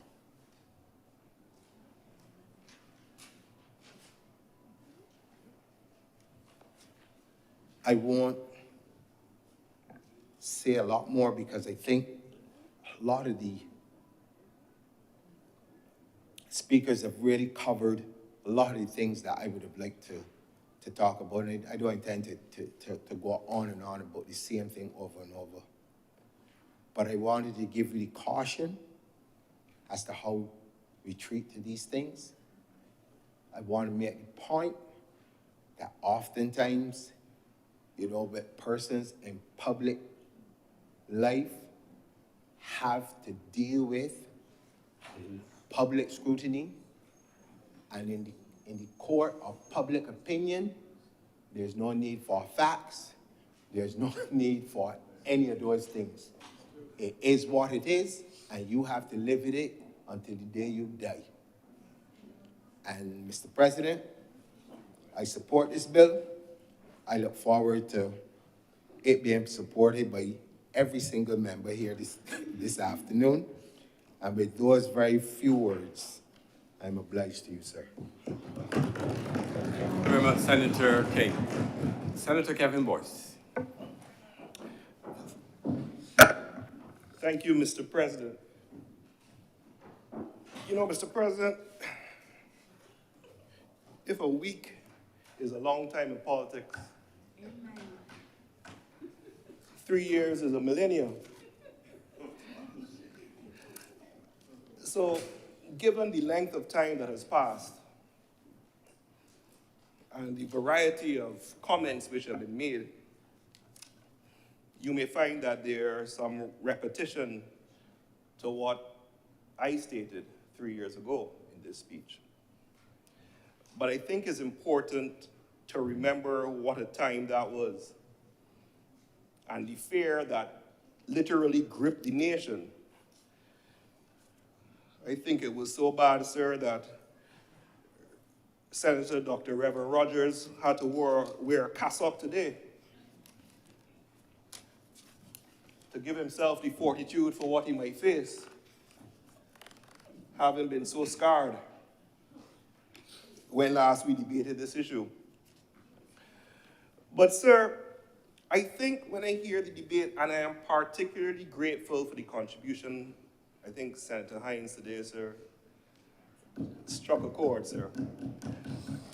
I think it's important, though, that we understand what we are debating here today while esoterically it might be labeled to stop corruption, that's not the purpose of the legislation. Let's go back to what is the purpose of the legislation. The purpose of the legislation is to establish a regime, including an integrity commission. So we're dealing with the Integrity Commission to promote the integrity of persons in public life and strengthen measures for the prevention, detection, investigation, and prosecution of acts of corruption. That's all tied, sir, to the establishment of a regime which includes the Integrity Commission. So perhaps the middle ground or the beyond politics position to the differing perspectives that we're hearing is that we recognize this bill seeks to start the Integrity Commission process and ties in with the government's stated plans and the stated suite of legislation. Now, as said in 2020, this is a laudable purpose for any piece of legislation. And it creates almost an expectation for persons who wish to serve in public life, and some will say add an extra burden for those who are given senior responsibility within the public service. This is a legislation, sir, that was promised by the powers that be, and has been a topic of, I believe, 2 campaigns, sir. I wish to join those senators who have commended the government for accepting that there were issues in the 2020 bill, and the fact that the government has the maturity to seek to address those issues. And in seeking to address those issues, I believe that we're coming close to an almost happy medium, Mr. President. We see that new judges have been brought into the fold of those who are subject to this regulatory framework. And of course, the location of the registered interest information, which I personally viewed as a security risk, has been dealt with. And in listening to the debates from the other place, it is stated by the Prime Minister that there is an intention to review the legislation every 3 years. Now, while we have these positives which we must hold on to, and while we must be cognizant of the stated purpose of the bill, let us not fool ourselves that this does not create burdens. It creates burdens on us all and on our members of our family and even on our friends with whom we do business. It also now creates a burden on public servants, senior, who will now have a serious implication which may then tie into their job performance and create issues for those senators who delve in the work of employment and interaction of public law policy and employment contractual rights. Sir, the penalties that this bill carries are quite severe. I believe Senator Roberts Odell spoke to the $50,000 fine. In some cases, it's $100,000, sir, and 1 year imprisonment. So the question is the juice literally worth the squeeze? And we'll come to that. Another aspect of the bill which we need to perhaps raise in the debate is that the failure to do certain acts carries not only the penalty of fiscal payment and or imprisonment, but then provides disqualification under Section 21 from holding certain offices. This, sir, can be utilized, sir, in a very negative way unless these powers are jealously guarded and regulated with regard to their implementation. Sir, the requirement under Section 19(2) is that within 6 weeks you notify the Integrity Commission of change in your finances or change in your registrable interests. 6 weeks, sir. 6 weeks. And you would be aware, sir, as an accountant by training, how these things change. The issue of gifts have been dealt with, I believe, ad nauseum. But if we want to see a practical example, we have to look no further than our neighbors to the south in Trinidad. The Prime Minister, Mr. President, the Prime Minister is currently dealing with a situation where he declared the purchase of a townhouse, but the issue that was raised was that he did not declare that there was a discount for the purchase. So therefore, the discount was considered as a gift.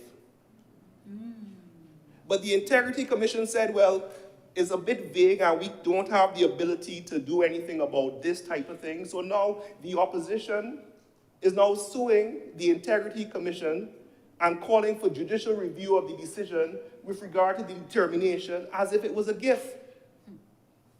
So when Senator Hines speaks to the lack of definition of gift in our legislation, it's essentially a call to say these issues have arisen, maybe we should pay attention to what comes out of them. Sir, another situation with regard to the legislation as is posed, is that we see, and I came up with this one, sir. I'm very proud of this one, you know. We have to remember that we are debating integrity, not idealism, sir. So we have to be practical in how we go about it. But in doing so,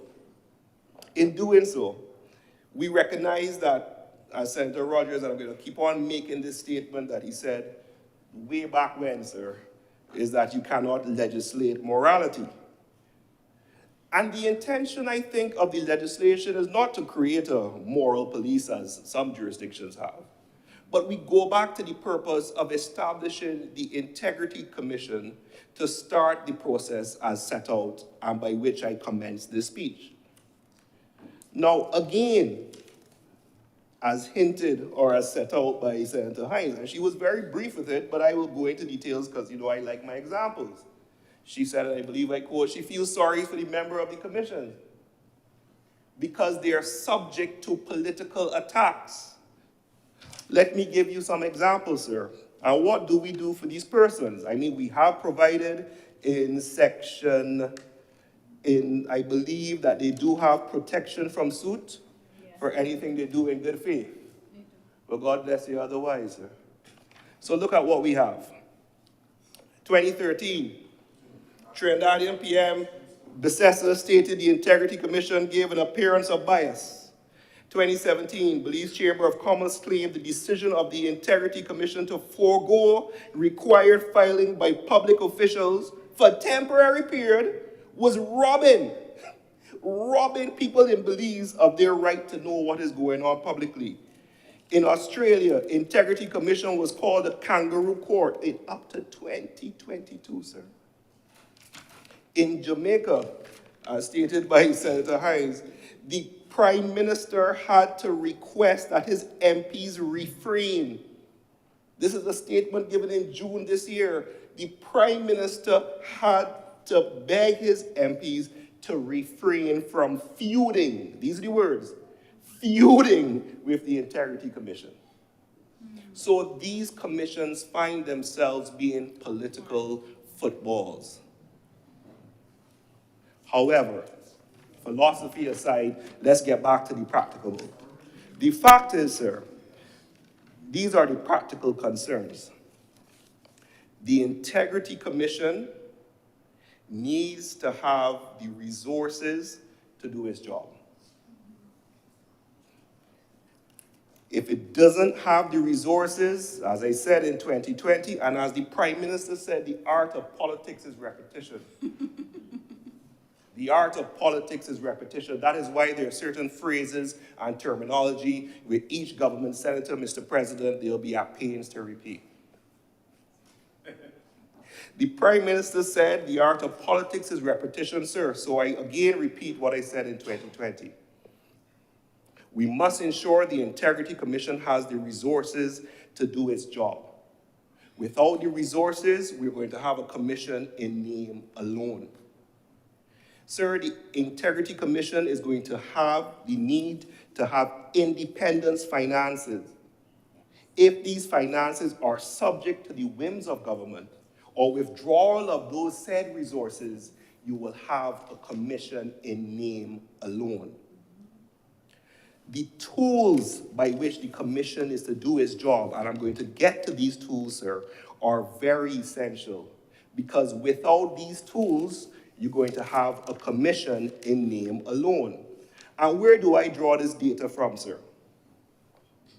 Recently, the chairman of the Integrity Commission in Trinidad had to give a report as to how things were being done.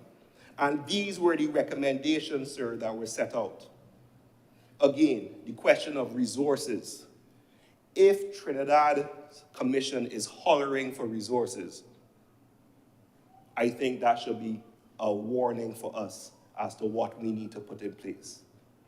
Apparently, coming out of COVID, there was a backlog of persons filing declarations because they could not have been done during the COVID period. They didn't have the manpower to marshal all the information that's come in. When we pass this legislation and we have, I believe, a wide swath who would be required to fill this information provided to the commission is going to need the resources allocated to manage that filing, storing, retrieval, monitoring, archiving processor.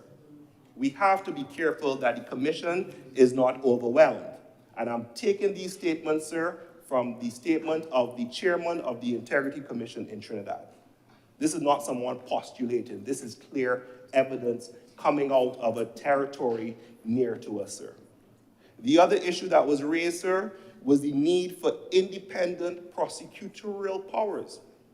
As we see, sir, the current legislation requires under Section 38 that the information be sent to the DPP. Senator Rogers has raised some queries with regard to the said DPP in relation to the filing and who is reviewing the said filing, but I won't get into that area, sir. But the point is there is no independent prosecutorial powers. We have been in here debating about the need for more resources for the DPP to do its job. It currently is dealing with the backlog of criminal cases, which we spoke about, sir, which the Attorney General himself has indicated was, I believe, about 2 to 1,000. It's being worked on, and I'm sure I'll be corrected as to the figure, and why we need more judges.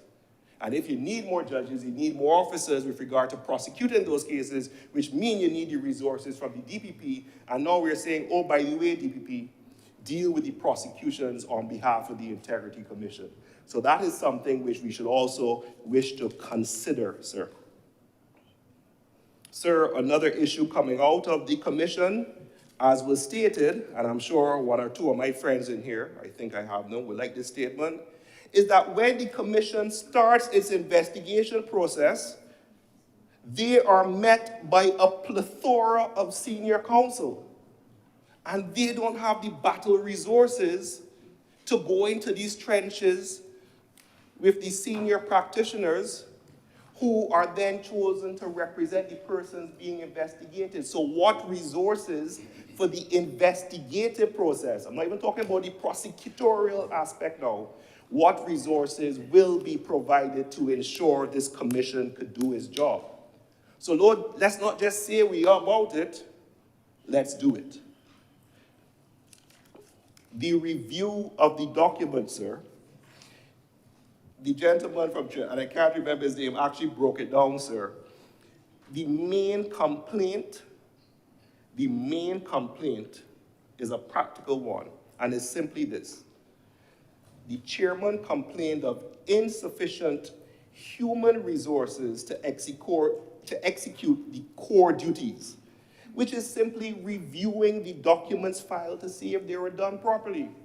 And what was happening, Mr. President, is that because, let's say there were 1,000 documents which came in 2023, this bill is passed, and you don't have the resources to review these items when they are filed, and you don't get around to reviewing them subsequent years, someone may have filed the same thing in 2024 and 2025 and find themselves in breach of the legislation because they were not aware, because they did not have the resources to do the review.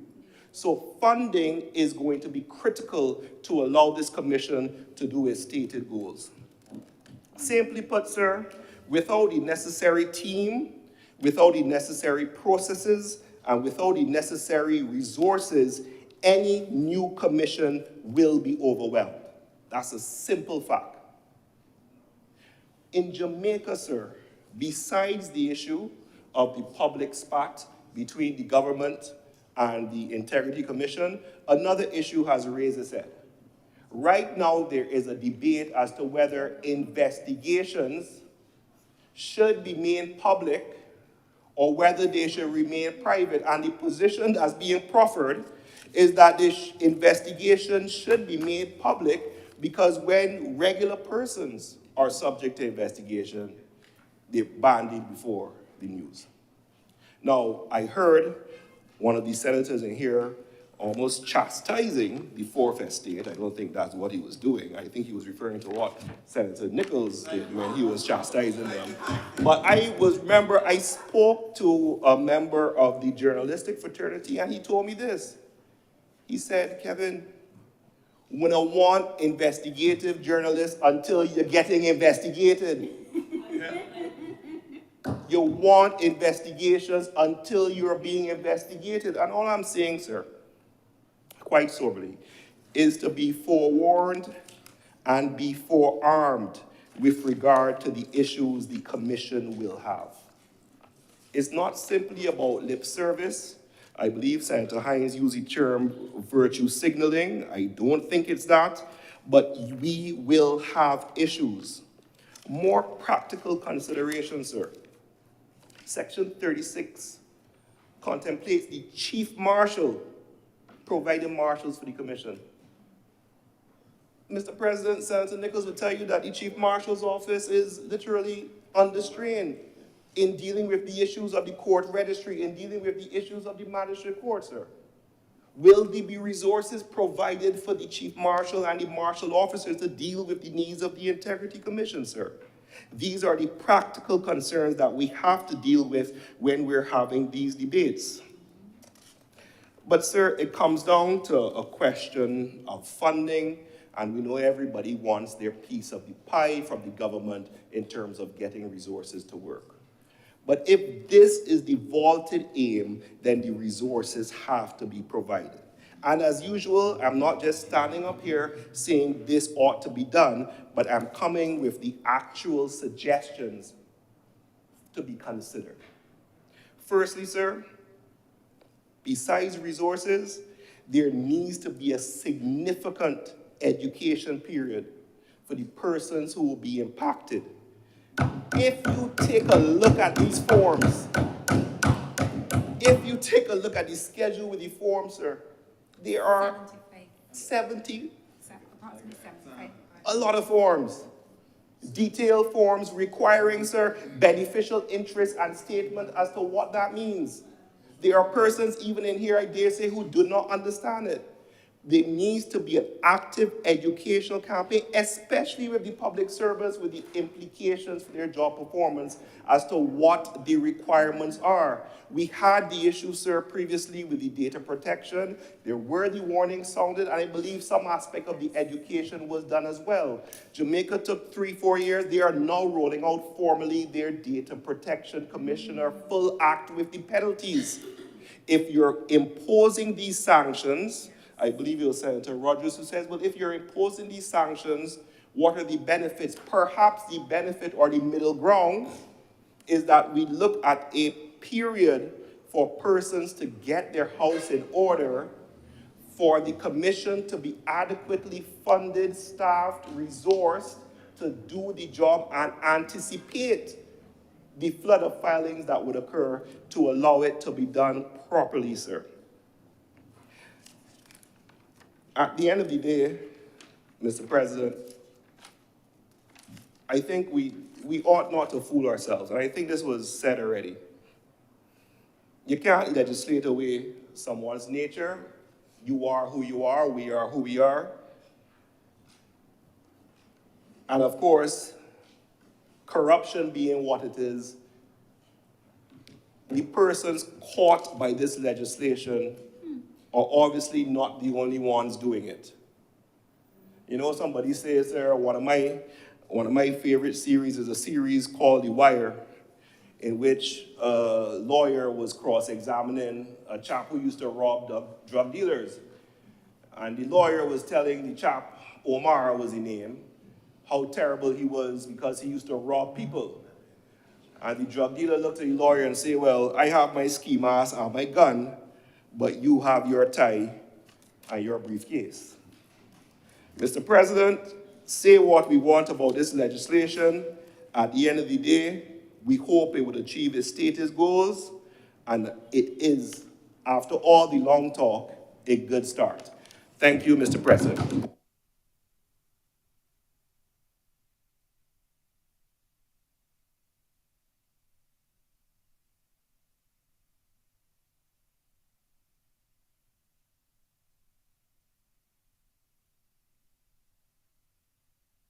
Madam Deputy President will take the chair for a few minutes.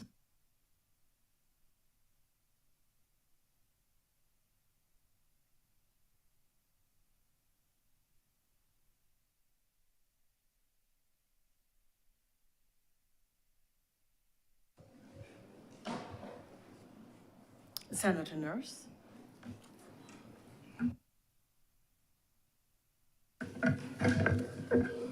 Thank you, Madam Deputy President, for observing me and giving me the opportunity to present in this debate. Madam Deputy President, I would have gone through the process in 2020 when this legislation was brought before the Senate for the first time. And of course, my observations and comments would therefore be a matter of public record. Haven't changed a lot, and therefore I don't propose to go through every detail of that presentation. And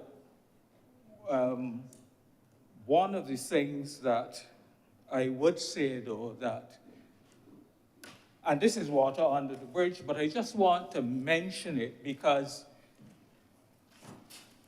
the senators on this side of the table, the independent senators, suffered a lot of criticism, were the ones blamed for the failure of the bill not to pass back in 2020. It is unfortunate and it was totally unfair. But as I say, that is water under the bridge now. And I'm not going to pick back up on that again. But as unfortunate as that whole situation was, I think when you think about it, some good has come out of it because there were various comments, observations, and so on that were discussed in the Senate, and which it seems in some cases government has taken to heart. So that, for example, in the case of the inclusion of judges in the legislation, some first attempt has been made in that direction. Not entirely covering off on the present crop of judges, because we are advised, and I have to take the advice of the Attorney General, that to have interfered with the contracts of the existing judges would have created certain constitutional issues. So while they have not been affected by the new legislation, the fact is that going forward, we expect that situation to be regularized. And of course, as some of those presently on the bench retire, it will become less and less of an issue. The only thing I would add is that, and perhaps somebody can explain it to me, the senior civil servants, the permanent secretaries and so on, who are covered under this legislation, I wonder if it doesn't also effectively represent a change in their conditions of service. And I don't know if so I don't know if they have a valid argument that the existing permanent secretaries and other government officials should also have been excluded, but that is for them to decide. I haven't heard any unions or the civil servants or past civil servants raise the issue, so perhaps they are quite satisfied with that aspect. A lot has been said, and I am trying not to obviously rehash what has come up today. And I should also say that I am happy to see that since 2020, when that legislation first came to the Senate, that a lot has happened to bring on board the other bits of enabling legislation to make this a realistic bit act. Because the fact is that it is the other bits of legislation, it is the corruption, the legislation with corruption, it is the improvement in our financial management in the public service.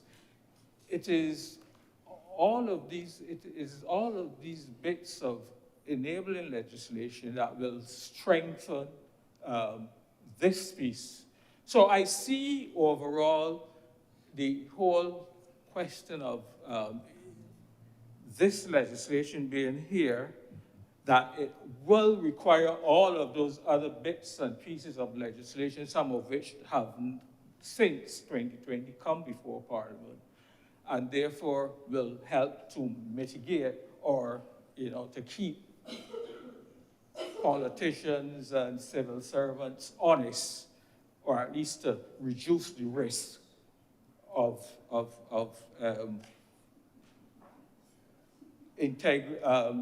falling short of the objectives which this bill has been set out.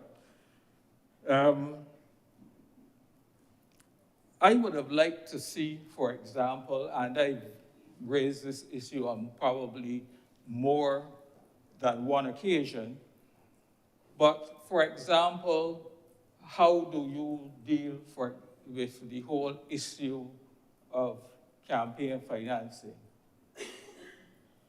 And that is a big part of the issue of the situation that can create problems for this enforcing or seeing that integrity in public life is brought up to the highest level. Now, mind you, I am not accusing any political party of any particular issues in this area. But the question is, it is something that I think that needs to be looked at.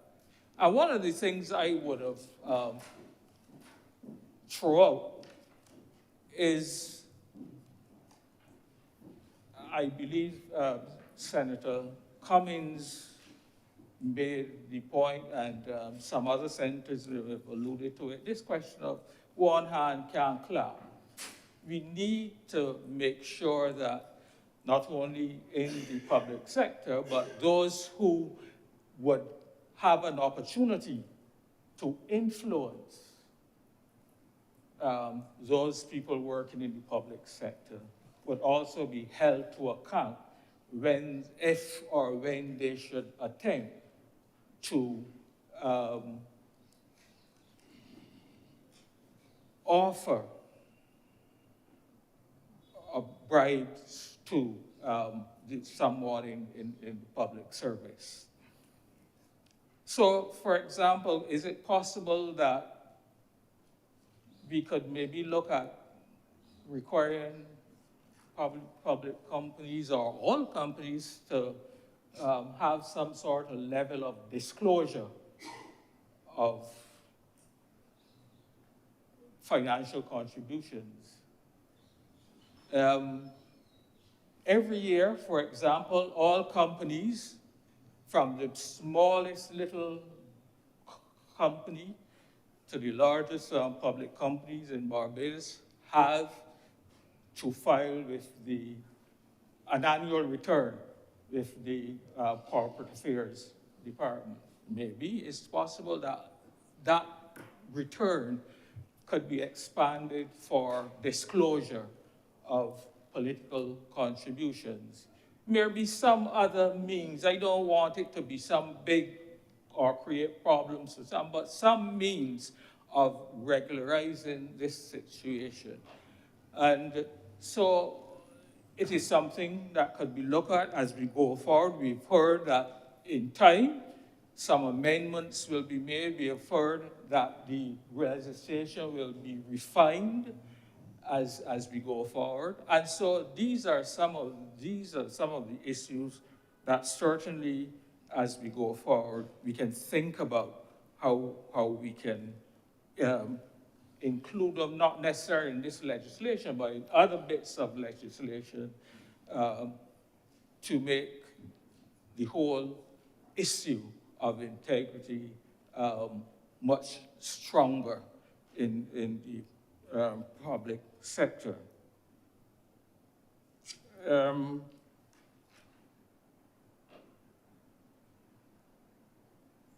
I don't know, I know there are some significant penalties, and I think Senator Kevin Boyce mentions the penalties a little while ago, in terms of actually monetary payment, monetary penalties, but is it possible also that if certainly in the commission doing its investigations can definitely identify that there's some corrupt practice or deal that has gone on in some particular transaction, maybe is it possible that that asset could be recovered from the person who would have received it and put to the funds of government, for example. And so I'm saying that there are other things that we can look at to strengthen the area of penalties and to make sure that overall our public sector people or politicians and so on are dissuaded from any corrupt practices. I don't know how the commission will organize its work, but I certainly would like to see, perhaps on an annual basis, some report, not in detail of any individual investigations necessarily that they may have undertaken, but certainly some report indicating what their work has been, what the issues they have tended to see that may be recurring, and therefore that in itself will help as we go forward to tighten up, as it were, the legislation. And I think that this is a good start, Madam Deputy President. I think while it is not a perfect piece of legislation, I think various senators have clearly identified some issues to which we can further examine. It nevertheless is the kind of start that we needed to have. And to be frank, I don't think that I have sensed in this debate, or even in the last debate, that there was any objection to the bill per se, other than recognizing that, there were certain areas which needed to be tightened up on. And so I am happy to see, as I said, that having had that initial discussion and debate, that certain changes have been made, and I would wish that as we move ahead, that we will continue to improve on this bit of legislation. And with those few words, Madam Deputy President, I am obliged. Thank you very much, Senator Nurse. Senator Nichols. We pause for the return of the President.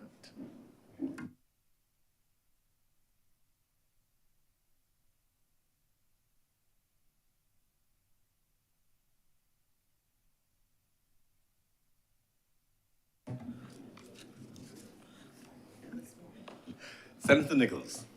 Mr. President, I'm obliged to you. I could not start my contribution to this debate without paying homage to the work of the Integrity Group, Integrity Barbados, who have been championing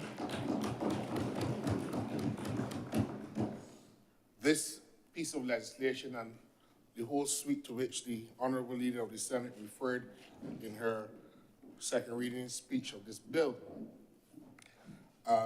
When I joined the chamber last March, I was immediately greeted in my email inbox with a plethora of information, which to my mind settled what I thought was a number of legal issues that were being paraded as significant barriers to why this bill could not be passed by this chamber or the other place. And I really think that the work that they have done as an institution, as an NGO, is to the credit of Barbados, and they must also bear some responsibility for the high ranking of transparency that we as a country enjoy. Because when an NGO is able to do the kind of lobbying work that they have done, and the educational work they have done, and meeting with parliamentarians, sharing information, it really ranks very high in my books, and I think that they should be fully applauded. Sir, Barbados is not the first country in the Caribbean that is establishing an integrity commission. And I think some of the senators who spoke have indicated that there are challenges that these commissions have throughout the region and even indeed throughout the world. Even in my research, the United Kingdom, even the present cabinet of the Prime Minister, Rishi Sunak, is having challenges with the reporting requirements by ministers. So this is not something that can, in any event, require the postponement of this bill's passage, so that there will be challenges. So in 1987, some 36 years ago, I believe, Trinidad passed the Integrity and Public Life Bill. And that bill has gone through a number of iterations. And I want to commend the government's approach to this bill. But I do believe that we need to strengthen the institutional framework for the Integrity Commission by taking it even a notch up. And that is by putting it fully on a constitutional plane. And I say so because when I do look at the example of the Trinidadian legislation, the Integrity Commission was established as an institution of the Constitution of Trinidad and Tobago, as opposed to what we are doing here, establishing the Integrity Commission as a statutory corporation, as a body corporate with the status of a statutory corporation incorporated under Section 21 of the Interpretation Act. So that the issues that we think might cramp the ability of the Commission to do its work can be, in my view, ameliorated by having the institution itself being what is properly called a fourth branch institution. Not an institution that is dependent on the executive for the distribution of financial resources, because I see in the legislation that there is no specific legislative requirement to fund the commission. And I say that against the backdrop that even where there are institutions, fourth branch institutions in the Caribbean, like human rights commissions in Guyana and Jamaica and so forth, you get the view that these commissions are not even properly funded, even though they are established by the Constitution. And I would like to think that as we are going through the exercise of parliamentary reform and the exercise of constitutional reform, that we can have that discussion very soon as to what do we do with those institutions of the executive that are not properly part of the cabinet, but that are still important for the functioning of democracy in Barbados. Therefore, it is my humble submission, Mr. President, that we ought to consider how do we strengthen the fourth branch institutions of the state and put them in a place where Parliament will be required by law, by the Constitution, to keep them properly funded. By law, to ensure that those institutions are almost fully independent and are accountable to a part of the executive that is itself not controlled by the cabinet or ministers of government. And I believe that the proper place for that is the institution of the office of the president of Barbados. That the fourth branch institutions should have a role, and they must feel that they are not to be interfered with, or they don't have to peep over their shoulder by any actions of the executive. We hear our judges speak about the purse strings being controlled by the executive and how simple administrative things that would make their lives as judicial officers function better are being constrained by not being able to access resources coming out of the Ministry of Finance or getting requests made, processed in time by the Cabinet Office. And they are complaining that these things impact upon the independence of the judiciary. So as a country where we don't have a large amount of resources, we still need to make sure that the institutions that we create are sustainable, they're independent, impartial, and have sufficient autonomy to carry out their important constitutional functions. And I believe that we need to look at having the office of the president being the central repository of where those reports go to. Those reports should be laid in Parliament, and that the law established by the Constitution should require Parliament to act, given the budgetary constraints, which is always a matter now of discretion within the discretion of the executive, the cabinet, and the government to determine how much resources. But certainly, the reports of institutions such as the Integrity Commission should not just be a report being filed and no one within the context of the state having any responsibility to act on these reports. And so why is that important? We speak about a democracy. We like to say that we are a democracy. But the democracy requires the working of different branches of the state in lockstep. And we might need to have the conversation whether we want to have the separate individual branches of government being a check on each other. Now, I've heard honorable senators speak about the public criticisms made by members of the legislature in other countries about the functioning of the Integrity Commission. I am myself not disturbed by the comments because I have also read some of those articles, and in many of those instances, the charges are that the commission itself has been politicized by the way in which it has dismissed certain claims by partisans on one side and how are actively going after partisans on another. Now, the editorials in those countries might abhor the treatment or the language being used against these commissions. But I certainly don't understand the working of democracy that we can have institutions of government that are not accountable to anyone or that are not susceptible to any criticism whatsoever. And if we move to a situation where we have these institutions not being able to properly account for the work that they're doing, and that they have no, and there's supposed to be no criticism, because, you know, this is a society like Barbados, we like to say it very quickly, you ain't had a right saying. That is a favorite pastime in Barbados, you ain't had a right saying. So we don't have the ability now to say, well, this commission is not acting fairly. How is it that John Brown, when he was minister, there was this scandal, and they were investigating this scandal, and all of a sudden the investigation has been terminated? Not a word. No justification. But something similar is going on, and they're going with full gusto. Is it because there's a political taint? No, you cannot reasonably expect people in a society not to comment, or persons who feel affected by these, what they call injudicious discretions being exercised, to comment on them.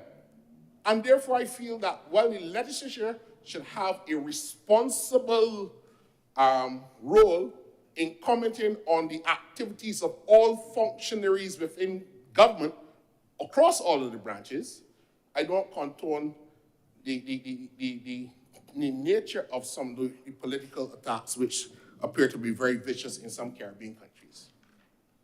So, but let us not feel that whenever institutions are being criticized for the decisions that they made, that somebody's trying to interfere with their independence, because you cannot have, I'm not a fan of the United States of America's political structure, but I like the idea behind its operations, that every branch of the state is responsible and has a mission to be a check on the other. There's no branch that is free from any criticism of the other branches, and that is how a mature democracy it was theorized as in practical workings of it. So that there is a lot of merit, Mr. President, in the view of giving this commission the status of the constitutional imprimatur, to give it that ability to exercise out with the mercy of the Ministry of Finance, or to whatever puny resources can be squeezed out at any particular time. The government must have a constitutional responsibility to keep these institutions funded and operationalized. If we do not do so, you will find, Mr. President, that in a time to come, you will have a government where they don't think that this is a priority. And you know, we live in a country, sir, where we heard that simple things that are being done could not be done because the government couldn't afford it. And if there is no constitutional imperative for the Integrity Commission to be funded and operationalized, or taken seriously in terms of the reports that they give and investigations that they conduct, you might very well find that the disinterest by the government might be condoned by the electorate at a point in time, much to the detriment of all the work that we are putting in. These are things that we need to ponder. We have not had any real or meaningful conversation as to the structure and the build of our state and the importance of what I call the fourth branch institutions. Take them out of the realm of the executive, they still have to function. They're not legislative, they're not judicial, they're not cabinet, but they still function at the level of the executive, but they need sufficient autonomy in order to be able to discharge their functions. So that is my first observation as to what would strengthen the institution of the commission and answer to a certain extent some of the concerns raised by my colleagues in here today. So there has been much concern, and I've been asked by the Honorable Leader of the Senate to address the issue as to why there's a differential in the treatment of the judges. So I begin by making the point that our Constitution at present requires certain office holders mentioned in the Constitution to be treated in a particular way. Section 112 of the Barbados Constitution, sir, provides for the allocation of resources to pay the salaries of the judges, the Director of Public Prosecutions, the Auditor General, and members of various commissions and so forth.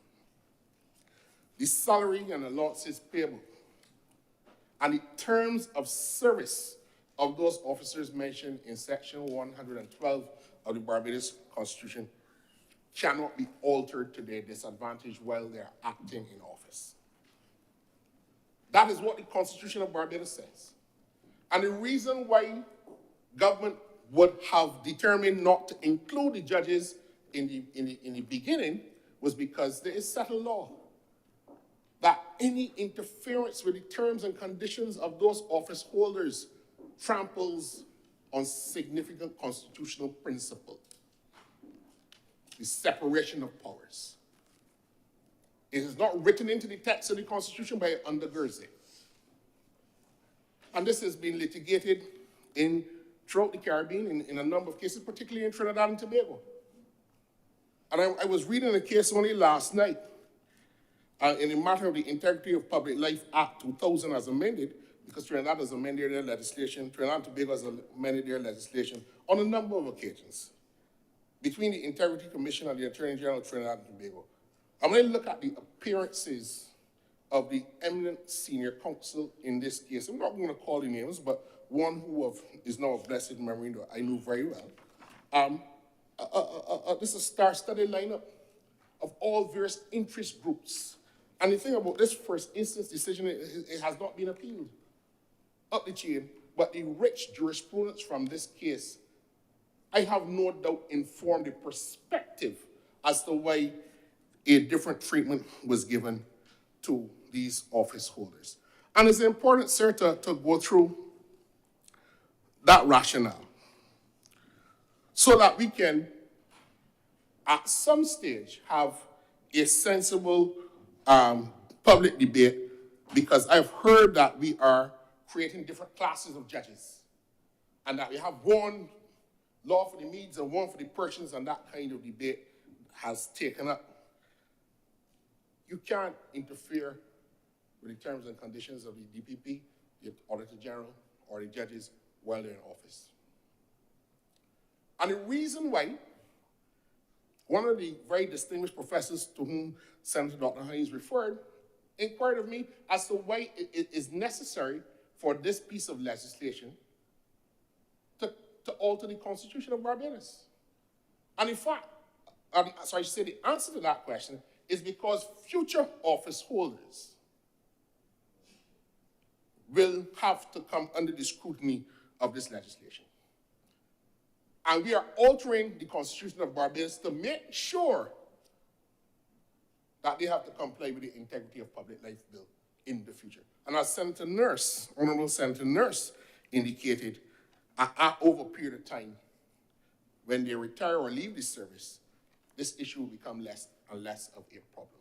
But the government, sir, is not intending to create two classes of judges or to excuse the DPP or the Auditor General from any scrutiny. But it is important that we recognize that it has been the case. Altering the terms and conditions of service to their disadvantage would be in breach of Section 112. And this is not to say that the code that is part of this legislation is not a good thing and that you don't want judges and the DPP and the Auditor General to be subject to a code of integrity. That is not the point. The point is that the Act would require them to do certain things. And in absence of doing, it creates the power to discipline them in a manner that is not already set out for disciplining those office holders in the Constitution. And that is important.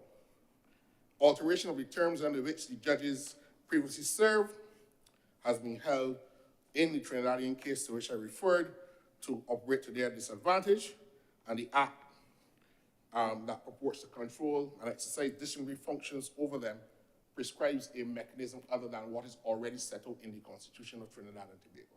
So that is the reasoning why the government has made this particular distinction. And you will see, sir, from the body of the bill, that those persons, for the time being, make the reference here, because I think one of the honorable senators made this point.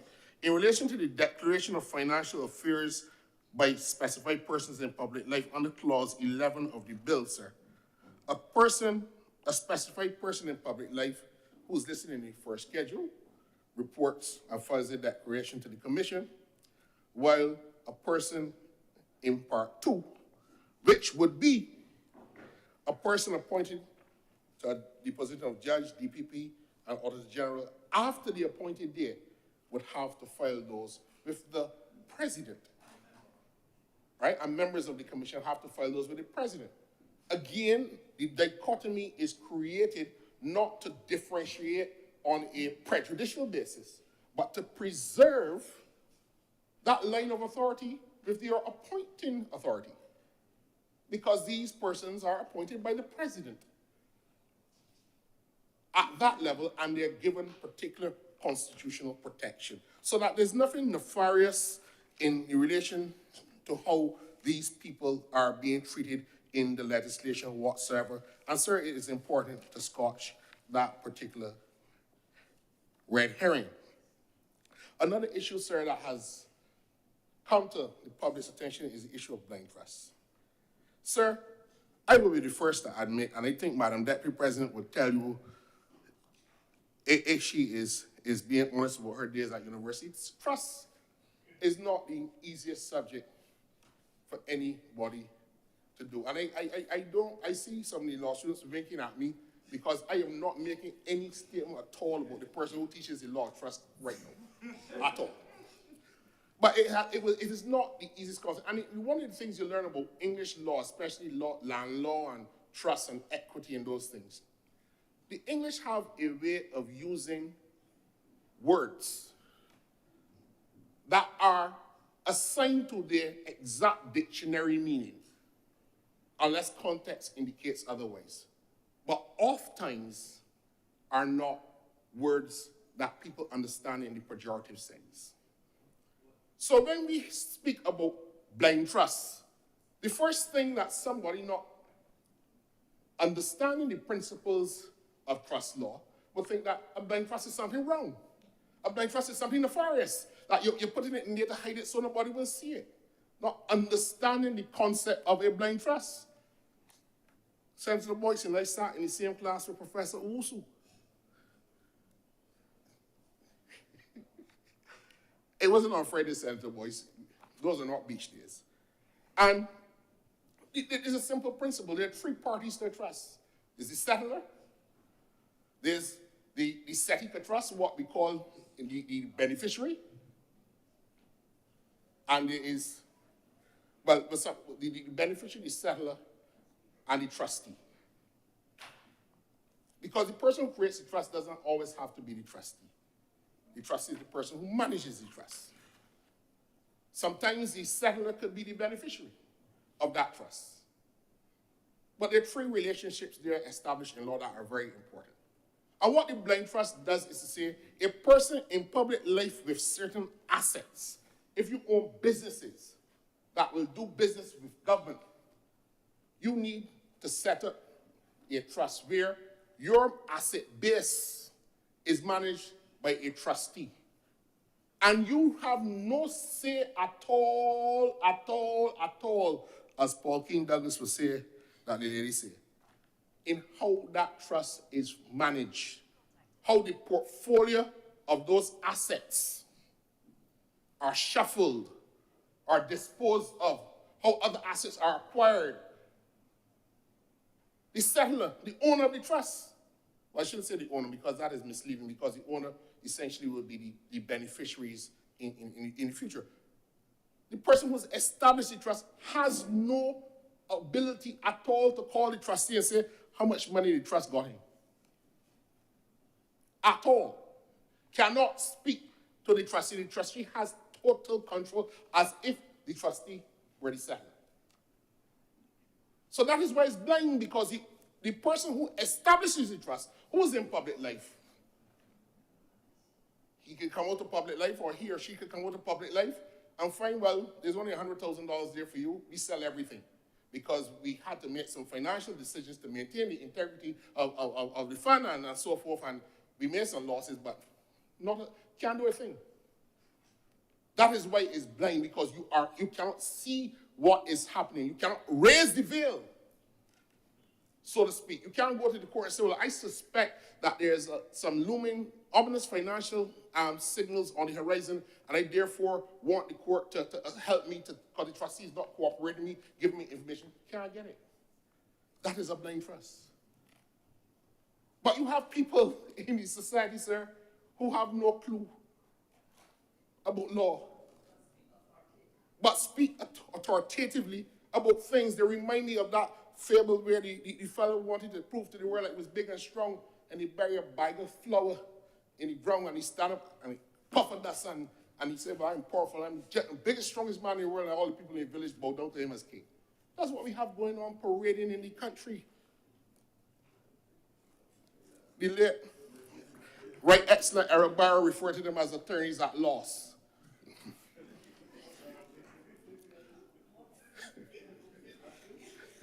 Aesop fables. That's a fable, Senator Malio. And that is what we are hearing as a big criticism. No, truth is, sir, that even with blind trust, they have proven to be useful in some jurisdictions, and they've proven to be some kind of black holes. Because there is no legal device that can legislate morality or any form of conduct. None. In fact, if you check out any of the transparency institutions, NGOs, you'll see that right now there are 4 cabinet ministers in the United Kingdom whose declarations as to their blind trust have fallen into gray areas. And where they have a system of established financial trustees doing these things, and for many, many years, there are still several ministers, including the present Prime Minister, who's having issues with these things. That, sir, to my mind, cannot be a reasonable justification for us not to pass this important piece of legislation. Sir, there are, in my view, the issue has been raised legitimately about gifts. Sir, you know, everybody knows when somebody gives something. And we know when somebody gives you something, especially if you're an adult. In fact, sir, I suspect most children will not take things from strangers if they are of a certain age.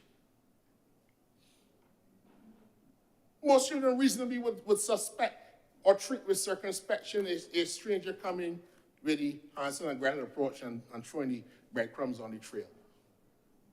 Let us not get confused, sir. A gift is a gift. We know when there's a certain gentleman from Trinidad and Tobago who seemed to make a resurrection in political life. We all saw the video when he told everybody, look, there's something here for you. y'all want to be pious? No, it's not a time to be pious. Some people took up the thing on the table, others did not. I understand the fellow from Barbados, he didn't take anything from the table because he didn't get his in a meeting. He was sensible enough to get his outside. But the point is that we know what is a gift from what is a quid pro quo. So when somebody comes and gives any one of us in here something that we cannot, and you know the funny thing is, I heard Senator Boyce talking about the forms, and I can get to that. You go in the bank, you maintain an account in the bank nowadays, you cannot tell the bank you're filling out the information, or they will give you your Georgie bundle and you got to go along and leave the place. The banks are demanding of us more intrusive information than this, and it goes beyond spouse and children. And nobody ain't complaining. Right? Nobody ain't complaining. So that when the legislation says that if you get a gift, you need to report it if it is above $2,500.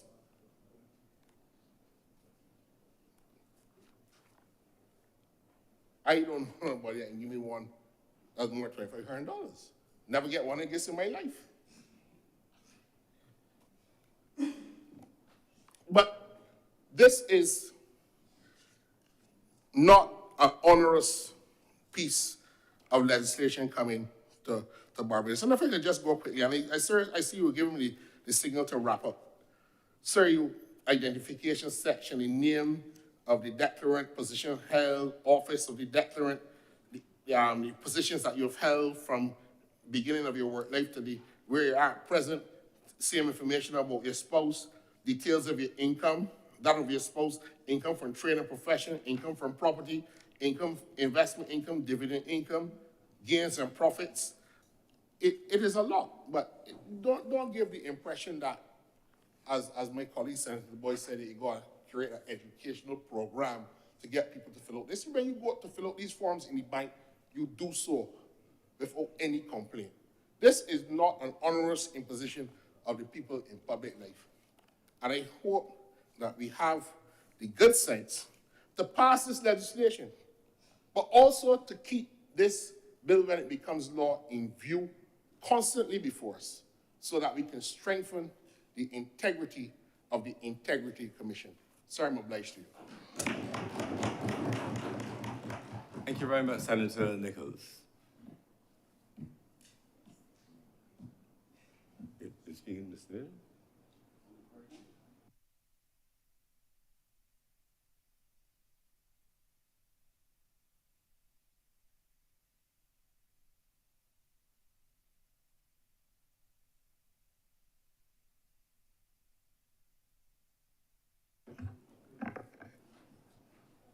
Senator Maynard. Mr. President, I thank you. I was awaiting a little piece of information, but it shall not be available, but I will start.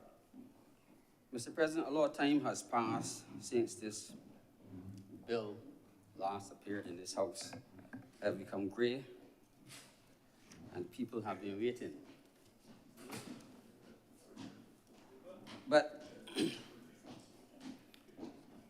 I think Senator Malalu this morning asked, why is it necessary? And I think that the explanatory memorandum lays out clearly for anyone who can read and understand why it is necessary. But Mr. President, we cannot expect to address the issues of corruption purely within this legislation. It requires lots of other pieces of legislation, and Senator Cummins this morning laid out quite extensively the various pieces of legislation which have been passed and revised to make it an almost complete document. But this country has in place legislation to deal with problems which arise, sir, that don't come into the public domain. And Senator Brathwaite called today for greater prominence, sir, in legislation that deals with political campaign financing. And it's a subject that no one wants to talk about. It's a subject that no political party would want to bring to the fore. Mr. President, if you look around at what happens during political campaigns and you see the published information about the cost of such campaigns, we know that it could not be done for such sums. Because if you host 10 people at your house, the costs are exorbitant. And some of the costs that are posted are totally unrealistic. And therefore, one has to ask, if there's a public official who is responsible for such information, what powers and scrutiny do they exert? So we need, Mr. President, to get realistic and alter the legislation that will allow persons to truly declare what they have spent, and, Mr. President, their sources. It's the only fair thing to do. But Mr. President, some time ago, there was a big slogan called Drain the Swamp. This legislation appears, by its extent, to wish to bring a level of scrutiny that will produce a better Barbados. It will produce a better Barbados, sir, not in a quiet way if we do what we say we're going to do, but in a very public way. And as Senator Cummins said, the people asked for it and it is being delivered. So I congratulate the government on delivering it. The only question, Mr. President, is will they enforce it? We have had stories about all the things that have been offered, legislation passed, and when the time came for funding of the various bodies, the funding has not been provided, or not adequate funding, so they really cannot do their jobs. But Mr. President, I wish to speak to the truth, and I've had to listen since the 5th of August 2020 to a repeated, and it cannot be unparliamentary, a repeated mistake where various persons in high office and other people have been constantly saying that this bill, the bill at the time when it did not pass, was shot down in the Senate, and blaming the Senate as a whole for not passing that bill. But Mr. President, the documents, the meetings of the Parliament will show that when the Senate was closed at 5 p.m. on that day, the vote was taken, and every senator in the chamber was named and voted. And because it was a constitutional motion, it required 14 votes, 2/3 majority, and there were only 12 members in the Senate. You cannot, and I was never good at maths, you cannot get 14 from 12. So to say that it was shot down in the Senate was at least, sir, a big mistake. Senator Boyd said that the key to political success is to keep repeating the same thing. Well, he's now saying that the Prime Minister said it, and he's repeating it. It is true. If you keep telling people the same thing all the time, and they don't check for themselves, they'll believe it. But the minutes of this chamber are a fact. And the minutes, sir, are available for anyone to see. But, sir, I am concerned about, not about the broad net which this bill casts, but the seemingly lack of knowledge by the persons to be affected by this bill. Mr. President, I was asked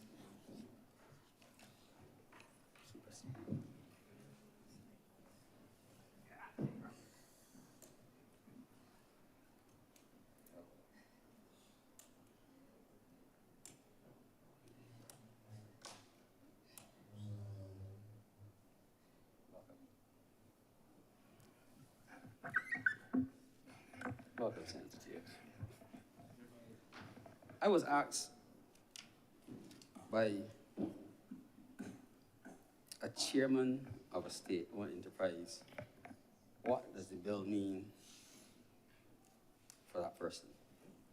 And that surprised me, because I believe that by this late time, all persons affected or potentially affected by this legislation when it passes, and I have no doubt it's going to pass today, that they would have been suitably informed, they would be aware, and they knew what they would have to do, Mr. President. But it appears not to be the case. And the notion that we can go back and now educate persons about what they have to do, I think is a bad thing. Because there are people who serve, who might want or wish their private matters to remain private. And I believe there was adequate time to really have an educational campaign at every level, within the government also, to have people be aware of what they're required to do. I don't have many comments to make on the content of the bill, Mr. President, but I note that it requires one to declare assets, both local and foreign. And I find that very interesting, particularly, Mr. President, the requirement to deliver up information about one's foreign assets. And Mr. President, when one considers that one has to declare the assets of your spouse and your dependent children, I am sure that the reason why this form takes up 30 pages of the document is because each person will file a pretty extensive document. And we will have to have tremendous manpower to properly scrutinize all of it. And I hope that some of the things that Senator Boyce pointed out could happen will not happen. Now, it is interesting, Mr. President, that the legislation provides for confidentiality, and it also, in a very interesting way, the confidentiality extends beyond the persons who have access. So if someone, for some reason, give a person not entitled information, the person who receives the information could potentially face sanction. So it is not enough to say it fell off a truck. You now have to show that you refuse to have it and it's forced upon you. And that's a very interesting position, Mr. President. It speaks to the seriousness with which the government takes the matter of confidentiality. So you just can't have it and assume because you have it, it is okay. You can be sanctioned for having it. Now, being not a lawyer, Mr. President, I know that currently all public servants can be sanctioned under the Public Service Act for breaches of various types. And I wondered, I had hoped that before I got to speak, someone would have explained how or whether this will supersede the Public Service Act in some way, and whether, if there's a breach, under which act will public servants be sanctioned. But Mr. President, my colleagues, the government senators who spoke, and I'm sure there'll be more speaking, and all the independents so far have, I think, widely debated the contents, and I think I would like to certainly congratulate the Integrity Commission and its members for staying firm and not, the group, sorry, staying firm and not letting things die. It is easy, sir, when you fought a long battle and you appear to have lost the battle, to stop. And it takes tremendous reserve. It takes a toll on you. By the end of the day, you have to fight on, and I hope when this day ends, sir, that this bill will pass and that this country, sir, will be able to show its face in all the right places, sir, and be proud that we're doing the right thing. I thank you, sir. Maynard.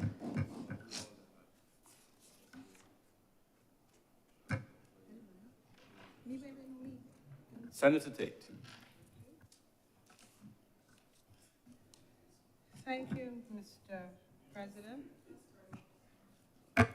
Thank you, Mr. President. And I assume...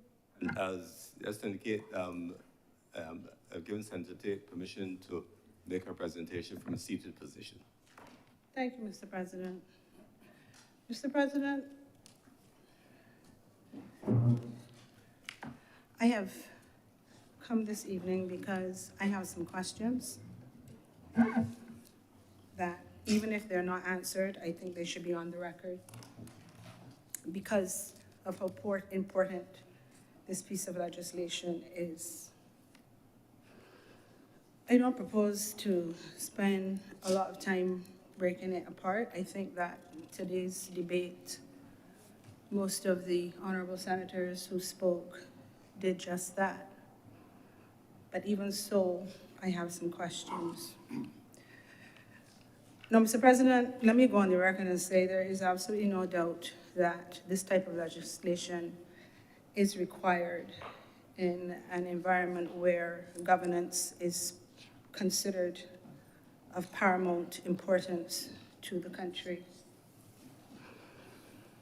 So that's not my issue with the legislation. There is also need for certain persons to be accountable to the people of Barbados. That's not my issue. What I am concerned about is that there are a large number of persons who will be directly impacted by this legislation, who I am satisfied by my own personal queries are totally unaware that the legislation applies to them and by extension will affect them. I am sure that a number of senators would have made reference to the second schedule to the bill, particularly at part 1. We haven't spent a lot of time on part 3 of the second schedule, nor have we spent a lot of time in heads of department as described in the public service legislation. But my concern is that with a legislation that has the type of penalties outlined therein, if the government is going to follow on from Dr. Brathwaite, Senator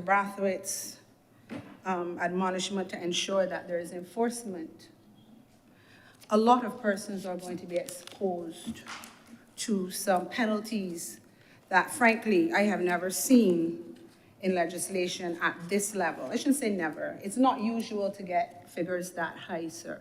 $50,000, $100,000. That's unusual. I'm not suggesting that it's not necessary, but it is unusual.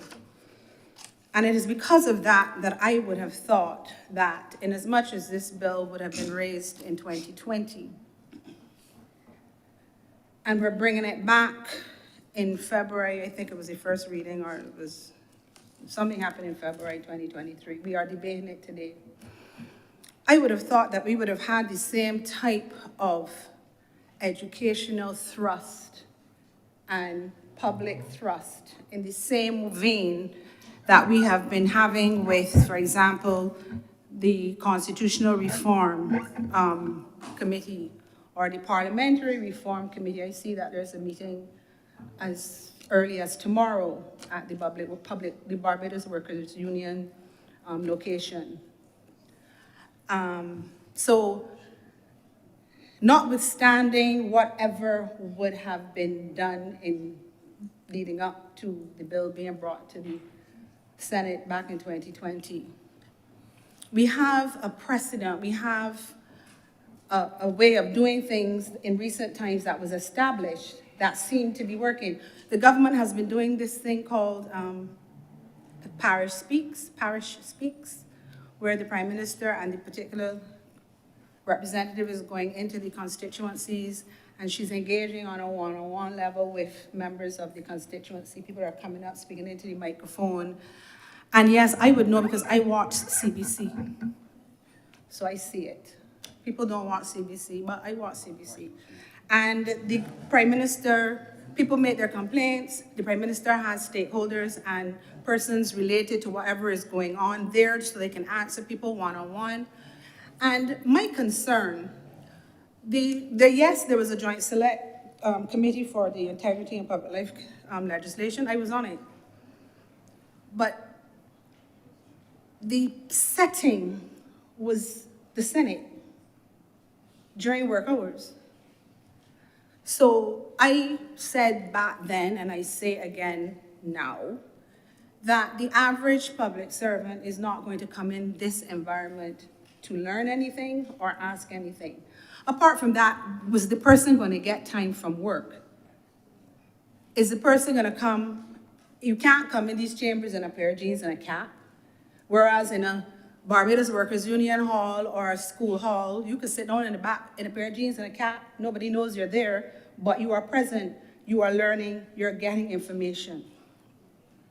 Mr. President, we have legislation that can seriously impact the lives, families, homes, because of the fact that one person is a public person, falls into the category of the schedule, and because of that is called upon to give information, declare assets, liabilities. But by virtue of your marriage to this person, you are not a public servant, but because you are married to this person, you have to declare too. Now, all is well if you are happily married.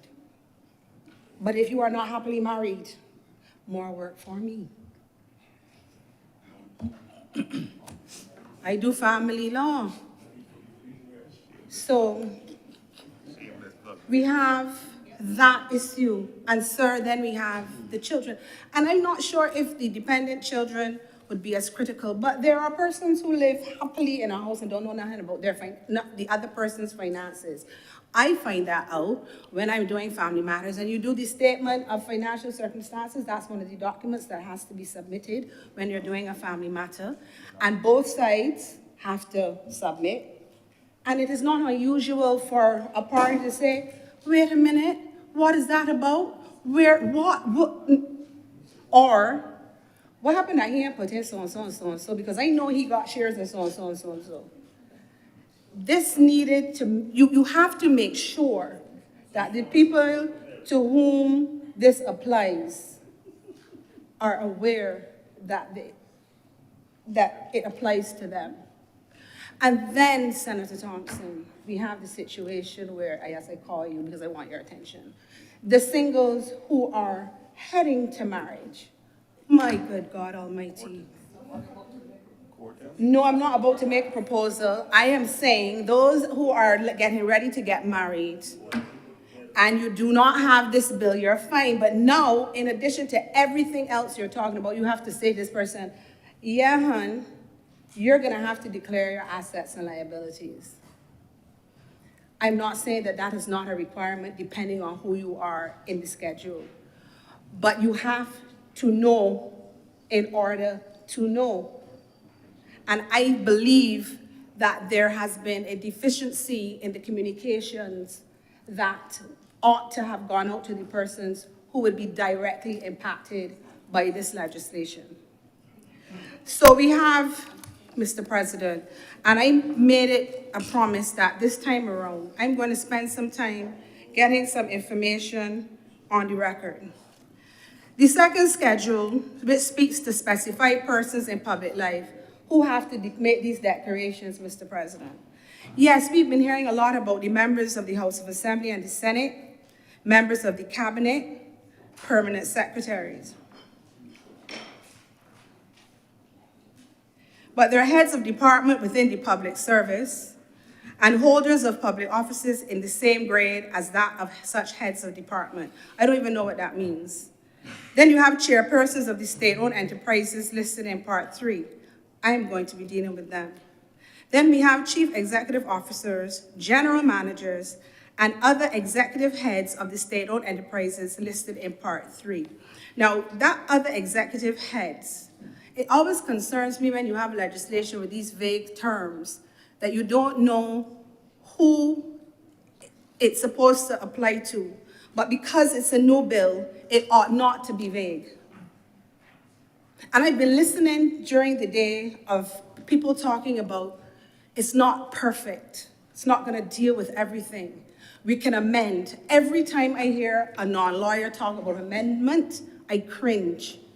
Because an amendment in our world is a big thing, especially if by the time you get it in black and white, there's a new amendment. It's one thing to talk about amendment for updating purposes. It is another thing to talk about amendment because you didn't take the time to get it right, or you did it in a hurry, or you did not consider things that were as bright as the day. I say again, you ought not to be having vagueness. It's not what we do. The other category of persons is the magistrates, and you have senior officers of the commission. Now, Mr. President, when I looked at my public service legislation, and that would be the Public Service Amendment Act 2010-1. I do not know if there has been amendments since then, I don't think so.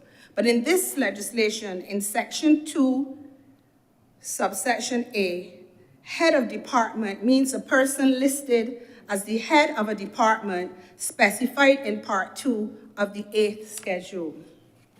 Okay, so we're going to turn to the 8th schedule, sir. Sir, there are 50 heads of department.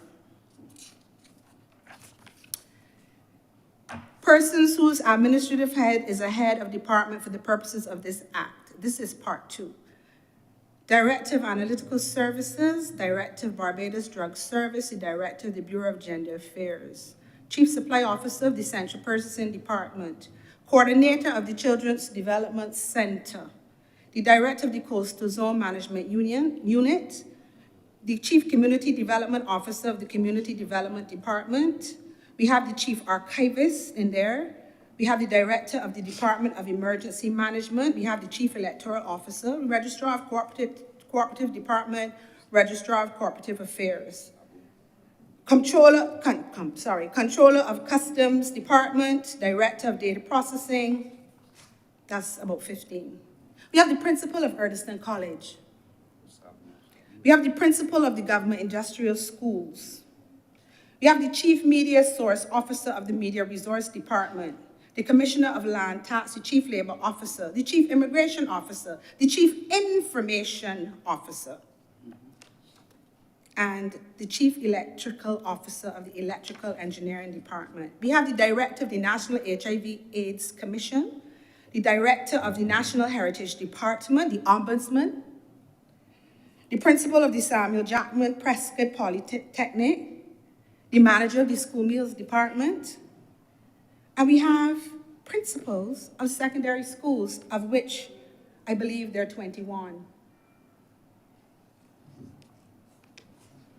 We have the Supervisor of Insurance and Pensions, which no longer exists, the Chief Telecommunications Officer, the Director of Youth Affairs, the Chief Welfare Officer. Now, to this, you have to add a spouse. And then if you have dependent children, you have to add that. So on a count, without putting in the 21 principals, this is 55. If you add the 21 principals, that's 76, multiplied by 3. You are at some figure that is over 200. Y'all want me to calculate that too? No, Mr. President, this is not a joke, because you realize I am calling this category of persons, and I have not called I haven't called members of Parliament, Senate, Cabinet, or any of those persons that were listed before the heads of department. I do not see anything about primary school teachers. I'm not sure how come the principals of secondary schools have to account, but not them. But I don't understand how the public service works generally.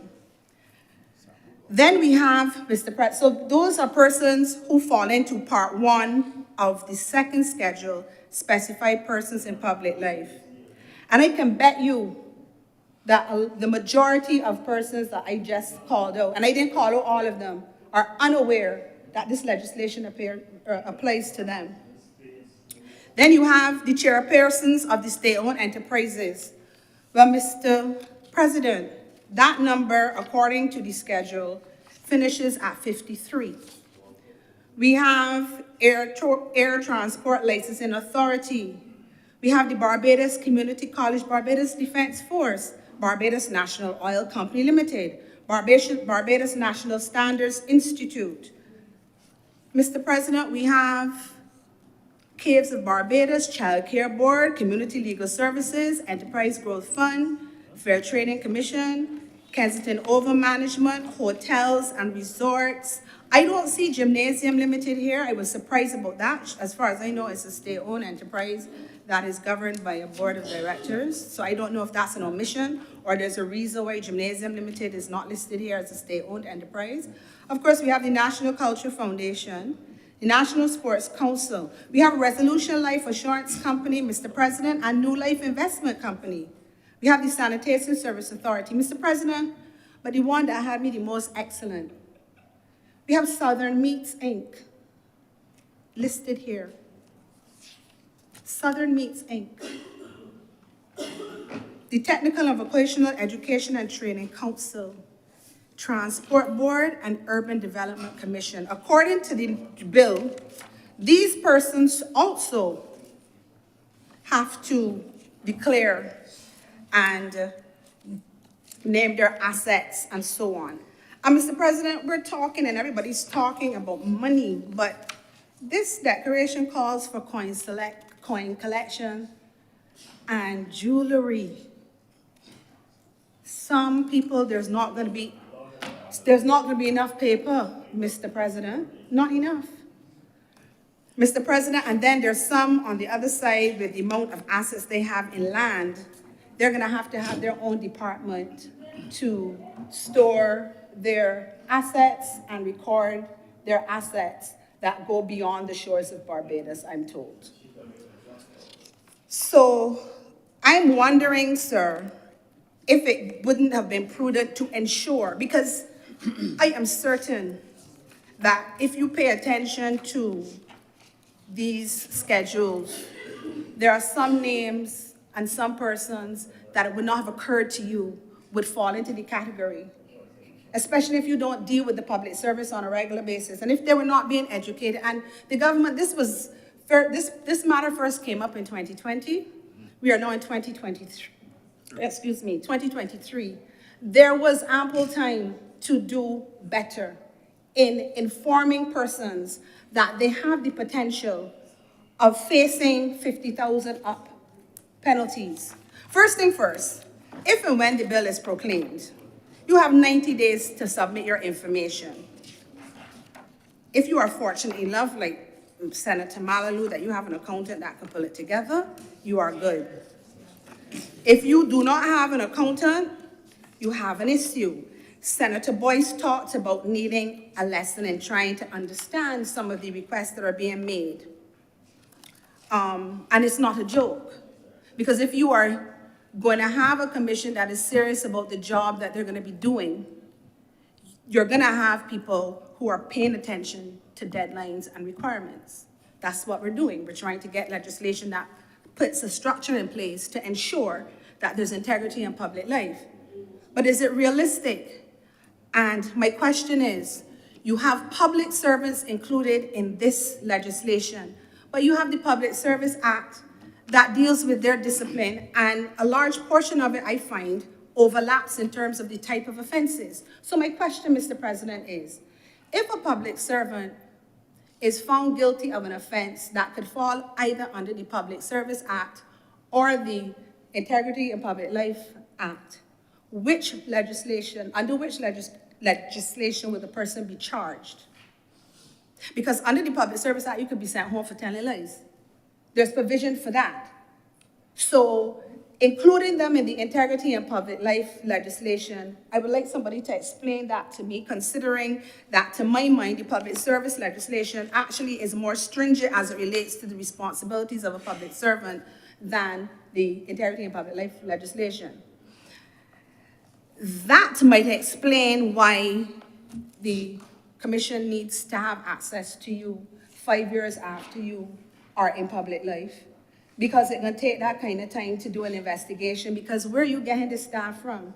Even if we do what Senator Nichols, suggested, and have dedicated staff, monies, all of that, how are you managing this? I just referred to 70-something heads of department and 50-something state-owned enterprises. We have not dealt with the 21 senators. We have not dealt with the 30 MPs. Multiply everybody by 3 except me and Dr. Driggs. And where are we?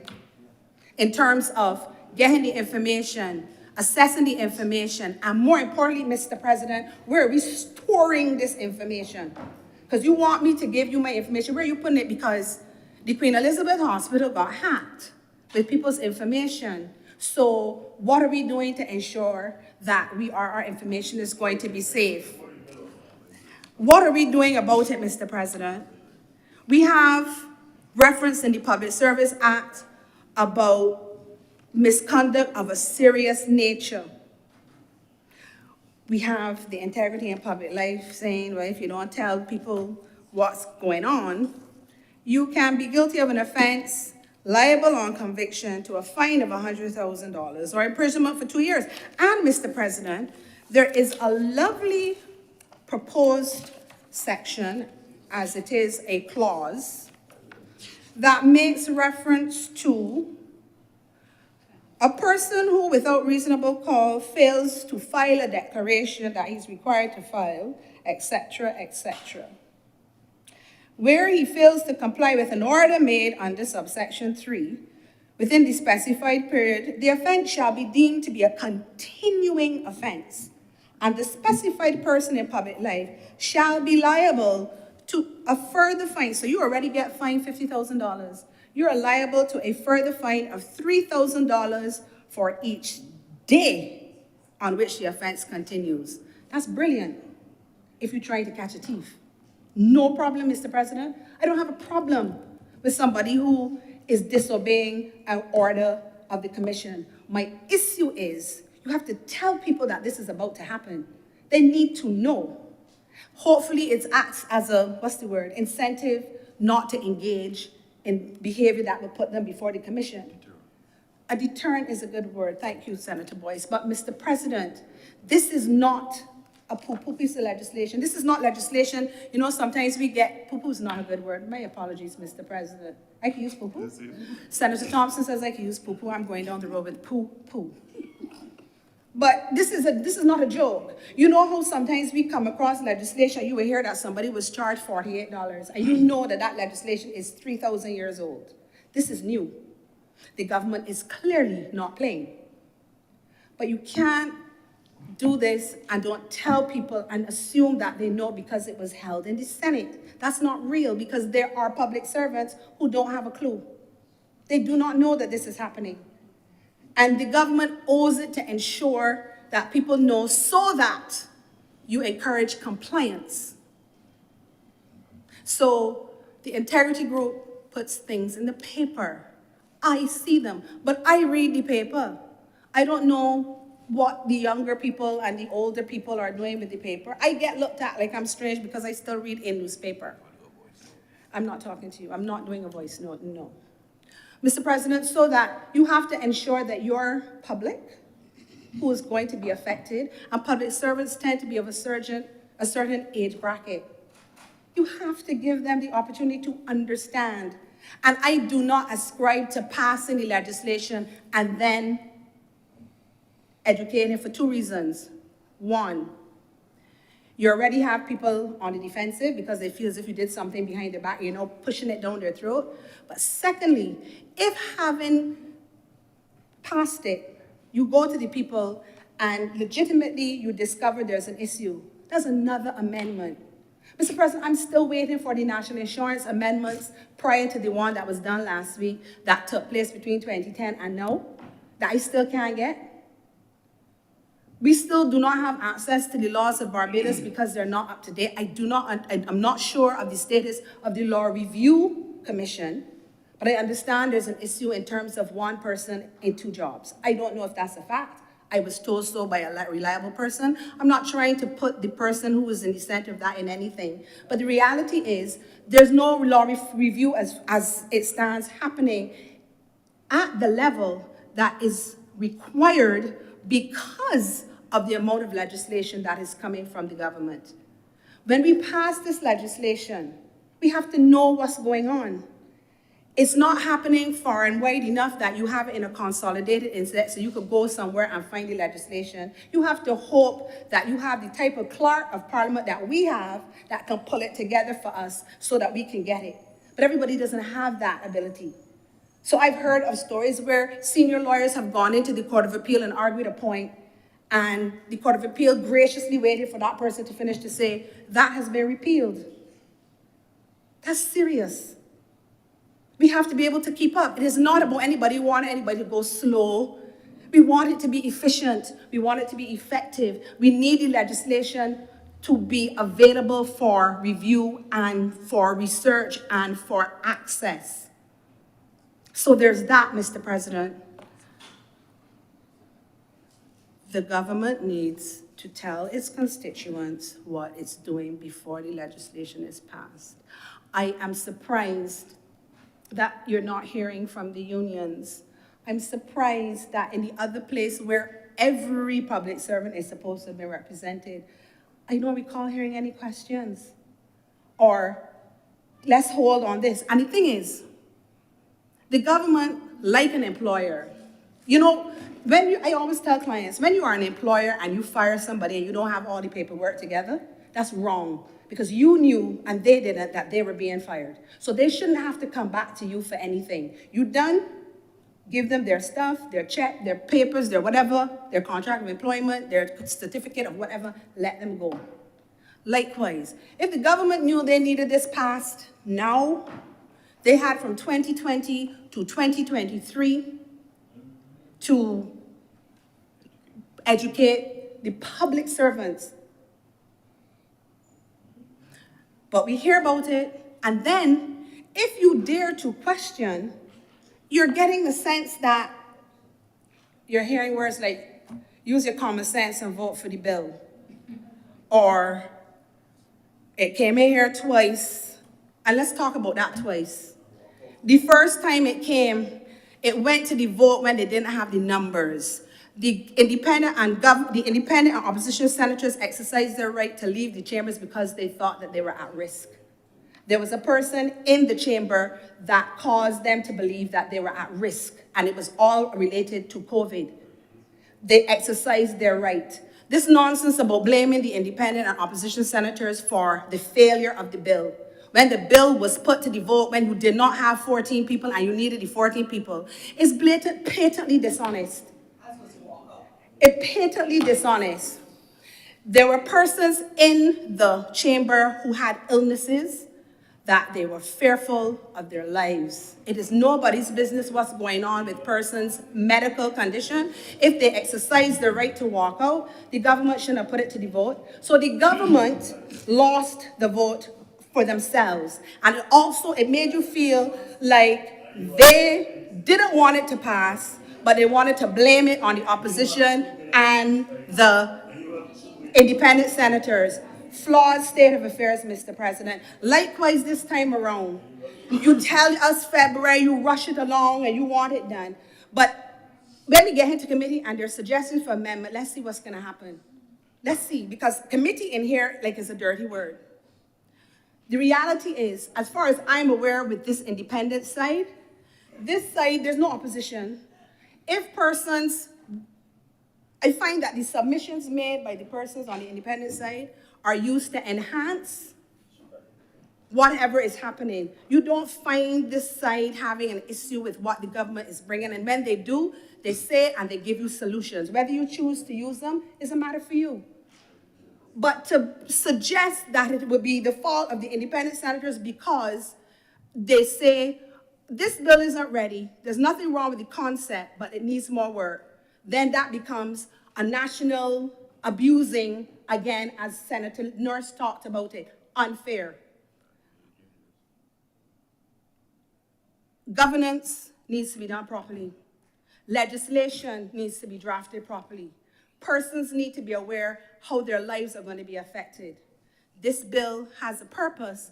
I don't know, and I don't feel that it is ready simply because those who need to know don't. I am forever obliged to you, Mr. President. Thank you very much, Senator Tate. Thank you. Senator Cummins. Thank you, Mr. President. I thought we'd already passed whistle-type legislation a while ago, but let me get directly into the actual bill itself. Mr. President, we've had a lot of conversation during the course of the day. We've said a lot, and I'm going to exercise a significant amount of restraint in what I will say. So, Mr. President, let me get into why we are here. We are here to make a determination on whether or not the government of Barbados will be in a position with the support of the independent senators to pass legislation that the country has called for on integrity. That is the only reason we're here today. I think all of us have jobs to do, offices to run, families to support, things that we could be doing other than having this particular conversation. But we are here today, Mr. President, for one reason and one reason only. Now, let me start to deal with some of these substantive things aside from the dog whistles that have gone out.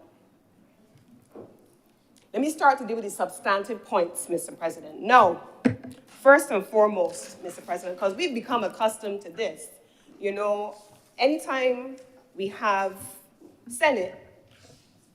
I want you to raise Senator Maynard. Mr. President, raising a point of order. Mr. President, the only animal that I know that is signaled by a dog whistle is a dog. And I find the language, sir, rather unparliamentary, sir. Thank you, Mr. President. It may be colloquial, but it's not unparliamentary. Dog whistle in modern parlance is used not related to animals at all, but in relation to general signals that are saying. So it is colloquial, but not unparliamentary. It would be up to Senator Cummins if she wanted to structure it in a more formal way, but it is not unparliamentary in modern context. Continue, Senator Cummins. Absolutely. So, Mr. President, let's go. We have a number of things that were raised over the course of today, and on behalf of the government of Barbados, I would wish to be able to respond to them. Senator Malalou, you spoke earlier, and he spoke about the importance of the Code of Conduct as part of the schedule, Mr. President, and we are supportive of that. We then went on to the need to capture the private sector paying the bribe. We have established that there's an entire section within the prevention of corruption legislation that we spoke about earlier, and I want to take a moment to deal with that, Mr. President. While in 2003 we signed the prevention of corruption legislation for the United Nations, we in this honorable chamber, Mr. President, and in the other place, debated and passed the legislation against corruption. We've also ratified that legislation, Mr. President, and it was proclaimed in 2021 and effected into law. I want to make that a matter of record. Mr. President, I also want to go into a couple of things I can share if you wish. I believe that the clerks will be in possession of the signature at the time of the only person in this country who can sign a proclamation entering a law into effect. I'm sure that the clerks have access to that as well. Now, Mr. President, I want to go into the points raised by Senator Hines. Fair points, but I want to share a couple of things. I'm not sure if I have the right computer. Mr. President, there was a select committee. I sat on that select committee. Many of the persons, or including some of the persons of whom Senator Hines spoke, they sat on the Integrity Group of Barbados and other groups that submitted submissions to the Select Committee. And so we drew not on their publications or their writing, but on their submissions to the groups that presented to the Select Committee.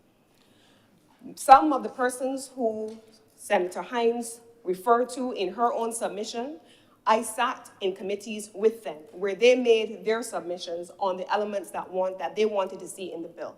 But Mr. President, I am not going to say that this is perfect legislation or imperfect legislation. I'm not going to. What I am going to say is that there are multiple views. The report of the various submissions from the members of the committee who submitted and made presentations, both oral and written, is over 568 pages long. It is not one person's submission. 568 pages of written submissions, clause by clause, section by section, for the entire draft of the document. And if we want to talk about participatory democracy, I would wish to make it clear, Mr. President, that a government that convened a select committee, entertained written and oral submissions, then drew in the custodians of law and legislative reform in the persons of the Chief Parliamentary Counsel, and then in the person of the Attorney General who chaired the Joint Select Committee, would not therefore now be acting democratically to have a single individual make a series of amendments to a draft that has been extensively consulted on, Mr. President. The report is there on the parliamentary website. It is free for all to see. You are welcome to see. And in the minutes of that report, Mr. President, you will see the submissions that were made. In my opening, Mr. President, I spoke about the excellent presentations made by a number of persons, and I wanted to commend Sir David Simmons as a retired Chief Justice. But I want to pause for a moment to recognize someone who is no longer with us, who also paid stellar service to this process. Lady Beverly Waldron. She also was one of the persons, as an attorney and as a member of one of the groups making submissions, spent a lot of time on this legislation. And I want to take just that moment to honor her and to honor her contribution to this legislation. Mr. President, I want, since we are reading from the script that we all have, I want to take a minute to read some of the persons who submitted their commentary. Mr. President, we had presentations made from persons including, but not limited to, Solutions Barbados, headed by Granville Phillips III, I believe, Mr. Philip Osborne, Integrity Group of Barbados, that is still here with us today, ICAB, the Institute of Chartered Accountants of Barbados, the Institute, the UN Office on Drugs and Crime, and this is UNODC, and if you are familiar with their work, they have done extensive work on the Corruption Convention as well, and they gave clause-by-clause submissions. MESA, Men's Educational Support Association, and Mr. Sam Lewis, the Office of the Ombudsman, the Democratic Labour Party, the New Kingdom, Barbados New Kingdom Alliance, United Progressive Party, Mr. Neville Graves, the Financial Intelligence Unit, all experts in their own right. And I want to pause for a moment on the Financial Intelligence Unit, Mr. President. When we talk about the role of the DPP, the role of the police, the role of all of those persons, this is critical, Mr. President, because when you're dealing with financial crimes and the proceeds of crime, those are not matters that go just to any regular officer. It has a specified skill set that is required. And I'm sure we've heard the Honorable Attorney General speak about the fact that in a small society, everybody wants to be comfortable and talk about wizzying on a rum shop. I believe Senator Roberts Odo spoke about her being a child in a rum shop and a church. And if you're talking on a rum shop steps, half of the time everybody wizzying or who take what, who did what, who went where with whom, who got what from whom. But let a financial intelligence unit or any of the entities with responsibility for investigations ask any of those persons what they know. Well, you know, I ain't so sure. I hear so, but I ain't know. The police can only prosecute what we share with them in writing. You ask them to make a written submission attesting to what you saw. And it's not the police all the time, either, in any event, Mr. President. And it is the reason why we had to bring in a specialized group of people from outside of the country, from the UK, under the Office of the Attorney General, to begin the process of investigations. So when we talk about culture, when we talk about wanting to have a culture that is anti-corruption, let that begin with me. Let that begin with my willingness not only to not participate in corruption, but also to share what I know. And when asked as part of an investigation to share what I have seen and what I know, the wizzying on a rum shop isn't going to be a part of the investigation. It cannot suffice. So let us talk about some of the real issues that actually present themselves when in a Barbadian context, people do not want to be associated with an investigation because I still got to live here. I still got to have my children going to school here. Let us start with some of those culture changes, Mr. President, but this government isn't concerned about those things to the extent that we are confident that we can make changes over time. We can train people, we can build capacity, and that work, I am certain, under the Office of the Attorney General and all of the associated entities under the Prime Minister's office has already begun. Now, Mr. President, the submission by Dr. Chelson Bradford was a thoughtful one, and I really did appreciate, as I always do, his commentaries. He raised a number of issues, including the importance of freedom of information, and I want to attribute things that are said to those who said them, and so Senator Kevin Boyce, he spoke, Mr. President, about the Fourth Estate, even though he attempted to attribute it to a third party, but he spoke about the importance of the Fourth Estate. I think it was Senator John Rogers. I am sorry. You see, this is why we're talking about third parties. Senator Rogers attributed it to Senator Nichols, but in actual fact, Senator Rogers spoke about the Fourth Estate. Freedom of information. This is a government that has given the commitment to working towards having freedom of information legislation. That still remains the case. But the caution of Senator Rogers was important. Mr. President, we were in here last week, and I had in my opening statement on the NIS reform to speak about why we were here the week before and to respond to a news story. But that news story didn't start on TikTok. That news story didn't start on social media. That news story started on a radio program with a moderator who attempted to treat the radio like his personal social media account. Dr. Hines was present, so don't look in her direction. She was here on that occasion.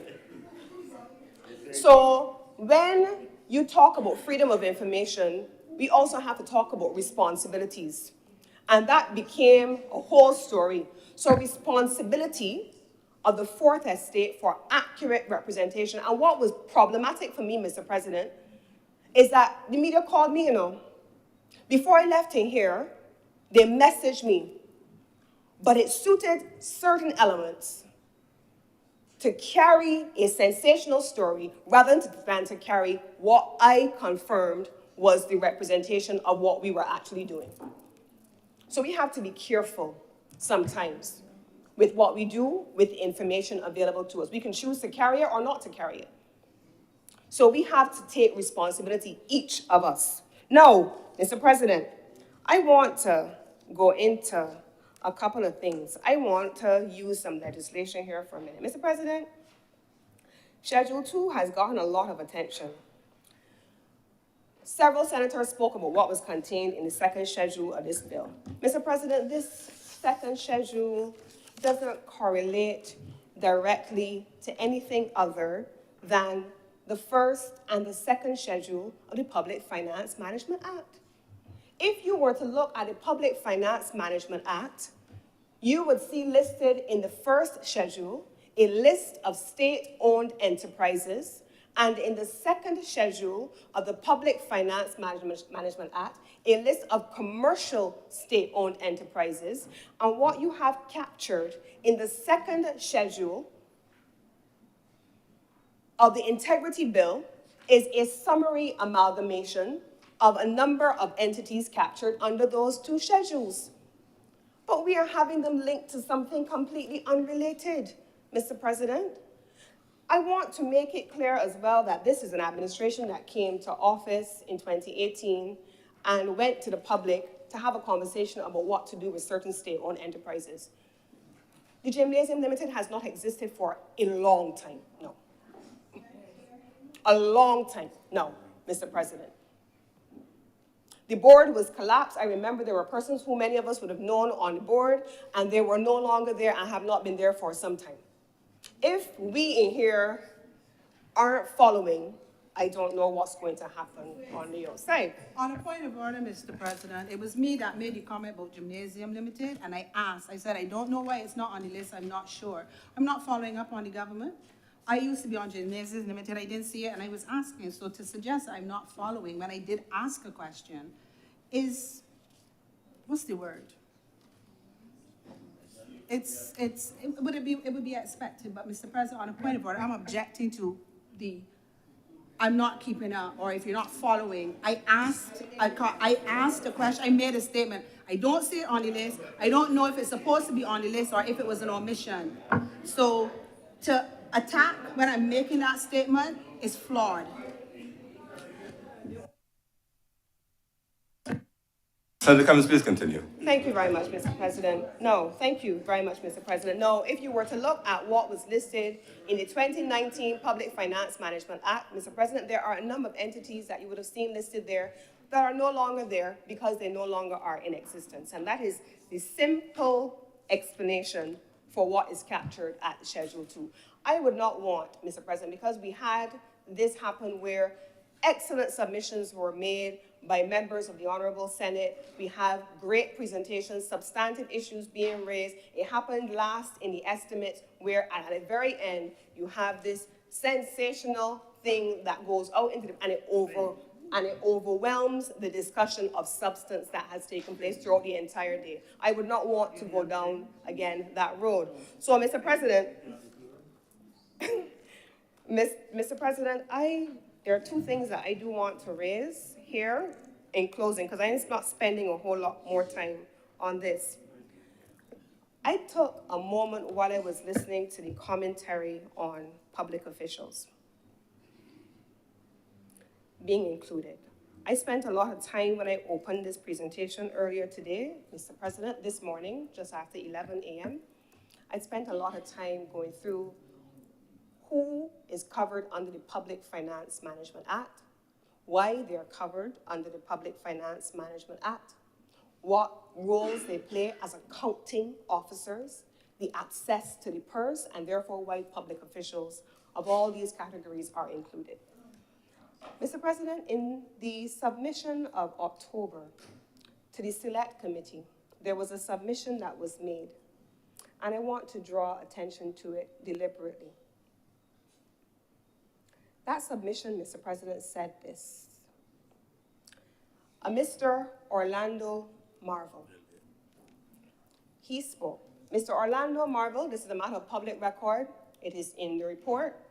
He said, former teacher, diplomat, and lecturer at the University of the West Indies introduced himself.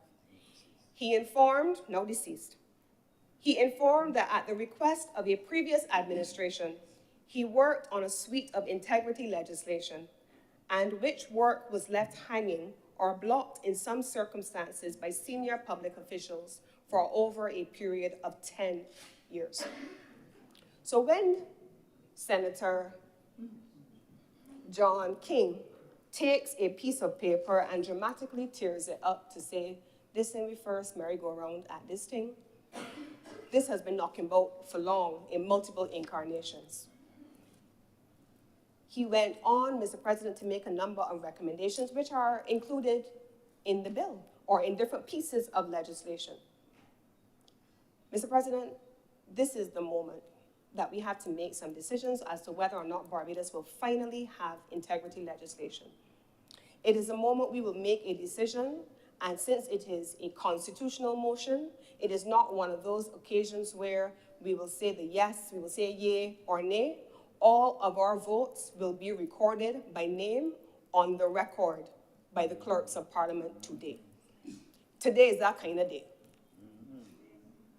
So we will show ourselves approved as to what we agree to or not agree to in the record. And in the same way that I am able, and we are all able, to go back into the records of Parliament and to go back into Hansard and into various reports to see what happened in this place and in the other place on historic days, today will be no different.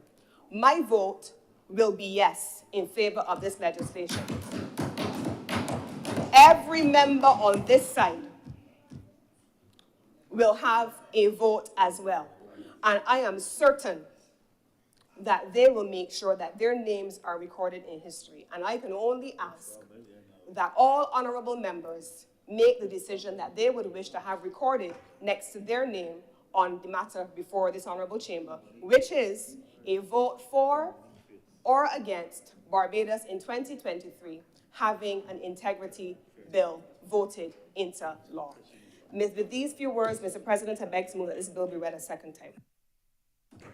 The question is that this bill be read a second time.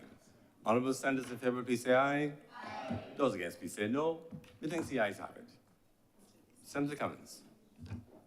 Mr. President, I beg to move that Your Honor do now leave the chair and the Senate dissolves itself into committee for further consideration of this bill.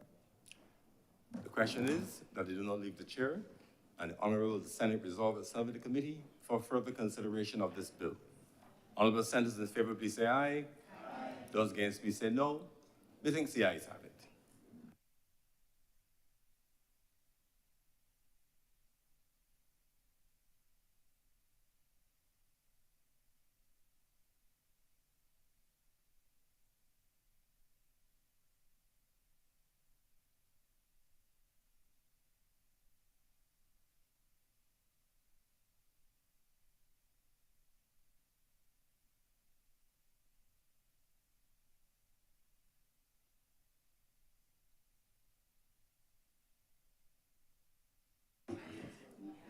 The Senate is now in committee.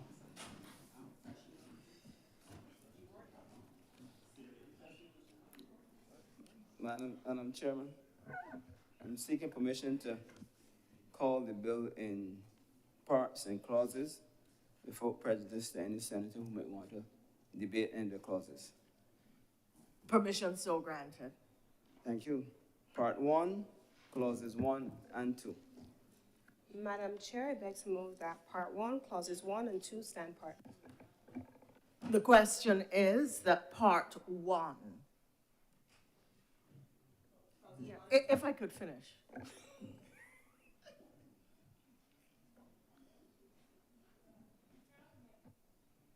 Part 1, Clauses 1 and 2 do now stand part.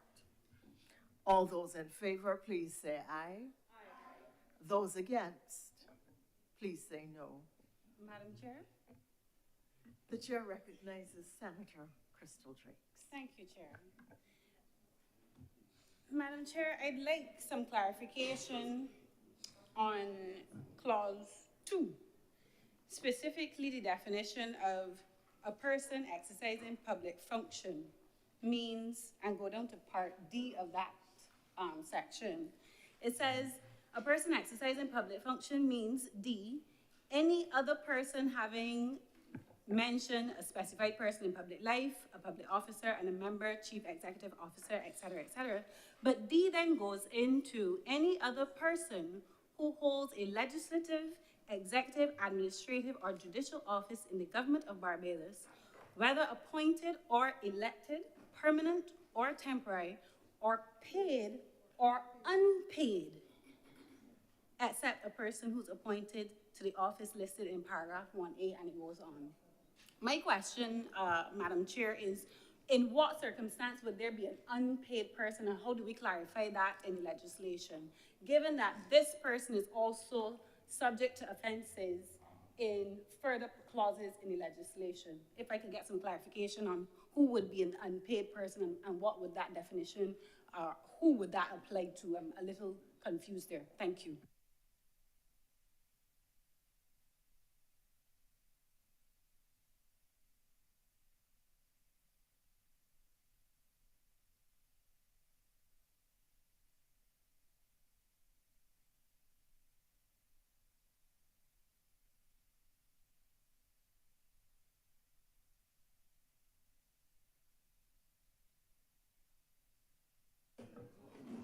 Madam Chair. Chair recognizes Senator Nichols. There are people who serve public office that take no remuneration at all. People who, I know, persons who serve as chairman of government school boards for many years, not taking a cent in remuneration. And therefore, it will refer to that. This is a broad provision, yes, but it must be able to cover persons who take the responsibility but volunteer not to accept any payment. It is nothing, there's no magic about it.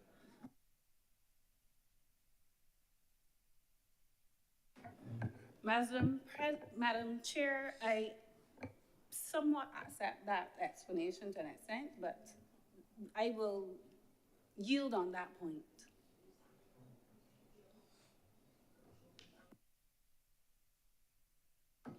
The question is that Part 1, clauses 1 and 2 do now stand part. Will all honorable senators in favor please say aye? Those against, please say no. The ayes have it. Part 2, clauses 3 to 10. Madam Chair, I beg to move that part 2, clauses 3 through 10 stand part. The question is that Part 2, clauses 3 through 10 do now stand part. Will all honorable senators in favor please say aye? Aye. Those against, please say no. The chair recognizes Senator Dr. Christina Hines. Thank you, Madam Chair. I would like to return to clause 8 relating to annual reports. We did have some discussion about where the reports go, whether they should indeed go to the Prime Minister. 8, annual reports. 8.1. And there was even a suggestion from the government side that perhaps reports should go elsewhere, to the President, if I recall correctly. I'm seeking clarity and perhaps suggesting that we may want to reconsider having these reports go to the Prime Minister. Thank you.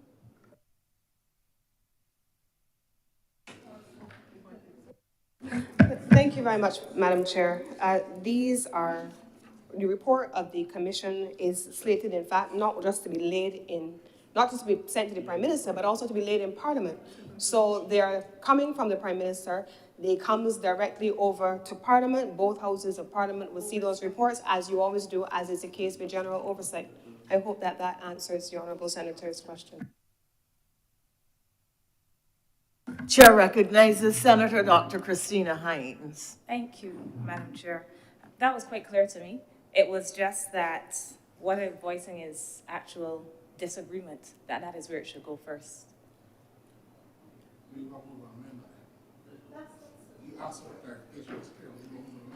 All right. Thank you for that further clarification from somewhere. I would therefore like to move an amendment. Can I?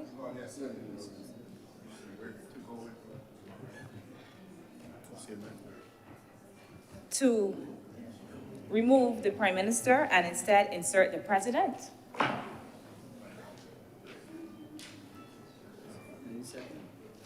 Senator Dr. Hines is proposing that the clause before the chamber should be amended to remove being sent to the Prime Minister. That's correct.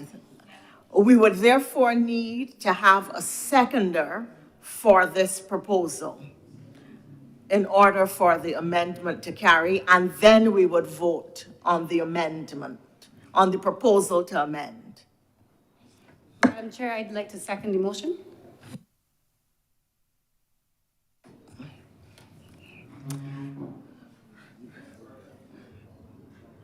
The clerks will finesse the language, and then we will vote on the matter of the amendment.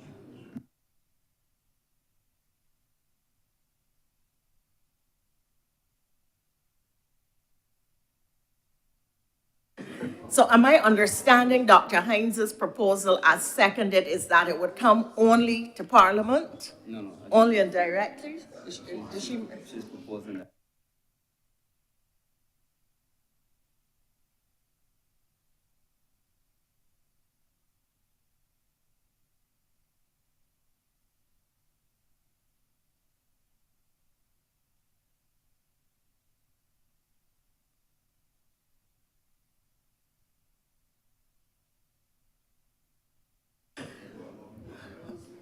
So the chamber will now vote first on the amendment that is before us. The amendment as proposed is that the language which in the draft, in the bill before the chamber, sending the report to the Prime Minister, that the words the Prime Minister would be removed and would be substituted, the words the President would be substituted. Is that correct? Yes, ma'am. So all honorable senators in favor of the amendment in favor of the proposal that the legislation should be amended to send the reports to the President and not to the Prime Minister. All those honorable senators in favor of the amendment, please say aye. Aye. All those against, please say no. The noes have it. The question, therefore, is that Part 2, clauses 3 to 10, as originally framed, do now stand part. All those in favor of the original language, please say aye. Aye. And those against, please say no. The ayes have it. Do you want to vote? Part 3, clauses. Madam Chair, can we get some? Thanks. Part 3, clauses 11 to 17. Madam Chair, I beg to move that Part 3, clauses 11 through 17 do now stand part.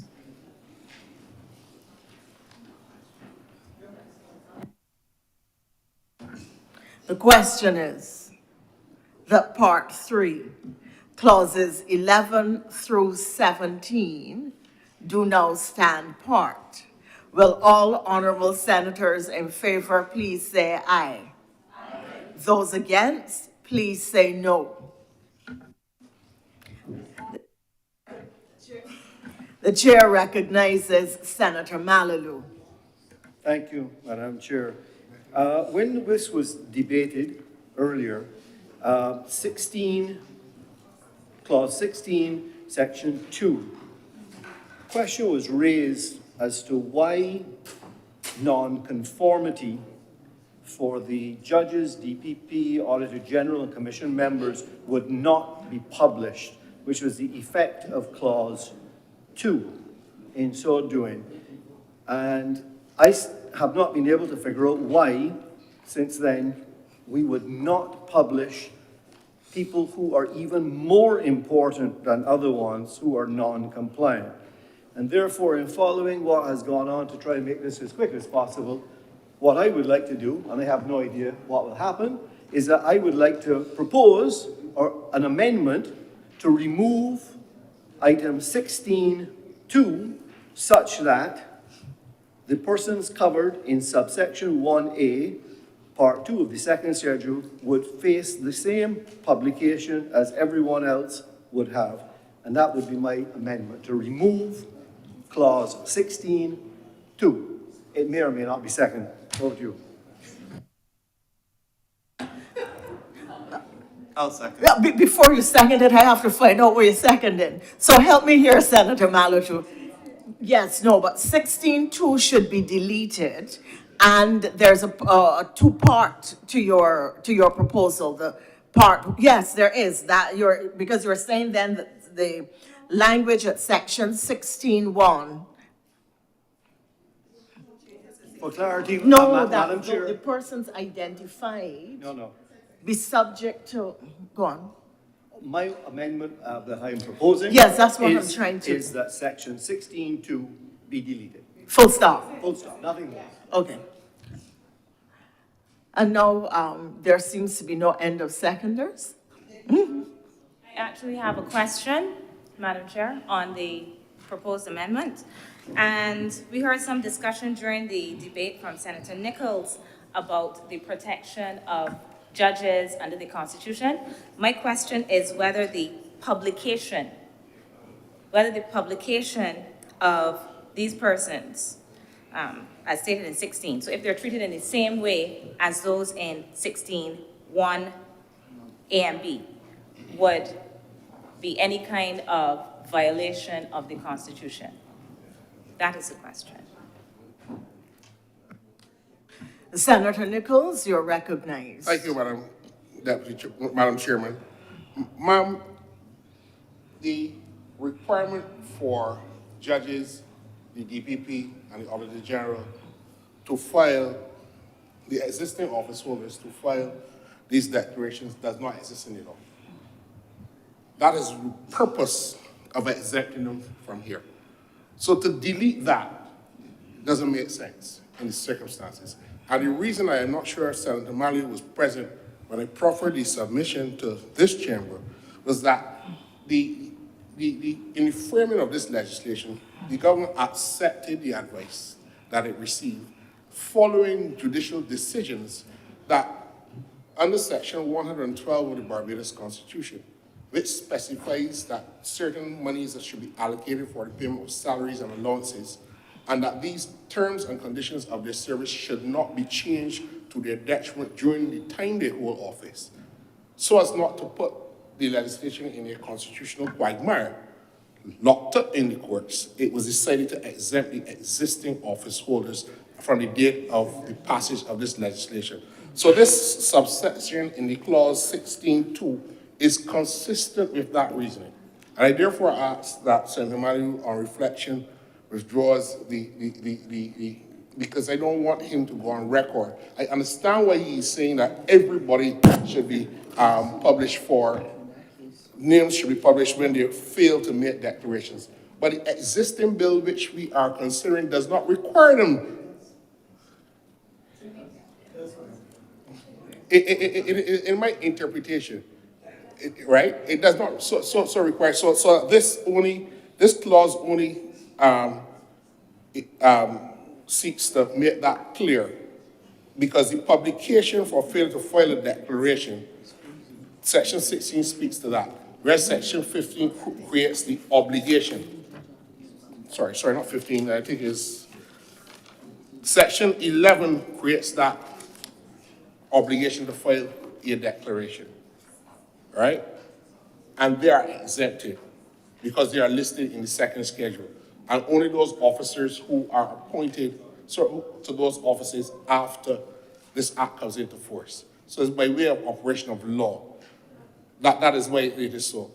But I would suggest that I would voice in my objection to the deletion of this clause because it would run foul of the legislative intent, which is to keep everything above par when Section 112 of the Constitution is taken into consideration. Because it would have the effect of altering the terms and conditions of officers specified in the Constitution, whose terms and conditions of service during their tenure should not be altered to their disadvantage. Thank you very much, Senator Nichols. It seems that there are a number of people who are very anxious to speak, and they're all leaning forward in their seats. I will recognize Senators Mallalieu, Rogers, and Hines. Yes, I did see you, Senator, in that order. Senator Andrew Mallalieu, you have the floor. Senator. I thank the Honourable Senator for his clarification. That's not my understanding of it, but I'm happy to be corrected. My understanding of this is that for those persons covered in Part 2 of the second schedule, at such time as they are covered, whenever that happens, which would be new appointees, if they are in breach of 16(1), they would not be published. If I am incorrect in my understanding of that clause, I would be happy to withdraw the amendment. If I am correct in my understanding of it, then I would wish the amendment to be proposed.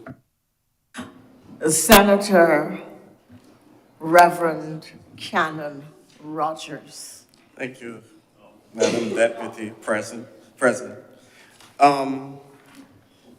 Just a correction, or in addition to something Senator Nichols would have said. Under Clause 11, subsection 3B, persons listed in Part 2 of the second schedule, which would be the judges of the court, the Auditor General, the DPP, and members of the Commission, are to file a declaration, but to the President. What is missing in the legislation currently, and what we're questioning, is Section 16 speaks directly to those under Part 1 of Schedule 2, who make their declarations to the Commission. So naturally, subsection 2 of Clause 16 is correct, because naturally people under Schedule 2 do not file to the Commission. The question is, shouldn't people who file to the President, if they do not file, if they fail to declare, shouldn't they face the same penalties as the persons who file under Part 1 of Schedule 2? I think that's where the omission in the legislation is. Thank you, Senator. Senator Christina Hines. Thank you, Madam Chair. My question also is whether the publication that persons did not file changes their terms and conditions, because they have to file. This is the judges, etc., that would be coming in new. So if it is that they have to file, how or why, if someone could explain, would failure to publish be a change in their terms and conditions? And I would further suggest then, so that what Senator Mallalieu is saying is more consistent with 16(1), is that perhaps what we're talking about in 16(1) is not just a person who is required to file a declaration with the Commission, but basically a person who is required to file a declaration.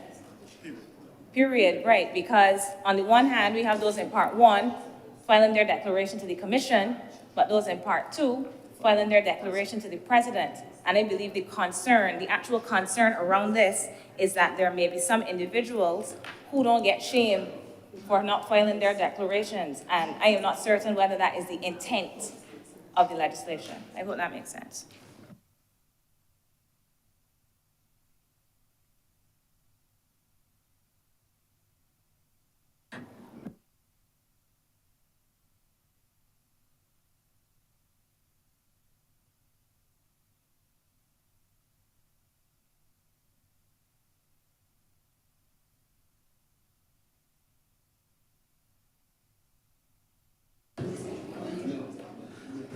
Madam Chair, having ventilated this matter, it is not my desire to hold up in any way the passing of this legislation. I would be personally satisfied if there was a commitment on the part of the Leader of Government Business to report back to the Senate within a period of 3 months as to how, after the legislation has been passed, if it is successful, as to the intent and the potential modification of this so that this legislation is not delayed. With those words, I will withdraw my proposed amendment. The chair thanks Senator Malalou for his congeniality and for his putting before the chamber a workable proposal. I hope that the Leader of Government Business is amenable to the compromise and the olive leaf being offered. Wonderful. The question is, Part 3, beg your pardon, clauses 11 through 17 do now stand part. Will all honorable senators in favor please say aye? Aye. Those against, please say no. The ayes have it. Part 4, clauses 18 through 22.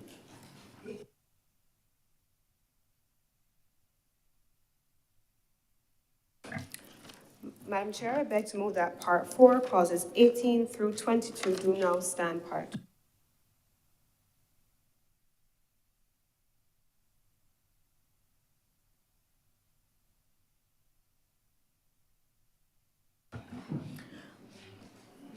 The question is that Part 4, clauses 18 through 22 do now stand part. The chair recognizes Senator Crystal Drakes. Thank you, Madam Chair. I'm doing multiple things at once. I want to draw the Chamber's attention to Clause 19, subclause 2. 19, subclause 2. Where is it? I'm just looking for it, Madam Chair. My apologies. It speaks to the record of statements of registrable interests, etc. And Part 2 says, every member of the House of Assembly and of the Senate shall notify the Commission of any change which occurs in his interests or those of his spouse or children within 6 weeks of the change. Madam Chair, there are offenses in relation to that clause that also have some very hefty fines. And my proposal to the chamber is that the 6 weeks be changed to 90 days. Because if we're saying that the change is the individual, their spouse, which they may not become aware of at the time, or even their dependent, 90 days I think is a reasonable time for the person to make the change, or to let the commission know that there's a change in their registrable interests.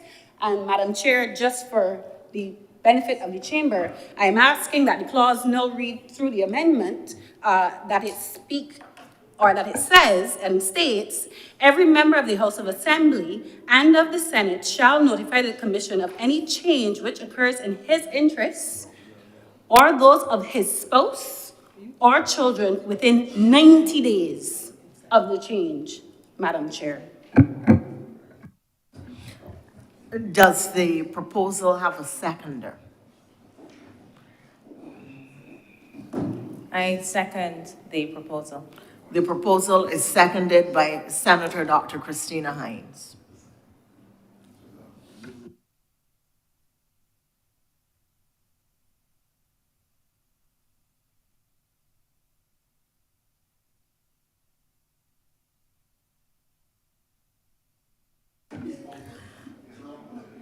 The proposal before the chamber on which honorable senators are now being invited to vote, can we have some order, please? Are now being invited to vote, relate to clause 19(2). It currently reads, every member of the House of Assembly and of the Senate shall notify the commission of any change which occurs in his interests or those of his spouse or children within 6 weeks of the change. It is being proposed, and it has been seconded, that the clause 19(2) should be amended to read as follows. Every member of the House of Assembly and of the Senate shall notify the commission of any change which occurs in his interests or those of his spouse or children within 90 days of the change. All those in favor of the amendment to 19(2), changing the period from 6 weeks to 90 days, please say aye. Those against, please say no.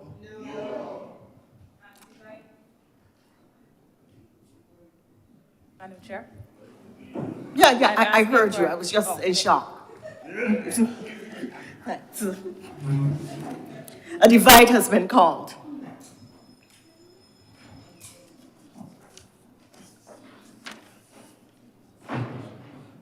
Senator Cummings. No. Senator the Most Honorable No. Walcott. Senator Dr. Chantal Maronite. No. Senator Crystal Haynes. Doctor? No. Dr. Haynes, sorry. Senator John King. No. Senator Paris. No. Senator No. Senator Haywood. Senator Shanika Roberts Odom. No. Senator Andrele Boyce. No. Senator Gregory Nichols. No. Senator Lyndall Nurse. Use the mic, please. Yes. Senator Christopher Maynard. Yes. Senator Monique Tick. Yes. Senator Kevin Boyce. Aye. Yes. Senator Reverend Canon Dr. Rogers. Yes. Senator Andrew Malalo. Abstain. Senator Dr. Christina Hines. Yes. Senator Dr. the Honorable Charleston Braffett. Yes. Mike. Yes.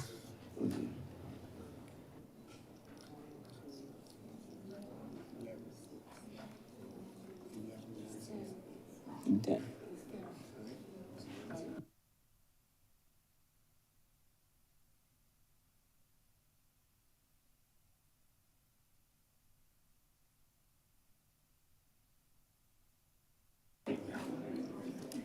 Madam Chair, the results of the division, 10 honorable senators voted against the amendment.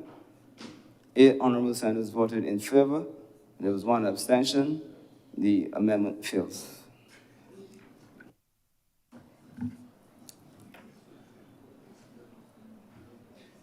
The question is, the amendment has failed. The question therefore is that Part 4, clauses 18 through 22 do now stand part. Will all honorable senators in favor please say aye? Aye. Those against, please say no. The ayes have it. Part 5, clauses 23 to 24. Madam Chair, I beg to move that Part 5, clauses 23 to 24 do now stand part. The question is that Clause 5, Part 5, clauses 23 to 24 do now stand part. Will all honorable senators in favor please say aye?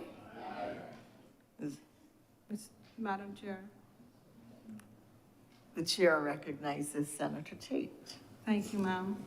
Ma'am, I was wondering, this section makes reference to gifts. In particular, there's a reference to an official gift and a personal gift.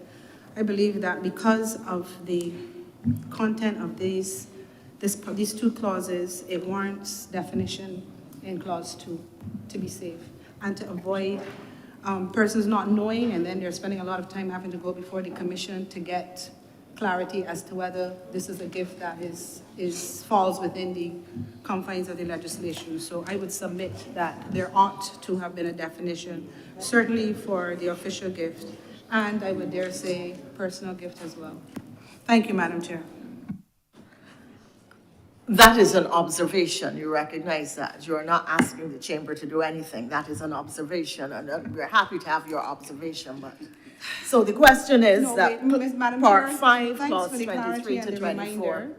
Ma'am, I would like to add, I am suggesting that it be done. I am not going to offer the definition, but I would like an undertaking that that would be addressed at some point because, say again, the similar undertaking that was given to Senator Malalu, it would make the legislation make more sense. It would make it more concise. It would make it more efficient.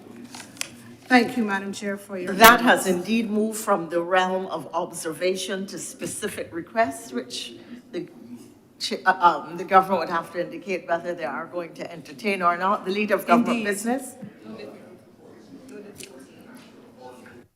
We have no difficulty.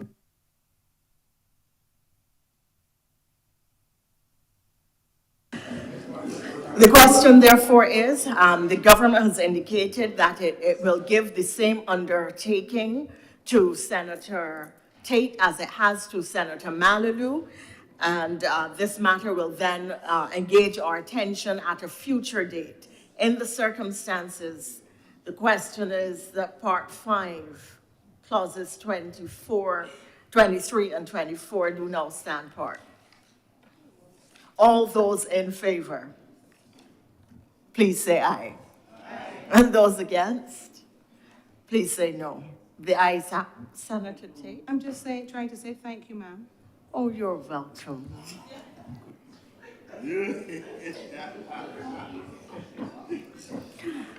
Oh, we acknowledge your capacity to be disarmingly charming on occasion.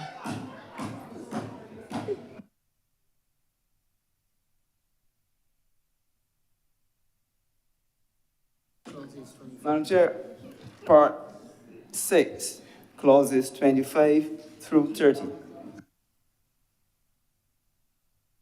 Madam Chair, I beg to move that Part 6, clauses 25 through 30 do now stand part. The question is that Part 6, clauses 25 through 30 do now stand part, but the chair recognizes Senator Dr. Christina Hines. Thank you, Madam Chair. On clause 26, I would just like clarification as to whether 26 in general, whether in terms of this duty to report for contravention of the act, these, I don't even know if this is making sense now. Anyway, I'll go ahead. These disclosures will be monitored by the Disclosure Monitoring Authority and are also governed by the Whistleblowers Protection Act. Clarification.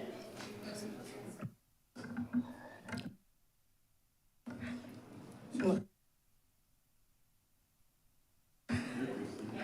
chair recognizes Senator Crystal Drakes. Thank you, Madam Chair.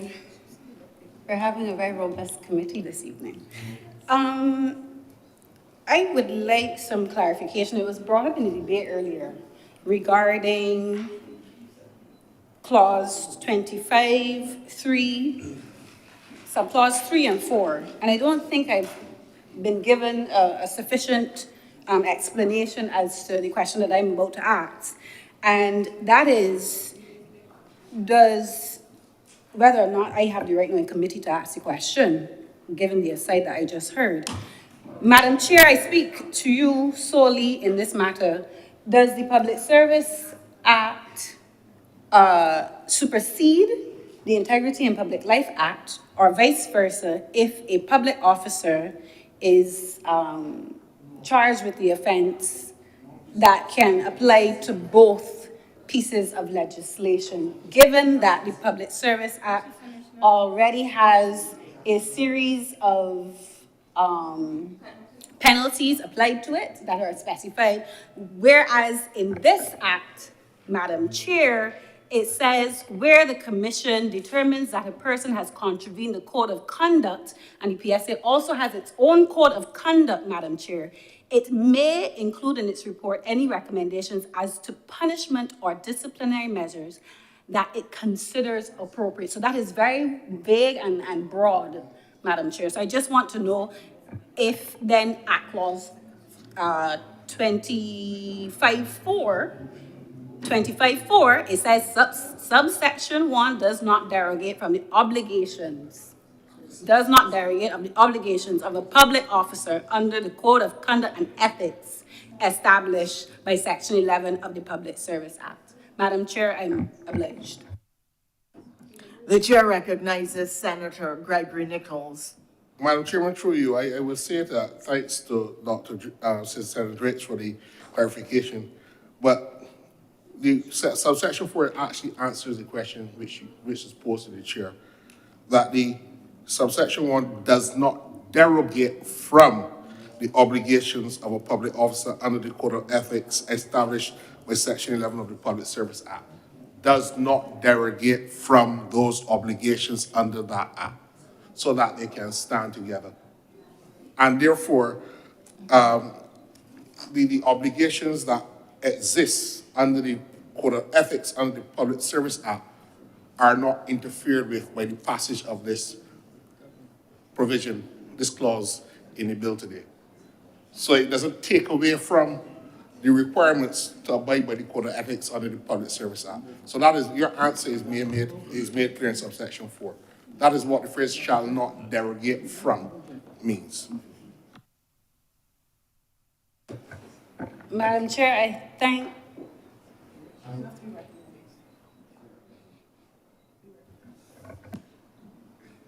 The chair recognizes Senator Drapes.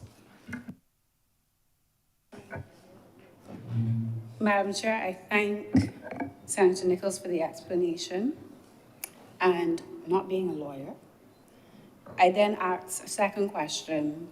Therefore, if that is the case, which I assumed, then a person in the public service can be charged twice for the same offense. Is it double jeopardy, Madam Chair? The chair recognizes Senator Nichols. Again, thank you, Madam Chair. A very good question. The code under the Public Service Act is a code of ethics which sets a standard by which public officers are to behave. It is not the code of discipline, which is a separate code under the Public Service Act which prescribes punishment for infringement of provisions of the Code of Ethics. So it's not a case of double jeopardy in this particular sense. The code under this bill, as prescribed, the Code of Conduct, has penalties attached to it, but the Code of Ethics does not prescribe a disciplinary procedure. There's a separate code of discipline in the Public Service Act which sets out the regime for disciplinary actions for serious and minor misconduct. So it is just a code of ethics which prescribes the standards of behavior by which public officers are to aspire to. So there's no double jeopardy.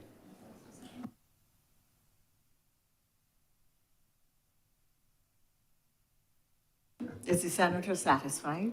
Madam Chair, I am, and I'm sure a lot of other public servants who would have had that question are now satisfied given the explanation by Senator Nichols. I thank you, Chair. Well, with that satisfaction and relief, we hear from Senator Higgs. Thank you, Madam Chair. I'm glad that Senator Drake is satisfied, however, I am not. So I am still awaiting the response as to whether these persons who are required to report that they know or suspect that another person has engaged in these acts, if these persons are protected by the whistleblower legislation. The Whistleblowers Protection Act, Protection of Whistleblowers Act, something so? Thank you, Madam Chairman. Just to say that legislation is always read as a collective, and so all of the relevant pieces of legislation will be taken together, and in this instance, the whistleblower protection will be applicable if so suited in the instance that you are referring to, where you have a specific question of a person reporting an instance of integrity or breach or corruption.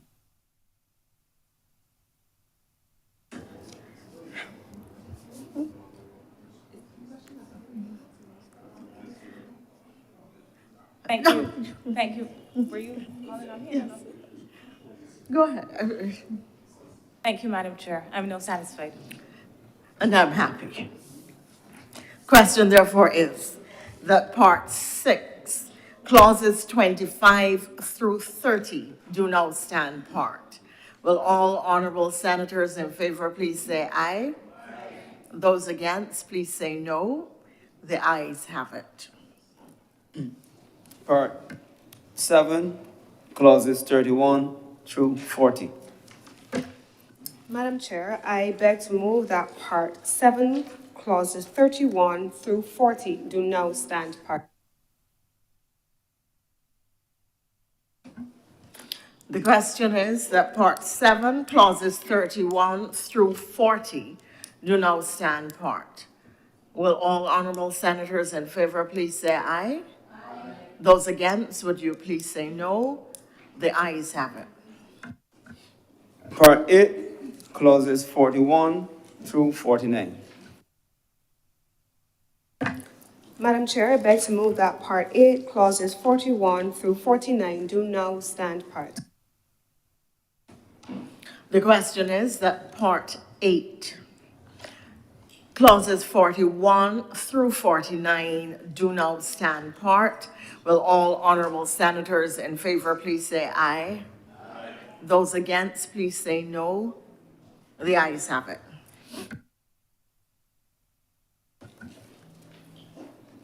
Part 9, clauses 50 through 58. Madam Chair, I beg to move that Clause 9, clauses 50, Part 9, clauses 50 through 58 do now stand part. The question is that Part 9, clauses 50 through 58 do now stand part. Will all honorable senators in favor please say aye? Aye. Those against, please say no. The ayes have it.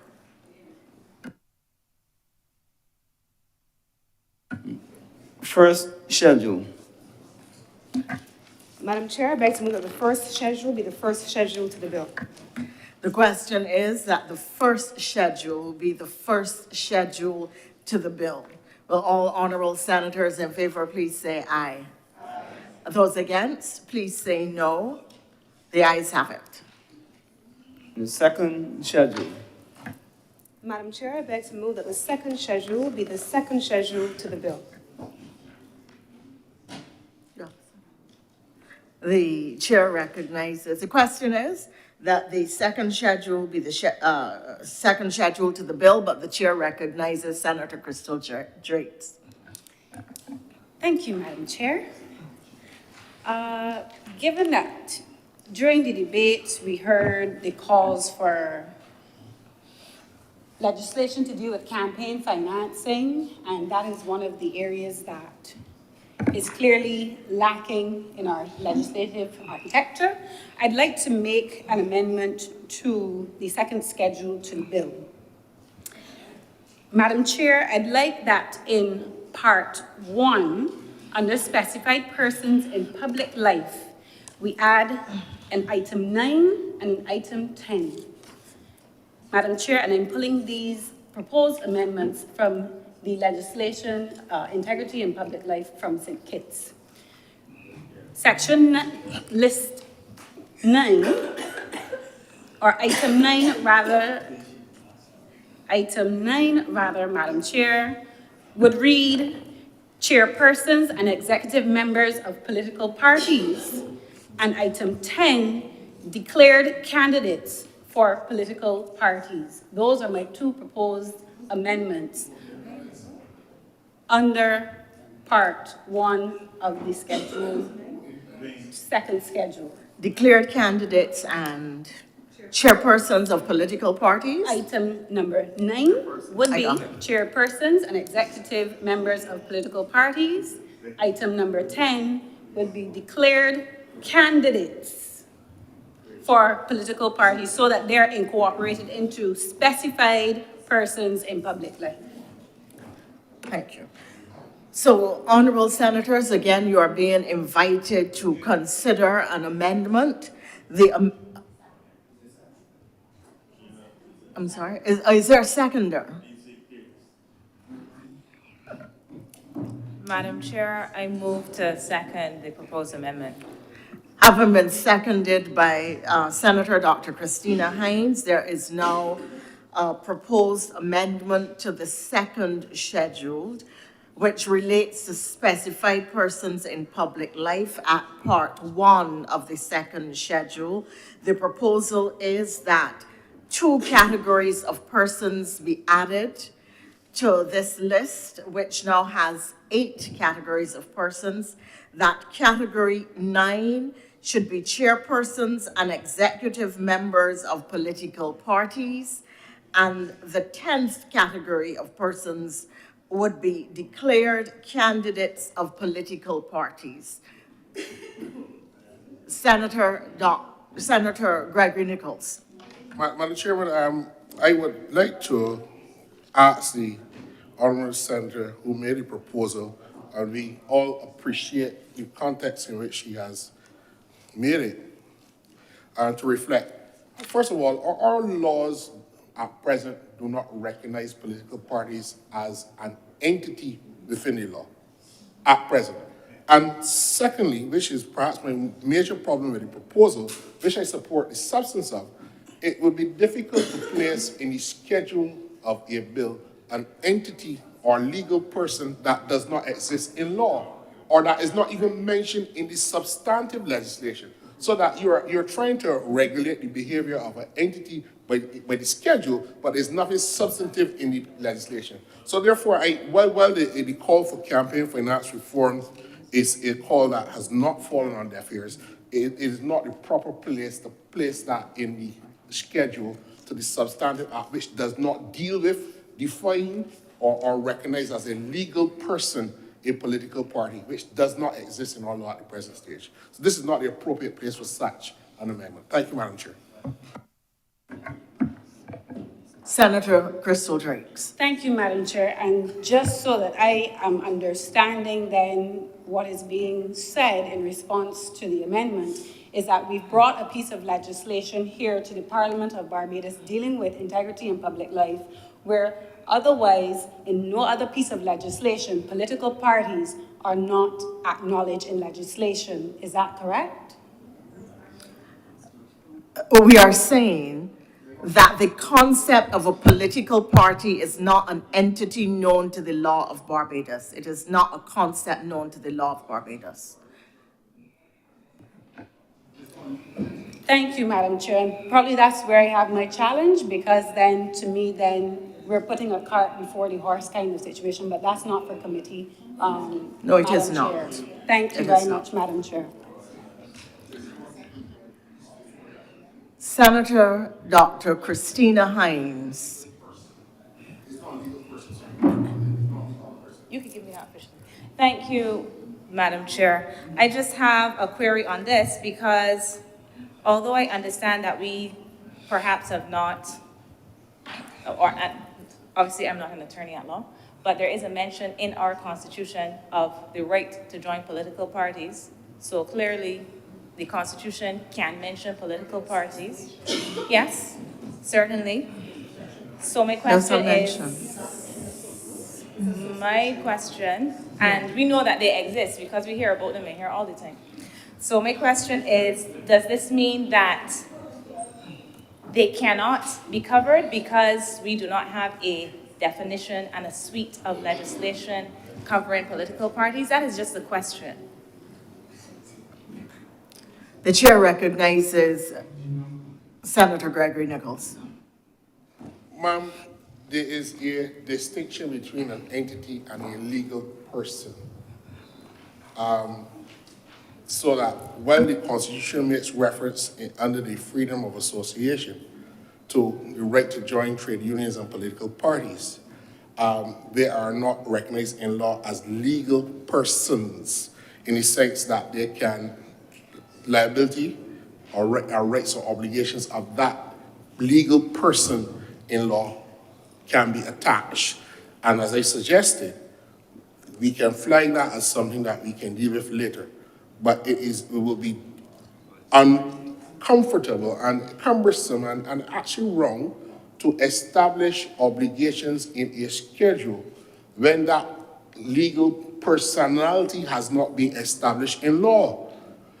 For example, this act establishes the commission as a legal entity by making it a body corporate under the Interpretation Act. So the commission is being established as a legal person in law, so that political parties are not defined in the Constitution, but we understand the civic and political rights that ensue from membership thereof. But at the same time, the political party as a legal person that can be sued in its name and can sue and can contract or what's not, does not presently exist in our existing law. So therefore, to tack it on here in the schedule would be cumbersome and does not make sense and creates obligations for an entity that does not yet exist in law as a legal person. Madam Chair. Chair recognizes Senator Drake. Madam Chair, with that explanation and commitment that I'm hearing from Senator Nichols, that these issues... He cannot give you... A For now, future- satisfy yourself with the explanation. Future commitment that we will at some point in time come back to these issues that I have raised in relation to political parties, Madam Chair. I withdraw my amendment, my proposed amendment, Madam Chair.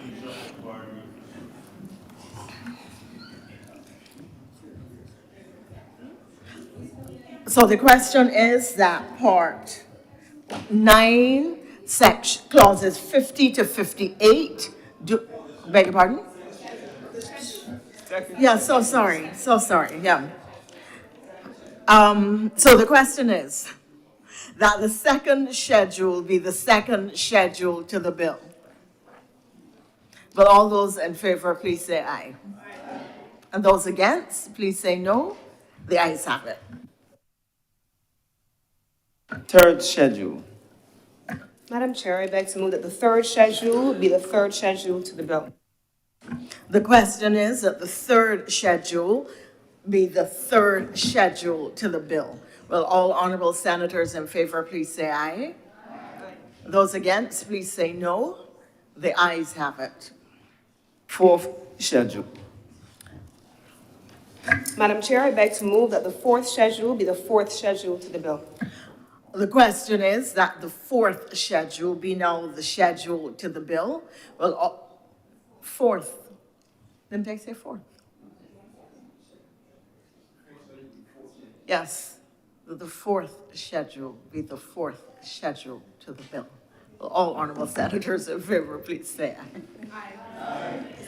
Will those against please say no? The ayes have it. Yeah. Fifth schedule. Madam Chair, I beg to move that the fifth schedule be the fifth schedule to the bill.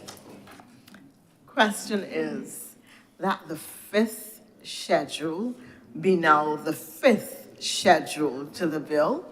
Will all honorable senators in favor please say aye? Aye. Those against, please say no. The ayes have it. Report. Chair recognizes Senator Cummins. Madam Chair, I beg to move that you do now report to His Honor the President the passing of one bill in committee. The question is that I do now report to His Honor the President the passing of one bill in committee. Will all honorable senators, yeah, I'm ready to, no, sorry. Will all honorable senators in favor please say aye? Aye. And those against, please say no.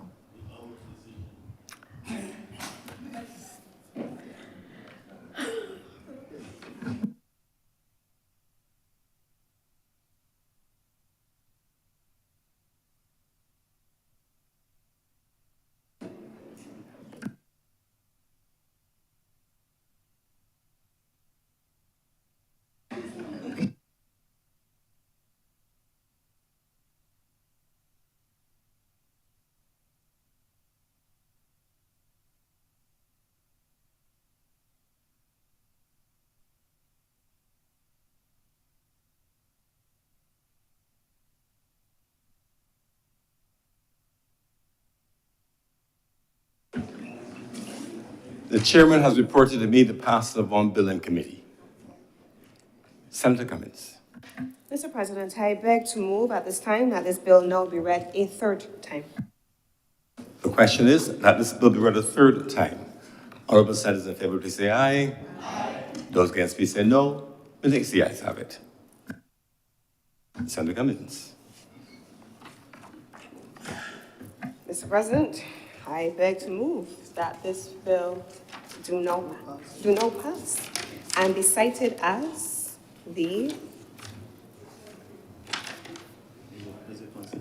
Integrity in Public Life Act 2023. There you go. That this bill do not pass and be cited as the Integrity in Public Life Act 2023. Miss. The question?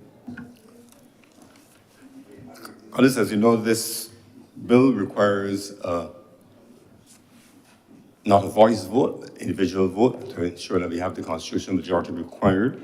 So the question that the bill be now passed and be cited as the Integrity in Public Life Act 2023 will be done with the clerk calling individually and members recording their vote. Over to you, Mr. Eastman. Mr. President, you still have to put the question. You have to put the question. And then it will. Put the question.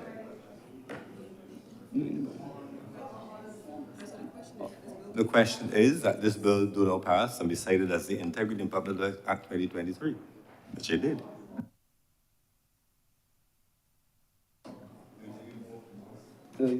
All those in favor, please say aye. Aye. Those against, please say no.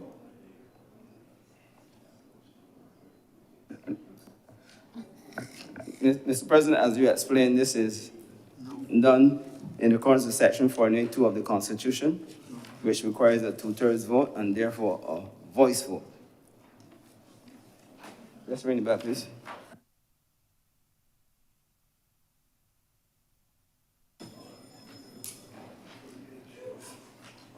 Senator Cummins. Aye. Senator the Most Honorable Aye. Mr. Walker. Senator Dr. Chantal Monroe Knight. Aye. Senator Dr. Crystal Haynes. Aye. Senator King. Aye. Senator Patricia Parrish. Aye. Senator Lorenzo Hayward. Aye. Senator Shanika Roberts Odle.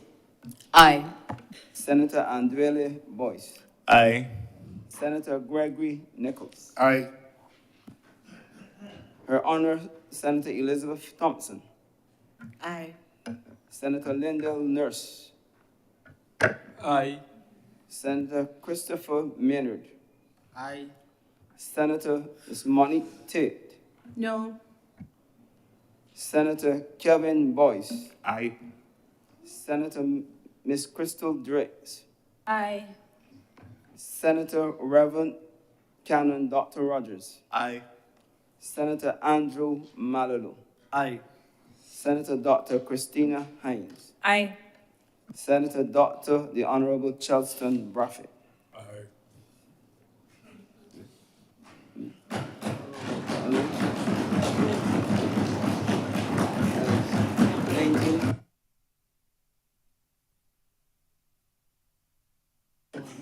Mr. President, the results of the division, 19 honorable senators voted in favor of the bill.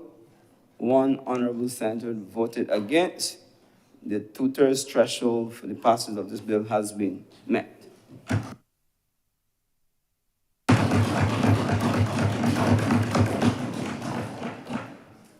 The bill is therefore now passed and so cited. Senator Cummings.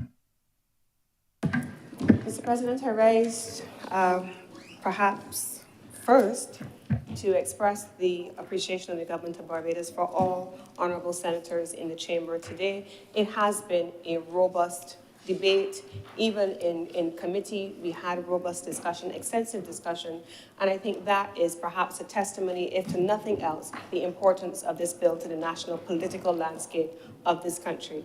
I want to give the assurance on behalf of the government also that we have also heard the concerns and the various recommendations that have been made, even in committee. There is, as we know, a constitutional reform commission, there's a parliamentary reform commission, and many of those things perhaps may be better suited in additional pieces of legislation as opposed to being treated to in this particular body of work, but that is ongoing work of governance and governance reform.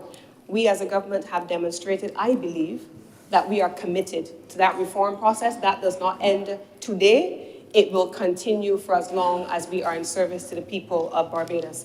And with those few words, Mr. President, I want to congratulate us on the passage of giving Barbados, finally, integrity legislation, which will now be subjected to extensive communication support, as was raised as well, and it will be proclaimed only after we are ready to bring it into effect. And with those few words, Mr. President, I beg to move that the sitting of the Senate be adjourned sine die. Before I put the question, I'll invite Her Honor Senator Thompson to remind us all of the upcoming engagement with the Parliamentary Reform Commission. Senator Thompson. Thank you very much, sir. I speak from the background of being delighted to have just participated in a vote on integrity in this country. And to inform the chamber, sir, that, remind them first of all that in May of this year, a Parliamentary Reform Commission was sworn in by His Excellency, the Acting Governor General, and that our terms of reference relate to matters pertaining to the Parliament of Barbados, the representation therein. The PRC has started its work and is issuing invitations for individuals to come and meet with us directly. We are proposing to meet with honorable senators at some stage, and an invitation will come.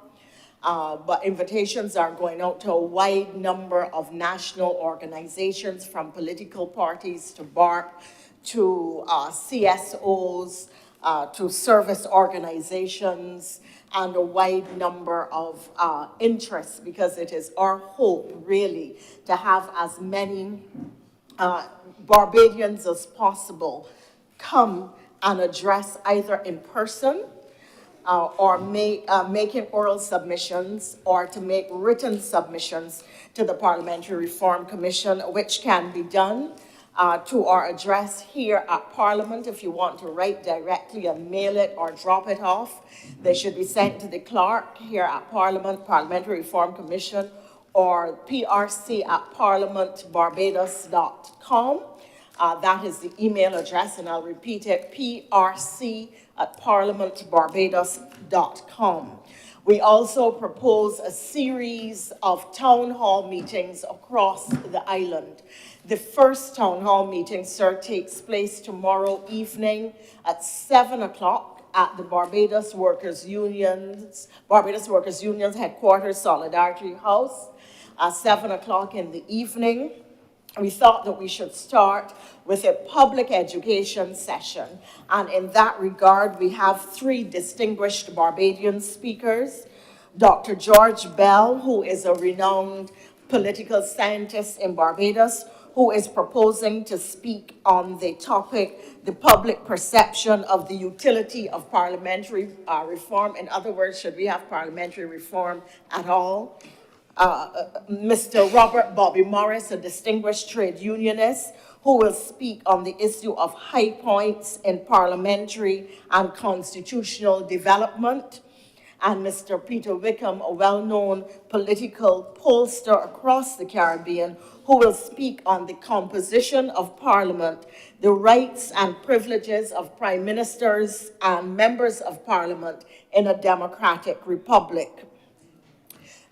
This, sir, these are matters which have engaged the public attention only recently. Really, there have been questions on what should be the remuneration of parliamentarians. There have been questions about pension rights and whether or not they should or should not be entitled to pensions, what scale of pension, what scale of remuneration, what package of benefits, if at all, should be given to former prime ministers. But these are not the only issues. There are questions as to whether we should or should not have a unicameral or bicameral legislature. How can we make the parliament more representative and broaden the number of interests? For instance, in the Senate, should we have representation from bodies representing people like the persons with disabilities? Should we have youth parliamentarians? Should we have quotas for female parliamentarians? A wide range of questions and issues have been thrown up, some which will be controversial, others which will not be. We have already had a suggestion coming from here about the benefit of hybrid hearings, and other related matters. One of the questions that has been repeatedly put is in situations where one political party gets all the votes, should there be mechanisms for allowing the other political parties or the other political parties with the largest number of votes to also be represented in some way? Should we continue with the first past the post system, or should we have proportional representation? So these are only some of the issues that have been raised. To date, we have been addressed by political scientist Dr. Deveron Bruce, and we have been had meetings with the Thorne Hinkson and Blackman commissions and others. The chairman, as you know, is Sir Richard Cheltenham, and the deputy chair, Sir Roy Trotman. And I want, therefore, to invite all members to encourage your networks to attend the first public meeting tomorrow evening, and indeed the following ones. They will all be streamed, but we would also wish to have you in person if at all you can make it. So this is an opportunity, Mr. President, for which I thank you, to just spread the word to the chamber and to the wider public about what the PRC is doing, and to urge the involvement of members here and all Barbadians. At independence, we had no opportunity for input on what our form of governance should be.